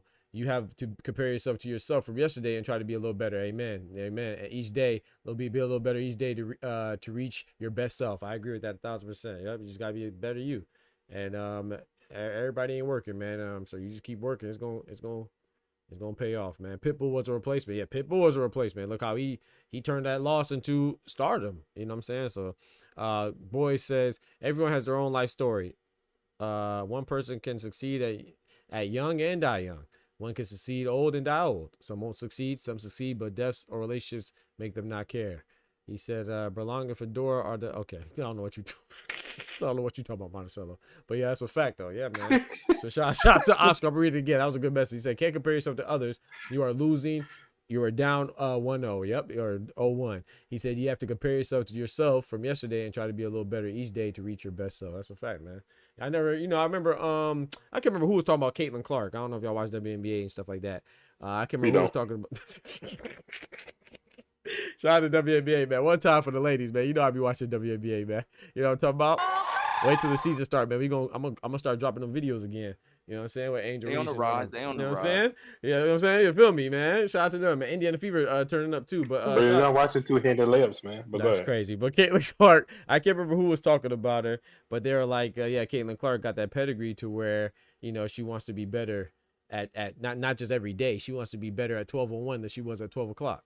I said, man, that's some hustle right there, man. It's just, you know, so of course there's gonna be some exaggeration, but it's just like, you know, it's just you're just trying to be better all the time. You know, so yeah, that's just trying to be better than yourself, not better than anybody else. Right, be better than yourself. Right, be better who you are. Just try to be better at 12:01 than you were at 12 o'clock. You know what I'm talking about? And that's just, I was like, damn, that shit fire. And you can see it though. You look at their game. Some of the women, you know, Candace Parker, freaking Asia Wilson, Breonna Stewart. Them motherfuckers be hustling, man. I mean, I get that. Sometimes you might be in the field where you just won't get the accolades, or not accolades, but the attention. But man, you just never know when, like he just said, it's turning up. Macau just said it's turning up, so you just never know, man. I think the WNBA just needs to market them a little bit better. They just haven't figured out how to market them. They don't want to go with the sex appeal. Yeah, they don't want to go with the sex appeal because they feel it's like it's not respectable and stuff. It's like not. That. But I mean, it isn't. But at the end of the day, you need to use your best assets to get where you need to go. Who they best asset that ass? Listen, who in the WNBA is sexy, man? Hold on, man. What you mean, man? Rakia Jackson? Rakia Jackson, you sleep. Rakia Jackson code. It's like three. It's like three. Okay, you're right about that. There isn't. DJ Carrington. DJ Carrington. Yeah, facts. Just a few. Michael Jordan carried the league in the 90s. Come on now. Asia Wilson, like you said, Asia Wilson not bad. Asia Wilson not bad. You got DJ Carrington. DJ Carrington, Kelsey Plum, Skylar Diggins. Come on now. I be watching that. Sophie Cunningham. Come on now. Come on now. He said Michael Jordan and WNBA in the same sentence. No, I'm just saying as far as branding. You know, I got you. Nah, he a troll, bro. Don't listen to him. He a troll, bro. He trolling, bro. That man disrespectful, dog. That man disrespectful. But nah, I get what you're saying. I feel like they should I don't think they don't want to. I don't think they should go the sexy route, but you right. Me find something. I don't think they should go the sexy route. I just disagree. Lower the rims though. I don't know why they don't lower it to 9. They already use a smaller ball. They gonna feel like they getting played. We can do, but the thing is, like, I'm not saying you're wrong though, because I'm just saying I just don't think they should go that route. But no, I mean you're probably right. No, I don't think as a sexy league, route they should go that route. I think that the players that have Angel Reese trying to. Yeah, they got the skims too. Angel Reese is doing it. Angel Reese doing it. So like the players that have the ability to go that route should go that route, and it will push them into mainstream culture and the pop culture, not because of the basketball, right? You know what I'm saying? But that will bring eyeballs to the sport. That will, you know, you're gonna have horn dogs tuning in. I just want to watch. Yep. Angel Reese run up and down the court, and you know, and trying to catch a peek. Okay. But if that all dollars make sense, that's all that matters. You're right about that. As long as it's making dollars, I just don't think they. That's why you tuning in. Cool. They don't advertise their play like they should advertise their play enough. Like they're so fundamental, but they don't advertise it like that. They just throw their games on on like Cartoon Network or something like that. We don't even know what channel they're going to be on. Cartoon. What you? No, Okay, it be let on- me it ask be you. on Okay, ESPN. let's be fair though. Okay, let's be fair. How would they market it? Like fundamentals? What do you mean? What do you mean by that, Cole? They got to market that they're really good players. Like they're not trash, and like they don't Okay, show. but yeah. you just said Angel Reese. They just don't have the flash You of the just said they be NBA. doing There's no highlight. two-handed. Right, that part. Because you just advocated that they lower the rims. Why do you want them to lower the rims? You don't want them to lower the rims for fundamentals. You want to lower the rims because you want to see somebody dunk on the bitch. I said if they wanted to like actually like appeal to casuals, they should lower the rims. But Okay, if they want to just market them as being great basketball players, they need to show them in a better light rather than trying to show. I feel like they be trying to show drama more than to show them playing and advertise the games more. We don't now. They barely advertise the championship. See, I don't even know who won the championship. Yeah, because Caden Clark won. And it be on ABC. And they don't even, what's the they name don't one? advertise. The Liberty one, New York Liberty. Like Breonna Stewart, Jonquel Jones, and Sabrina Ionescu and all. But I would say this though. Yeah, they do hoop, but at the same time, it's like I'm gonna use my channel as an example. I'm not a big channel, obviously, you know, but when I was doing the WNBA stuff, right? And like just to go back on your drama part, what videos do you think had the most views? There was the one when I was talking about Angel Reese or Caitlin Clark. But if I'm talking about Neka Agumake, or if I'm talking about Nafisa Collier, or if I'm talking about Breonna Stewart, you know what I'm saying, or Asia Wilson, they don't get right. They don't. So yeah, they have to. I think they should do a better job at making more of the stars in the league available or seeable, I guess. But at the same time, people don't want to hear. They want to hear the drama. You know, I mean, look at boxing. Like I feel like with fighters with boxing, I feel like the opportunity to be a part of the hip hop culture and reach the casuals and a broader audience, I feel like the two don't intermingle enough. Yeah, we get the walk, That's true. The ring walks, you know what I'm saying, with the rappers, that's cool. Yeah. But if I was in a Shakur Stevenson or a Devin Haney's position, I would be at certain of these parties and just popping out. Yeah, just to, you know what I'm saying, I would make relationships with rappers to be at their concerts, to be seen in pictures with them, just so that I'm able to catch those eyeballs. And then if you go Moneybagg Yo and Devin Haney is boys, you're gonna get Moneybagg Yo fans that tune into a Devin Haney fight just because that's Moneybagg Yo's dude, and Moneybagg Yo gonna walk him to the ring. And shout out to Clone for pointing that out, because he's right. Angel Reese was just twerking at Megan Thee Stallion concert, so she's doing that. You know what I'm saying? But then when she does it, then people will be like, oh, well, she ain't taking basketball seriously. You know, so there's always going to be a flip side of the coin. But that's a good point. Oh, that's a good point though. That was a great point. By both of y'all. I just don't think they advertise, and then I feel like they should advertise more to the women. Like if they want the women to actually care about them more, I feel like they try to appeal to the men more than appealing to their own demographic. But see, I don't know, because you know, men watch more sports too. You know, like it's like that's true. That's true. Yeah, so it's like even when we talk about sports, it's like the women ain't really watching men's sports or women's sports. I feel like they tried to tap into it, but they try, right? I think they try. To Doc's point, the women don't really watch the sport, so it doesn't drive the numbers up. Right. But I think they've tried that. The women empowerment, you know, tried to kind of tap into that feminist you know, vibe, and it just really didn't do much, because they might come watch one game to women supporting women. They might come out one time, but they not about to keep watching that because they don't really watch basketball. Yep. And like Kendrick said, let me see a chick catch a windmill and I'm interested. He said, or if they put and then he says, or if they put on tennis skirts. Women's tennis is watched for a reason, bro. Come on. Let's make, you want to catch rebounds in tennis, girl? You want to have a thong under too? He wants them to go lingerie football. Yeah, LFL, right. Yeah, the lingerie football league. I had a homegirl that actually played. She won MVP in there. And those girls can actually play football. The dudes was swimming in for a whole other reason. Right, exactly. Lauren Ziegler. That's her name. Man, let me see what was going on. I don't know if she's still playing now, but yeah, she was. She won MVP. Yeah, I was like, damn, that's what's up. In high school, that's my dog. Actually dated her best friend in my home. I know you did. Yeah. That's great. He said, Kendrick said, we gotta be real. Female viewership isn't driving numbers. We gotta appeal to males. Yeah, facts. That's true. Yeah, that's true, Kendrick. But fellas, man, I'm gonna go ahead and slide, man. I'm gonna go get me some food, man. I'm hungry, sir. bro. I appreciate y'all rocking for sure, man. I gotta get to this cardio I've been Yes, putting sir, on. man. Yes, sir. Get to it, bro. I appreciate you sharing your story too and joining the Yeah, panel, exactly, man, all man. the time, bro. Always keep Anytime. your head up, bro. Yes, We sir. hold you down. And let us know when you fight too. Maybe if it's on like a channel I'm fighting June 7th. I'm trying to figure out how to get it streamed a lot. Okay, like, bet. I went through a period of time where most of my fights were being streamed, and that's how I was able to, people were able to keep up with me and keep up with the fights. I always got highlights and stuff like that on my Instagram and document my boxing journey on my Instagram and Facebook and TikTok and stuff like that. But and YouTube. Hey, drop your Instagram in the channel right now. I mean, ain't too many people in here, but yeah, drop your Instagram and what you say, your YouTube as well, and all that stuff, man. Hell yeah. My YouTube is just Team Slime TV. Okay, bet. Hell yeah. Hey Doc, you may want to slide in that Lauren Ziegler's DMs again. Oh yeah. Yeah, go and do that for the one time. I'm telling you. I think she got a girlfriend though, if I'm not mistaken, or a wife. Don't she? Oh, so what's the problem? I don't never believe that. You right about that. You right, yeah, y'all right about that. Y'all right about that.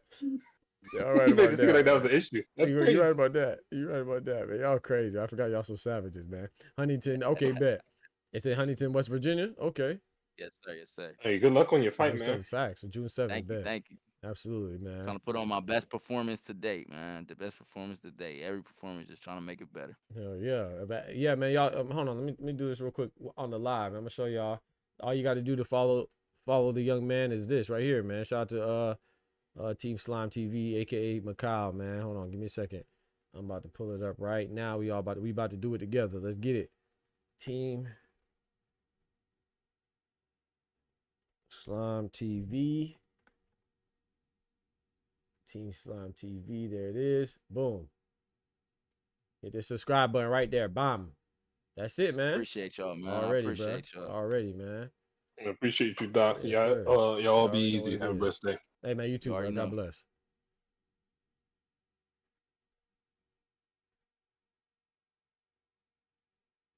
Yes, sir, man. Shout out to my boy Oster. Shout out to Oscar. Shout out to Omari. Shout out to Isaiah. Shout out to Clone. Shout out to Macau, aka Team Slime TV, man. Hit him with a follow. Hit him with a subscribe. Hit that subscribe button. Hit that bell. Turn on notifications as well. And yeah, man, just subscribe to him, man. That's what we do, man. We Boxing Talk family. We can't be a family without supporting each other, man. You feel me? So shout out to the Boxing Talk family. That's what we do around here, man. Yes, sir. But yeah, man, I'm gonna get me some food. We had a dope conversations today. You know what I'm saying? Really turned me up. Let me hit up the love that we got. We got a lot of love today, man. I appreciate the love. Let me hit the check the love in the Cash App, man. We got shout out to my guy Ty, saying that he's apologized for not being here. That's my guy. He's still with me though, still rocking. You know what I'm saying? Coming through like a boss with a big dub.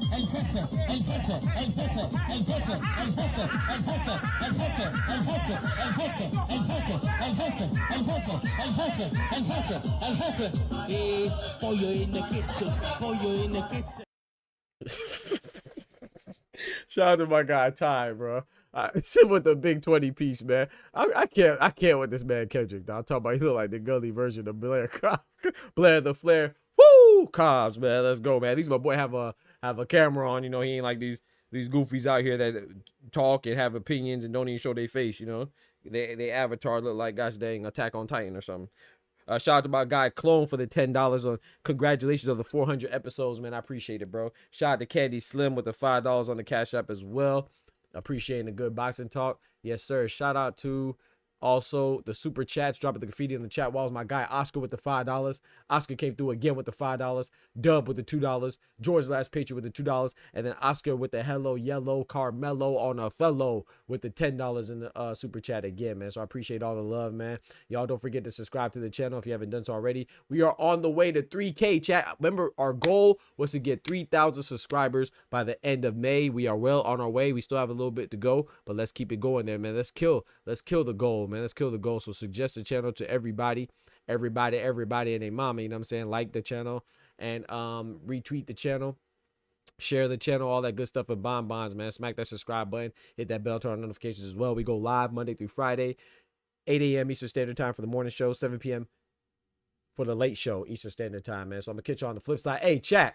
He's officially initiated into B2F. You know, he's officially initiated into the BTF. Facts. You know, we stay talking shit. Facts. Thank you all for the support, man. Stay tuned. I'm on my way. Yes, sir. Absolutely, man. Yes, sir. Stay blessed, bro. And also, I'm going to start doing workout streams, man. My boy Doc K-Part been telling me to do it. I've been putting it off, man. I feel like, you know, that's my little private time, but I ain't got to do it all the time. I can just do it occasionally when I feel like it. So we might start going live, man. I've been seeing the muscle up, my muscle up routine's been going kind of crazy, man. A lot of people want to see it, man. So go check out my muscle up videos. So people are enjoying it, man. So I appreciate that love. You know what I'm saying? So I'm gonna share one right here, man. I just started doing my muscle ups. This is week 1 versus week 5.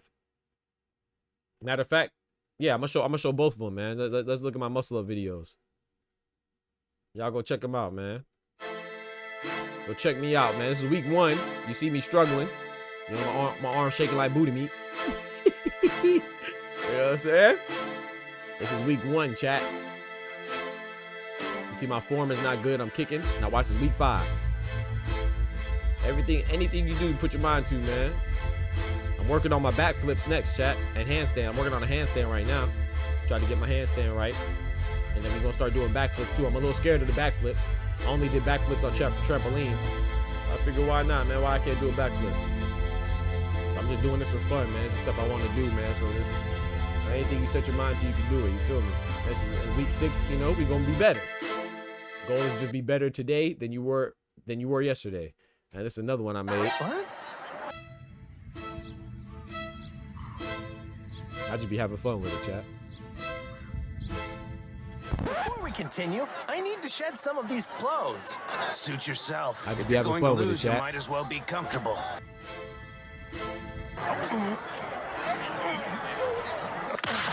I'm a little kid, bro. I'm a grown-ass kid in my 30s. Late 30s, too, approaching 40.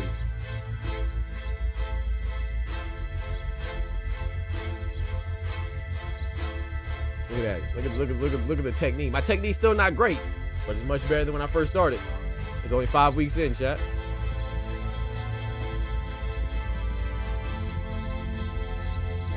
So when I go to this park and work out, man, I'm gonna start going live, man. I'm gonna start going live, man.